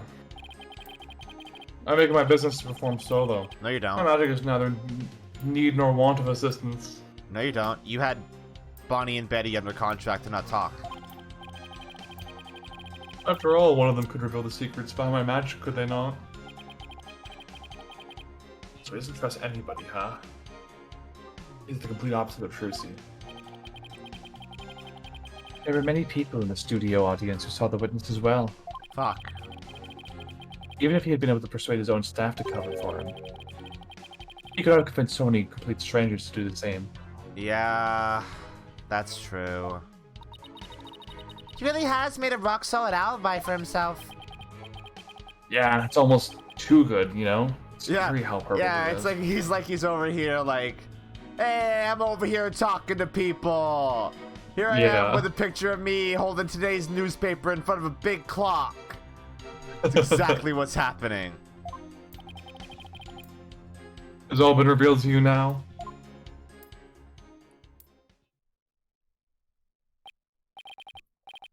Ah, his alibi really is airtight.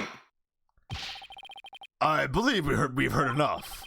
Well, I believe the witness does indeed harbor some ill will against the defendant. There is no reason to doubt that he was at the TV station at the time of the incident. Yes, the facts prove it was impossible for the witness to have been involved with this crime.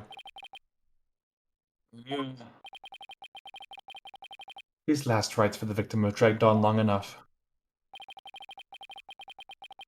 So the victim himself is so bored that he has rested on top of Your Honor's head. It is. Oh wait, is that butterfly supposed to be the soul of the victim?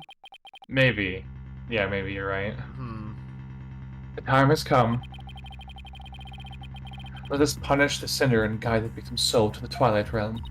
Apollo, Trucy will be thrown in prison and will be out of a job. But if you catch tasty fishies, will you sell me some at a good price? What? Because he was talking earlier about fishing for a living after this. Oh, was he? Yeah, Roger Raten said that they should do a TV show where he goes out into the ocean and fishes for food after he loses his livelihood. Oh, I wasn't even paying attention. I'm very tired. It was like it was last stream. It was a long time ago. Okay. All right. I told you I have absolutely zero intention of going off on a tuna boat. Think, Justice. You have to figure this out. It's no use. We don't do the brain blast anymore, huh? No, you do. Did we do it in the last case with Phoenix? Yeah. I I just don't can't find remember a it then. single flaw. So what now? Behold my never-ending magic show.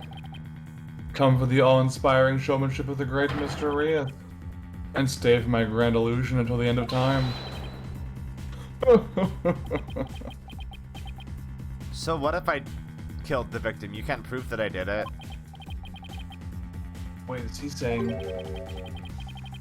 that we're still trapped inside some sort of illusion of his?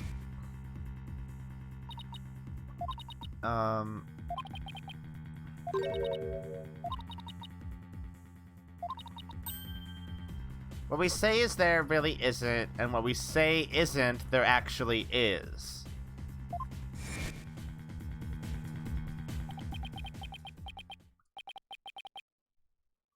Maybe. You know what, Mr. Ratens? I guess we have all been spectators to the elaborate illusion you prepared for us. An illusion that has subtly turned our attention into something you wanted us to see. What are you going on about, lad? Have you got something, Apollo? I just remember something Trucy said about misdirection. What a magician says is there really isn't, and what they say isn't there actually is. If we've all been taken for a ride by Mr. Raten's magic, then I want off Mr. Raten's wild ride. I had to rethink all my assumptions about this case. Okay, time for a brain blast. What have we been made to believe was there when it actually wasn't? What have we taken to be the absolute facts of this case? The corpse?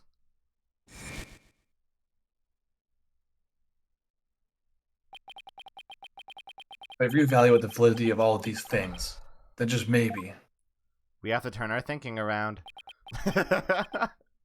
Athena, there's something uncanny about this case. Okay, what is it?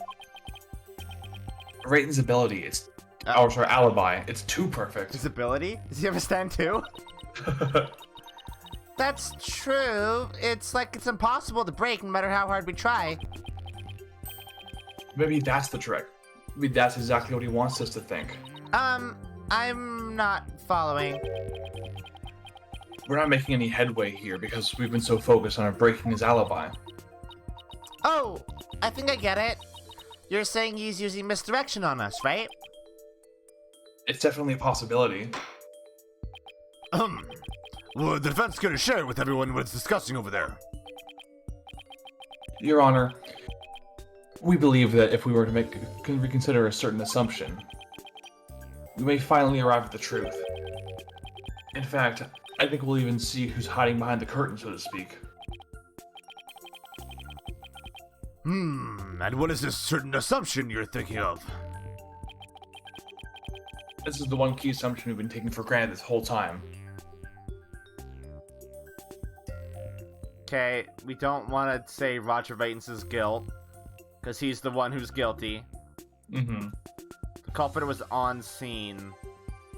He would have to be to commit the murder. Would he? No, I guess you could have had a Rube Goldberg machine type thing going on. But What's a bit of evidence that you've been pointing out since you first saw it, but haven't had a chance to use yet? the weird shadow. There's two good shadows, right? Yeah, I mean, one of them is Mr. Hat, though. Yeah. But the other one is something else.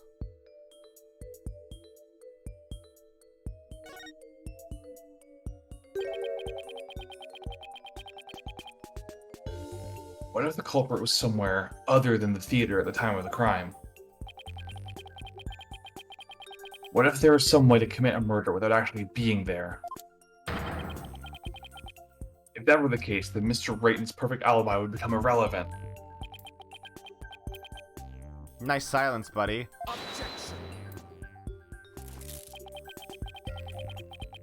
How could one person stab another to death with a sword without physically being there? Why do you have so many different animations, sir? Furthermore, we all saw what appears to be the culprit's shadow in the footage. For like 3 frames, bud. Couldn't we just as easily assume that the shadow does not belong to the culprit? Well, if it's not the culprits, then whose is it? I'm not 100% sure yet. Do we have a profile for Mr. Hat in here? We don't. But I'm pretty sure I'm on the right track.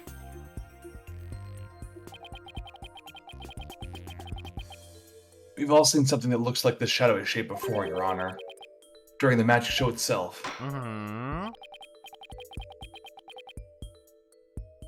In that case, please point it out in the show footage for us. This is the thing that looks suspiciously similar to the shadowy figure of the culprit. Mr. Hat. Pause. You. I like Mr. Hat a lot. It sucks Yeah, that he he's looks cool. like it sucks that he looks like Zach Ramery, but I like Mr. Hat. Yeah. Mr. Justice, how does that even remotely resemble this shadowy figure? What? What? Huh? Huh? What? I'd maybe try pausing on the first shadow then?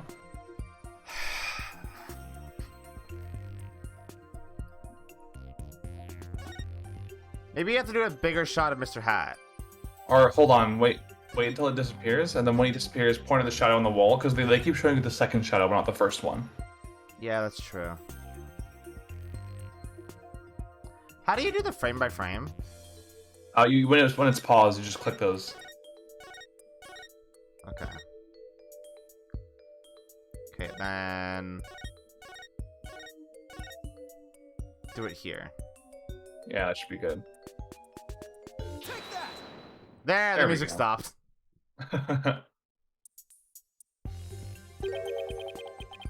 Doesn't the shadow resemble the suspicious shadowy figure? I think we were maybe one step ahead, Yeah, probably. as we usually are. Now that you mention it, it does, doesn't it? It's right. Could you identify the shadow for the court? Let's see. I believe that's Mr. Hat's shadow. It's from when he's being pulled up from the stage to the catwalk overhead by wire.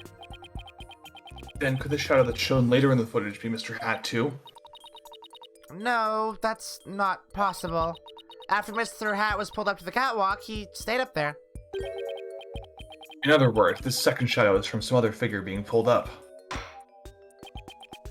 Some other figure. I'm afraid you need to be more specific than that, Mr. Justice. He's right. We've come this far. I'll just have to figure it out from the clues I have on hand. What is the second shadow shown in the footage? Okay, let me think. I guess just like the picture. Yeah, because it would have. Yeah, because he has this, right? He has the wire on his butt. So when he was lifted up, he got stabbed by something in the back? Well, what do you know was up there? There was cushions. Yeah. A series of cushions, right? Yeah. So he couldn't have gotten stabbed there, right? Well, unless you jammed the sword between the cushions. Oh. Yeah, that's true. Wow, we really just didn't... Oh, they moved it afterward, didn't they? And put it where Trucy would have swapped it to incriminate her. Right. Mm-hmm. If we consider what was happening on the stage at the time, there's only one answer. The shadow belonged to the fake Mr. Rias. In other words, Mr. Man of Mystery. The victim. Please take a look at the prank plan script. Mr. Mystery was to pretend to be dead and then fly up into the air after that. Mr. Mystery is such a fucking dumb thing to say. I know. Isn't that right, Mr. Ratons? Indeed. And what of it? I contend that that's exactly what happened. The victim was wearing a stunt harness around his waist. Oh. It was most likely attached to a stunt wire so that he could be pulled up into the air. Right. I forgot about that. So you're suggesting that, after pretending to be dead in the coffin, the victim flew up into the air just as the prank script says? Exactly. We just couldn't see him go flying up because the dragon was blocking our view. And that last trick, ladies and gentlemen, is the true pièce de résistance of the culprit's murderous magic show. Oh, he's sweating. Why does it look like the sweat is coming from the hat? It's a magic hat. Don't tell me, you've got it all figured out? Yes, I think so. If we can just look beyond Mr. Rayton's last bit of misdirection, we should finally be able to see the real truth. The victim must have been pulled up with the catwalk, just like Mr. Hat, and hit the cushioning up there with a considerable force. I just had to figure out what else happened up there at the time. Are you ready to elaborate, Mr. Justice? Yes, Your Honor, I'm ready. In that case, please answer me this. Why did the culprit make the victim fly up into the air like that? To murder him. To kill him dead. Just why did the culprit have the victim fly up in the air after he appeared in the coffin? And how did the victim actually die? When he was only pretending to be dead inside the coffin? If we can figure out how these two questions relate, the answer should become clear. Could it be? Mr. Mystery must have thought he was just part of a prank when he appeared on stage. He probably didn't suspect a thing as he was being pulled up into the air. After Miss Wright was called backstage and just as the set piece fell. The culprit had already planted the real murder weapon in a cushion in the catwalk. It was probably a knife or blade of some sort. What? You mean... Yes, it really was a magical murder. Just as the prank script said, Mr. Mystery was whisked up into the air. And straight up into a blade there in the catwalk. Wow, fucked up. Yeah. It really was a Rube Goldberg machine. Yeah, no shit. In other words, this murder was committed remotely through the use of a magic trick. What? Remotely? Using this method, it wouldn't matter where Mr. Raytons was at the time of death. Ugh. Ugh. See, that's why this is one of my favorite cases from a mechanical standpoint. Like, it's so cool. It's very, very fun. So yeah, like the prime assumption you make about every case is, well, the killer stabbed them themselves or whatever. Like they had to be there to do it. No, So as soon as you realize that he has an airtight alibi, you discount him as a suspect. Yeah. I love it. But how exactly does it work, Mr. Justice? Ooh. 3D. Just before the murder occurred, I don't know why I find these little scenes so impressive when the characters are literally also in 3D. I know, it's just novel, I guess. Yeah. The dragon set piece was up on the catwalk. It's like 5,000 hours in AutoCAD. It and Man of Mystery were connected to each other by a wire at the time. By carrying out the prank plan, Eddie made the dragon set piece fall, which caused Mr. Mystery to rocket straight up. Pshoo. Oh no! And into the blade and the cushion. I gotta say, this is kind of a funny way to die. Yeah. Like, it reminds me of that video of the guy on a zipline, but is like entirely limp. Oh yeah, I remember that. Oh, that's really funny. The cushion was high up enough to be hidden from the audience's view. Oh no, wasn't there one of a sports mascot, and he was being like lowered from like the ceiling or something, and he had passed out on the way down? Yeah. And he was fucked up. Oh, it's so funny. It's so funny. That's why nobody saw the blade.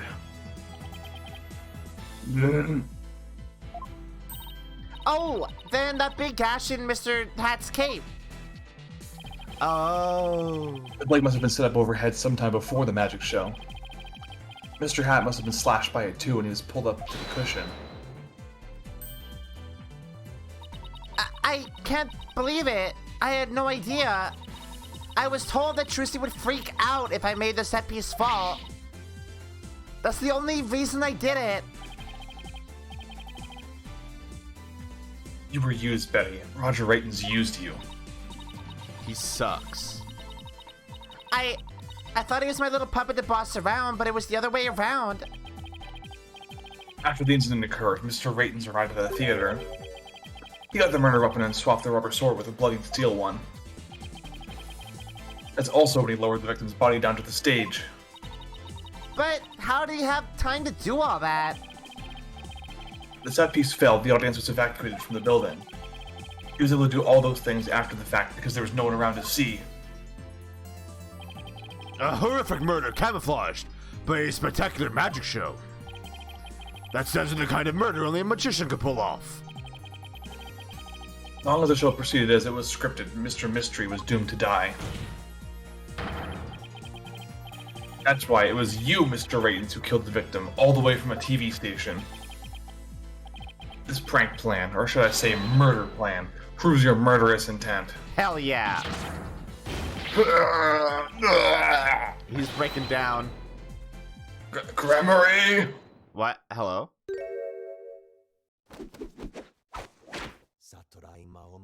Hello? Enough.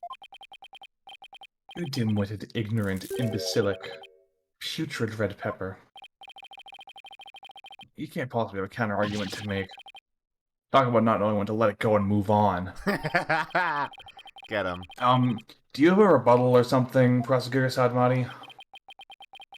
No blade of any kind was found in the catwalk. Which means you have no evidence to support your theory. We accounted for that, sir. We literally accounted for that. What are you talking about? But Mr. Raytons retrieved it after the fact.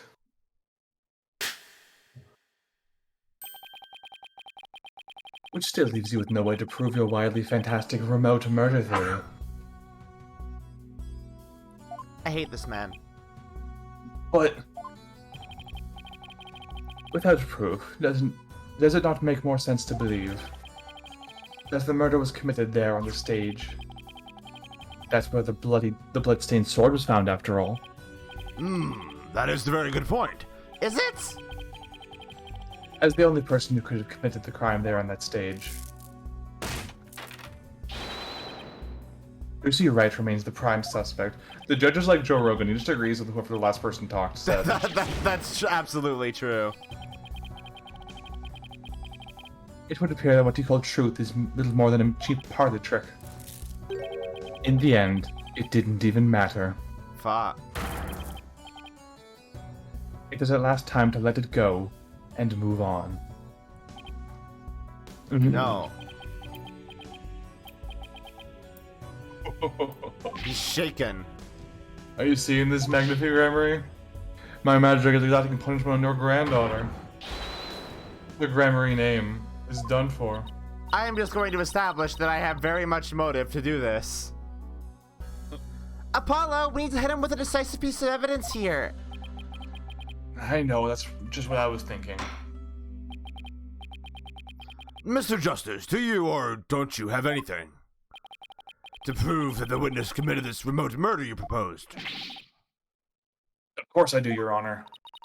This entire incident was carried out exactly according to the script. Right, so theoretically there should be no evidence for us to find or use. Which means our best bet is to see if something unscripted happened. There's gotta be something Ratens couldn't have foreseen. And once I find it, that's how I'll expose his murderous trick. His jonkers trick. Get ready, Mr. Ratens, because I'm about to reveal the secret to your magic. There are no tricks or gimmicks here. No bits or goofs either, just good old-fashioned logic. Hell yeah. Brain blast. Right into his giant head. Directly into his massive forehead. As long as the magic show was scripted, the murder would happen without fail. Everything in this case was carefully planned so that no evidence would be left behind. Still, one thing happened that definitely wasn't in the plan. What part of the magic show wasn't a part of the original show's script? Bonnie's mistake, I think. Yeah. That definitely wasn't in the script.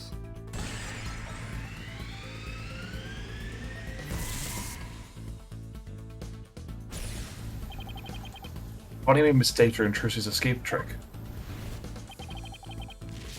What mistake did Bonnie make during a magic trick? Her life choices. Her life choices. That's so good.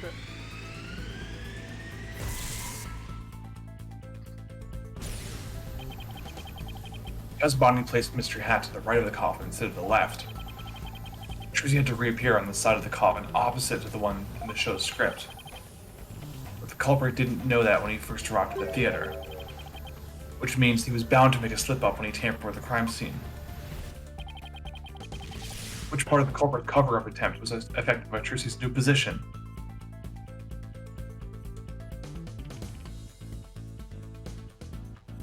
We haven't brought this up yet, huh? No, we sure haven't. Like, Mystery's fingerprints are fucked up, right? Yeah. Wait, but how... Wait, hold on. Why would any side... Like, why would the side of that... What? Why would that You're matter? thinking one step ahead right now. Think of what this one is right now. So, think of what's only on one side.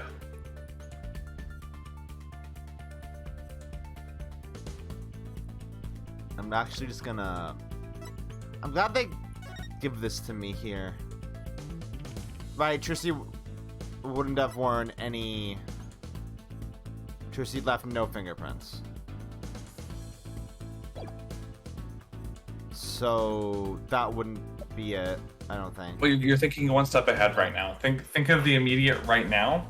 If the side that Mr. Hat was going to be on changed, then what part of the prank has to be changed as well? Can I look at the prank? Or sorry, not part of the prank. Which part of Retten's cover-up has to be changed? If he wants to make it look like Trucy killed him in the coffin. Oh, the blood. Mm-hmm. Yeah, because there are... Yeah, because she'd be stabbing from a different angle. Yeah. Right. Blood in the coffin hole. I hate it when I get blood in my coffin hole.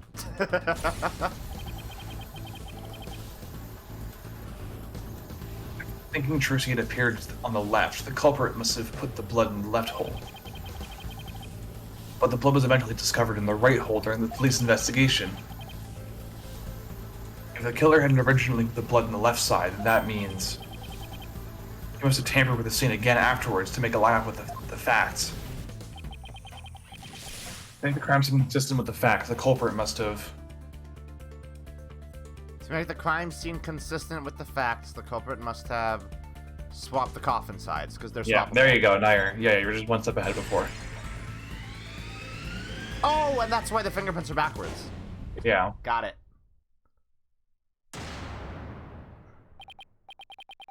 That's right. The left and right panels of the coffin are interchangeable. The culprit must have switched the two panels to make the bloodstain fit the facts. But the switch might have also given rise to something unnatural. Oh, I remember now. There was something unnatural about the coffin. It's just the evidence I need. Hell yeah, we do it. Oh, he looked bad there.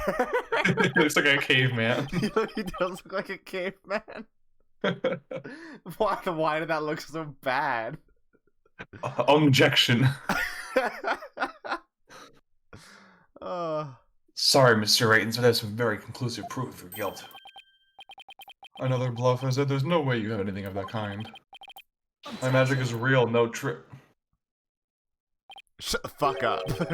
Now, there are tricks and gimmicks to it. There's goofs, too. And Oh, some bits occasionally. Oh shit, you're just blowing my secrets. Just like any other illusion. What? After the murder, you switched the left and right panels of the coffin, didn't you? And because you did, you left behind something very unnatural for us to find. This proves that Roger Raitons tampered with the crime scene after the murder took place. This.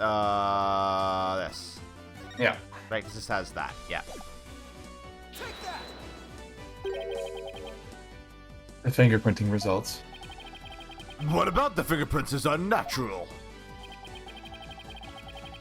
Let's take a look at the prints the victim left inside the coffin, shall we? The victim was facing forward in the coffin. His print should look like this. However, what we found was they were facing the opposite direction. It's quite unnatural for the prints to be facing this way, wouldn't you agree? Mm-hmm.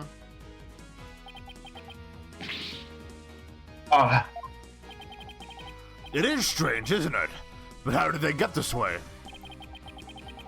They got this way because the culprit thought the magic show had gone according to script.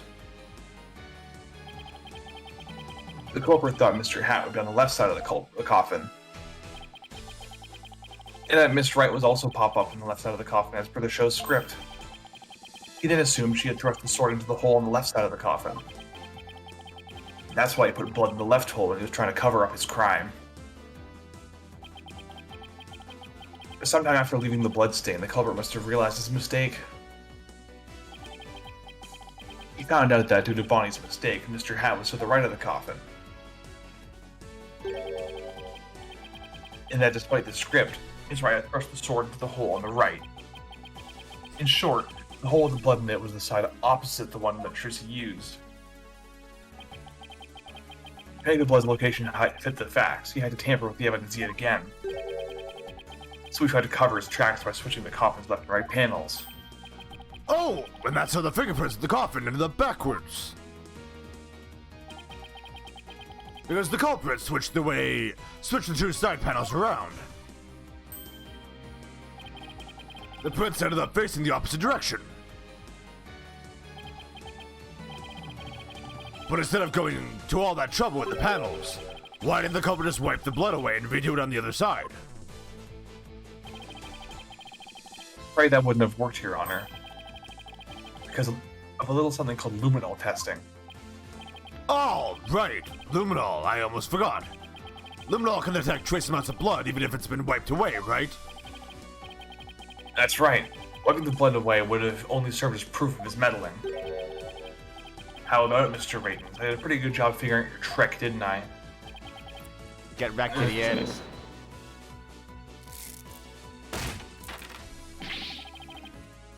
Lucy Wright could have easily done the same just as easily. Uh-huh. You have no proof that it was this witness who tampered with the evidence. But I do have proof. What? A person who was in the magic show would never have made the mistake of putting the blood on the wrong side. Least of all Miss Wright, who surely would have remembered that she was on the other side. Oh my, you're absolutely right. Why, you impudent. I'm sure you've realized by now, Prosecutor Sadmati, that your claim that Miss Wright was the culprit just doesn't hold up. Get fucked. Fair. You and the accused are most certainly... Really, Miss Wright and I? Because I think you're the one with the ticket there for trying to convict an innocent girl. Get fucked. Hell yeah! Eat shit, asshole! Fuck yeah! Prosecutor Sadmati, are you alright? Oh, that's really satisfying. Yeah, he does that every trial. It's great. Good. As for the true culprit, he is someone who knew how the show was supposed to go, but didn't actually see it. And someone who had the chance to tamper with the crime scene after the incident. And the only person who fits the bill is you, Roger Ratens. Gramarye! All the secrets to your tricks have been revealed. And with no tricks left, I'm afraid your show has been cancelled. Just like you. Roger Raines properly canceled this time.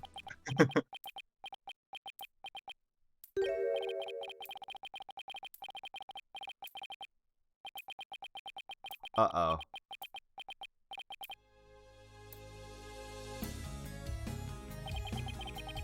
What's happening?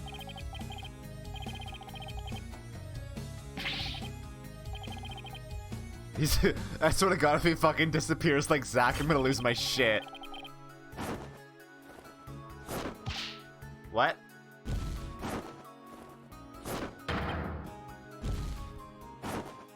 Man, you are such a loser.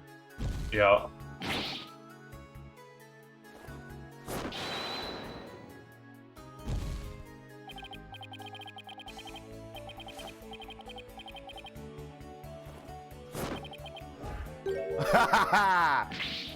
Get fucked, idiot. Whoa, what? What's happening? Losing it.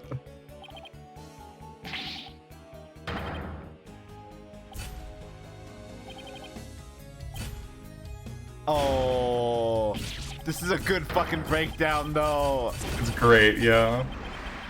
They put a lot of effort into this one. They sure did, yeah. All of them can burn except Thalassa. I agree.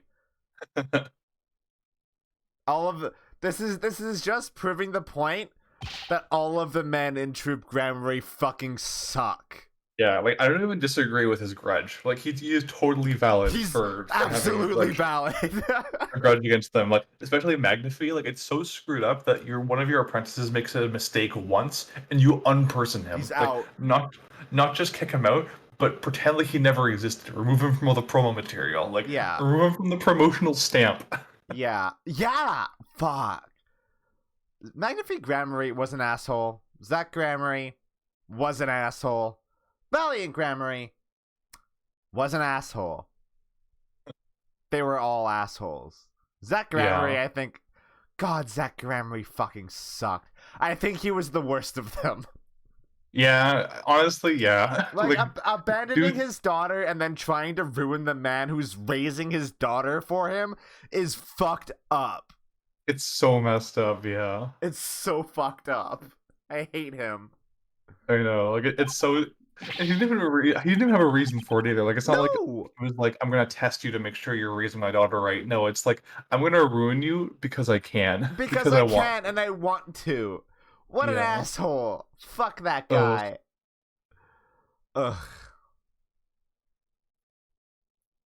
It's all because of them. Even now they wound me. Curse them all to the abyss. You did this to yourself, idiot. Yeah, like, he would have been a tragic character if he didn't, you know, murder his own protege just to try to get back at someone only tangentially related to the family that he hated. Cool motive. Still murder. Exactly. And murdering your own apprentice, to the guy who trusted you more than anything. Yeah. That is so messed up. Yeah. Do you really hate us that much? Does your hatred run that deep? Deep enough to kill an innocent man? You're damn right. I have no idea what you have no idea what humiliations I had to suffer. Your grandfather, Magnifique Gramarye, kicked me out after I got hurt practicing my magic. That's also fucked up. The fact that, like, he did it after fucking Roger got hurt. Yeah. Ugh. He said I was too unskilled, that I would mess up on stage. He threw me out of the troupe just because he was worried about his own reputation.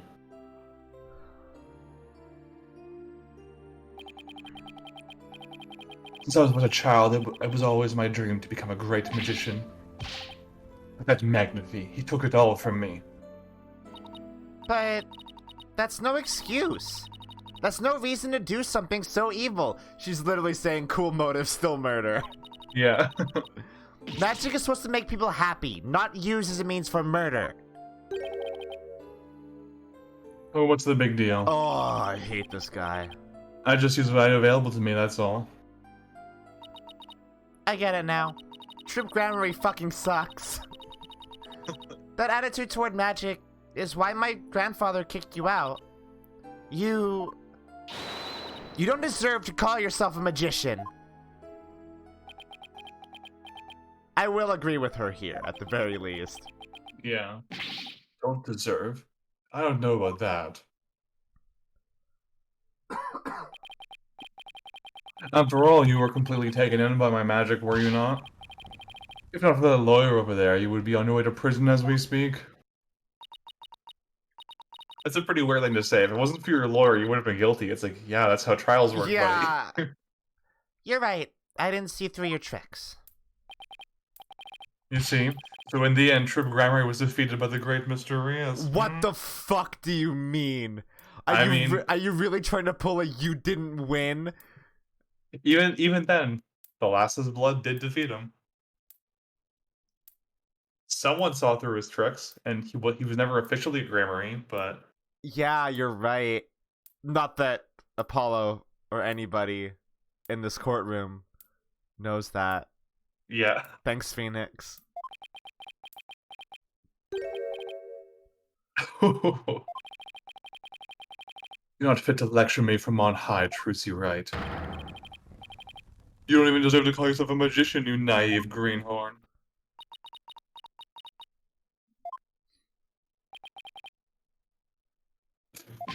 I hate this fucking guy. Oh, Take that, Gramarye, you lose. what?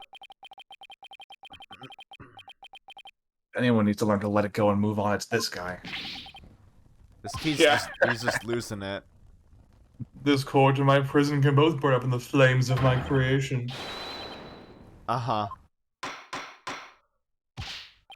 Bailiff, take Mr. Raidens away. And bring a fire extinguisher just to be safe. What a fucking loser, honestly. Yeah. He is a very sad, pathetic man. Yeah, he would be featured on Scrub quotes quite often. Absolutely. It looks like we've reached the end. I feel as though I've been watching a grand magic show. It was close, but we just barely made it through somehow. You did get multiple magic shows in this trial, sir. You have been watching a magic show. Huh? Why does Tristan look so down? Miss Wright, Yes, Your Honor. I'm about to announce my verdict. Could I see that wonderful smile of yours, that smile of a true entertainer, as I do? Yes, Your Honor. Huh. You're on thin ice around it. You're that was dangerously close to you should smile more, you'd be prettier. Yeah. Yeah. Now then, this court finds the defendant Trucy Wright. I was almost expecting her to object. I was like, something's up with Trissy. This is weird.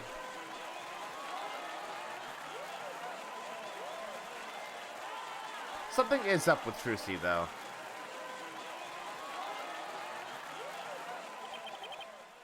Court is adjourned. Cool. We do it.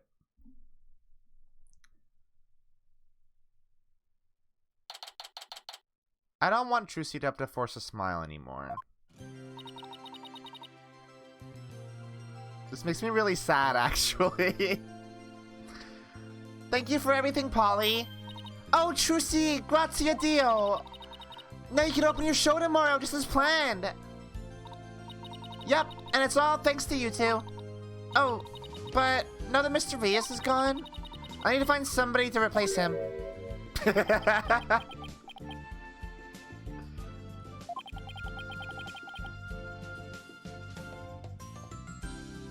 don't like the way she's looking at me.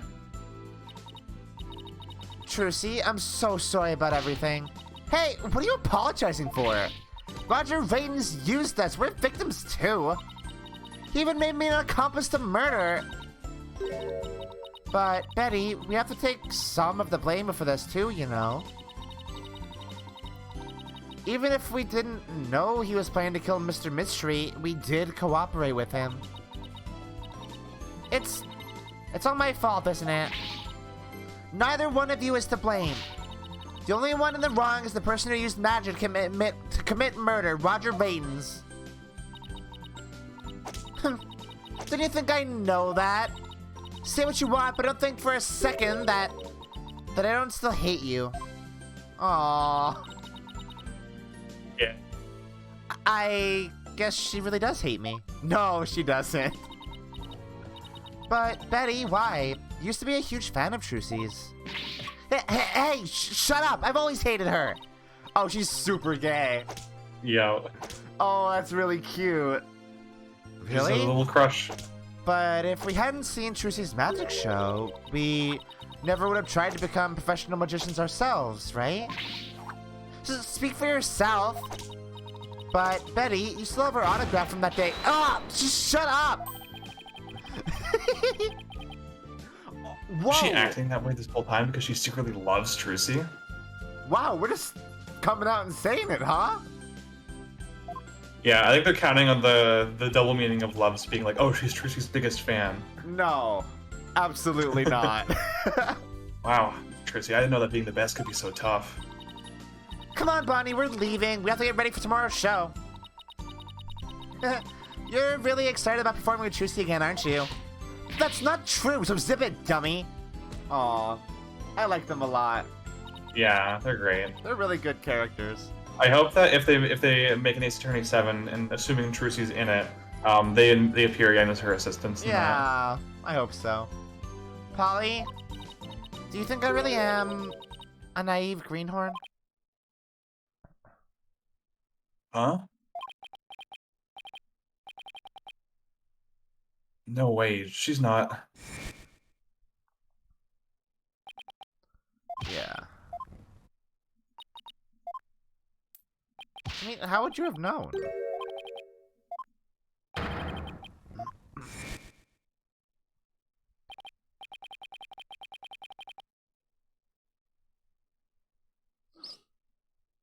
Trucy, don't tell me you taking what Rayton said to heart. Well, maybe a little. I didn't see through his tricks, and I let myself be taken in by his magic. I can't trust myself anymore. Maybe he was right to call me a greenhorn.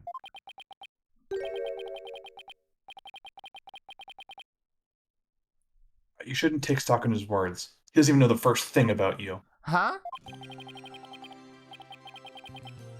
You're a wonderful Grammar magician. You should be proud of yourself. You are literally the best Grammary. Yeah. Thank you, yeah, I love this. Like, they don't know their siblings, but they still act like they Yeah, are. exactly. It's really, really sweet. Yeah. I'm not just saying that because I get Chica's vibes from this interaction. Right? But what makes you say that? I know you're a wonderful Grammar magician because of this. What? Not thing that has their creed in it. Really? My grandfather's notebook? Grammar creed. A true entertainer always keeps a smile on his face. when you performed your magic trick in court today, you showed them the world of dedication to your troops' creed. Even through all the jeering, you kept a smile on your face and won the crowd over. You are everything Magnifi could have hoped for in an heir. You're a great magician, Trucy. Aww. A great magician? Me? You really are. That's why. You don't have to worry about what Raiden says. Oh, Polly, thank you. Still, I couldn't have done it without you. I would have lost my nerve if I'd done it if I'd been alone up there. But I was able to keep on smiling because of you. Me? I remembered what you said to me in the detention center.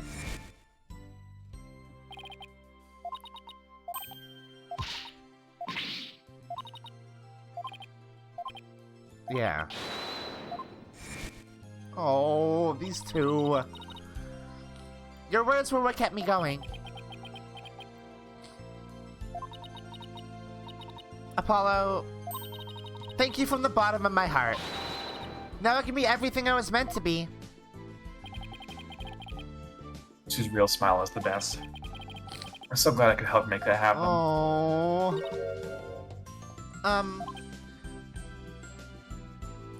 I totally forgot that you were here, Emma. You're in this game? I'm really sorry, Trucy, for everything. But why? Why though? Why though? Well, I wasn't able to convince Prosecutor Sadmati what a good person you are. And I had to testify against you too. The bounty! No, I'm already vulnerable! You have nothing to apologize for. You were just doing your job. You're too kind. Oh. Oh, this fucking game. This fucking series. I know. Is this the first one to give you these kind of feels since, like... Yeah, I think so. 4, or? I think so. I think... this one is definitely, like... hitting me... more than Apollo Justice and Dual Destinies did. This is definitely hitting a lot of the notes of the original trilogy, I think, in a really good way. Yeah. I agree, yeah. This is yeah. you're only 2 cases in, and already there have been multiple scenes on par with the letter from yeah. King for Tomorrow. Yeah. Like, this is, yeah. Like, the characterization of all these characters is finally actually good. Yeah. And it's like, yeah, it finally it actually works. Oh, I don't know about that. I don't know about... Huh? Is something wrong, Emma? Oh! Hi. Prosecutor Sadmati, what are you doing here? Detective Sky. Yes? I require your forensic expertise in order to just close this case. Come, let us go. Wait, Prosecutor Sadmati. This trial is over, Mr. Justice. You and I are strangers once more. No further need to interact. Strangers? Have you really forgotten all about me? What?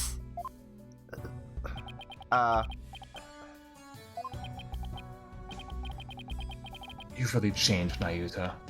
I just want to see something really quick. Oh, okay.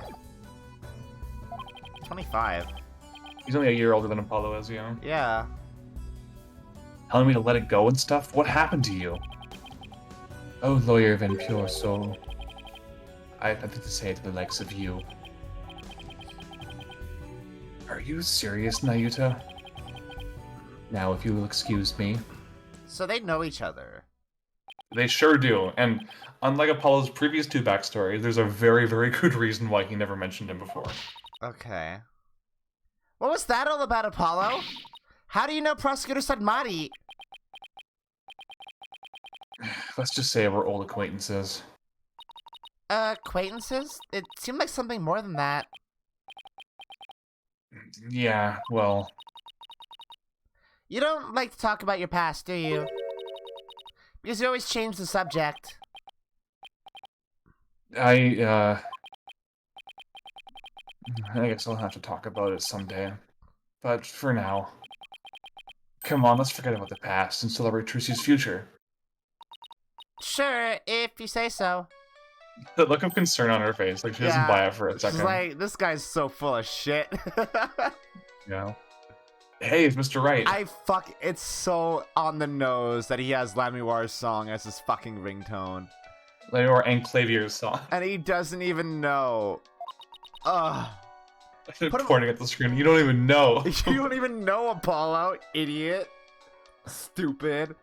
Put him on the put him on speakerphone, Apollo. I do get to voice Phoenix today. That's fun. I guess I already did earlier for like 2 lines. What's up, Mr. Right? Apollo, how's Trucy? What happened at the trial? Did you get a not guilty verdict? Mr. Right, slow down. Everything's fine. Hi, Daddy. I'm okay now. She was found not guilty in a very dramatic turnabout. Plus, we saved the office. It was a great victory for Apollo. That's a load off my mind. I can't thank you enough, Apollo. Now I know I can trust you to hold down the fort anytime. Me? Really? Yes, you. You're a real full-fledged lawyer now in my eyes. A full-fledged lawyer? I still can't wrap my mind around it. You're not just Trucy's babysitter now. You're promoted. Thank goodness you were there to take care of everything. And thank you, Apollo. No need to go that far, boss, especially not in front of everyone. Oh, and by the way, I won't be able to make it to tomorrow's show, so I was hoping you could go. You'll do that for me, won't you? Of course, I wouldn't miss it for the world. Oh, I've loved this family a lot. Yeah, it's such a good found family. Yeah. Like, Phoenix literally just goes around picking up abandoned kids. He really does. It's really good. He's Batman. Yeah. In a really weird way. So, Daddy asked you to come to tomorrow's show, huh? As my assistant, right?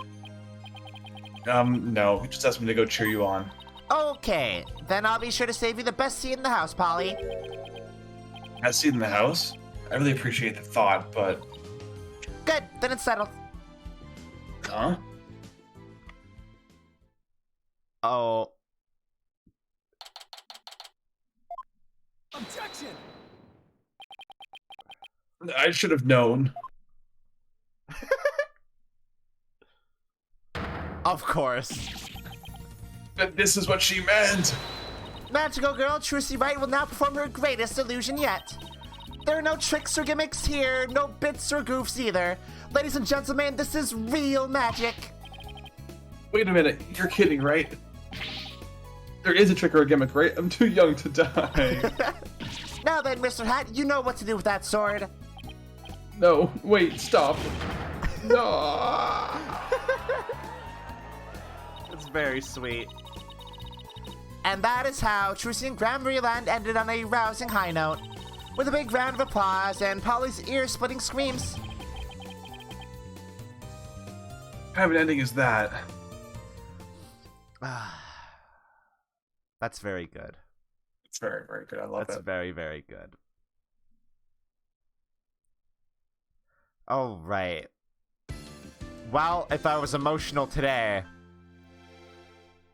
it's nothing compared to how emotional I'm going to be. No, we can't. No, I can't. I can't. Oh, it's okay. It doesn't show anything. It doesn't show anything. It doesn't show anything? No. Okay. Wakey wakey 201. Got some more questions. I was like super not ready to see her right now. Sound the alarm! Prisoner 201's escaped! Well, you know, with Dad's back on the streets, things will be on the up and up for us. Keep your voice down. You want that rebel hunter to find us or something? Come What? on. We're small fries compared to... Huh? Cool. Oh, fuck yeah. What?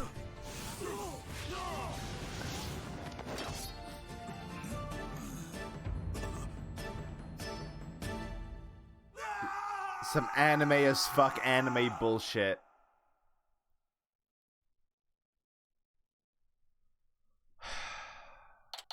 Well, we're finally here, huh? Yep. The fated day is close at hand. Day of the Daughter is on Wednesday. Mark your calendars. I'm so big one. excited. I like this game is already making me like really emotional just from like the most minor like characterization shit. I don't know how I'm going to react to finally seeing Maya again. Probably cry a lot. I'm curious to see how you react as well. Fuck. Okay. That was a good case though. Yeah, I like that case a lot. I think That's it's a really it's good super, case. It's super interesting from like a construction perspective. I think it's one of the few that like there aren't any details of that murder that bother me. Like nothing that makes me go, wait, why didn't they just say this or whatever? Yeah, no, I think it all makes sense. I mean, there were these structure issues that I had where I present a piece of evidence and that didn't work, and then Apollo just presents it on his own anyway. Yeah, that feels like a glitch. Like that feels like a legit oversight from the developers. You know what it definitely is? Frustrating. It is. It's true. I do also like how Trucy is a character again. I like how she's actually allowed to have like a character now and like be a person and not just like a plot device. That's cool. Yeah. Trucy got such good characterization in that case, and I think I gotta say, I was talking to you about it a bit before, but like a lot of what goes on with Trucy and Athena really like it's like it hits me in the same way Maya did, where like I get it, like I actually get it. Mm-hmm. It resonates. It resonates. I guess my daughters in this game just have a recurring trend of me resonating with their whole thing. Trucy's so good. I love Trucy. I wish Athena does have a case in this game, right? Yes, and it's a good one. It's unpopular, but I like it a lot. I think it's very fun. If it's unpopular, then I will probably also like it.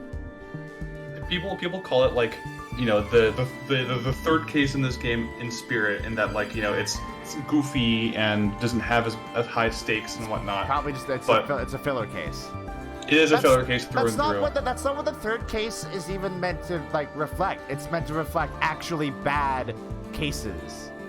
Yeah, I mean, there are definitely some people. It's not meant to reflect ones that are just like goofy or like maybe not super in line with the rest of the game. It's like actually bad cases.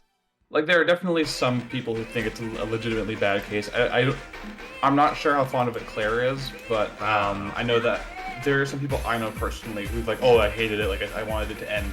But I think it's really fun. I think it has some great witnesses. There is a certain aspect of it that once you come along that you'll go, oh, okay, now I get why she likes it so much. Yeah, okay. I will say, like, nothing will ever compare to, like, Big Top and Serenade for me. Yeah, no, those two cannot be beat. As long as that case is not as bad as those ones, it's fine. Yeah, I think honestly, the only one that even comes close to that is Academy because of the weird gender stuff. Yeah, Academy gets very close.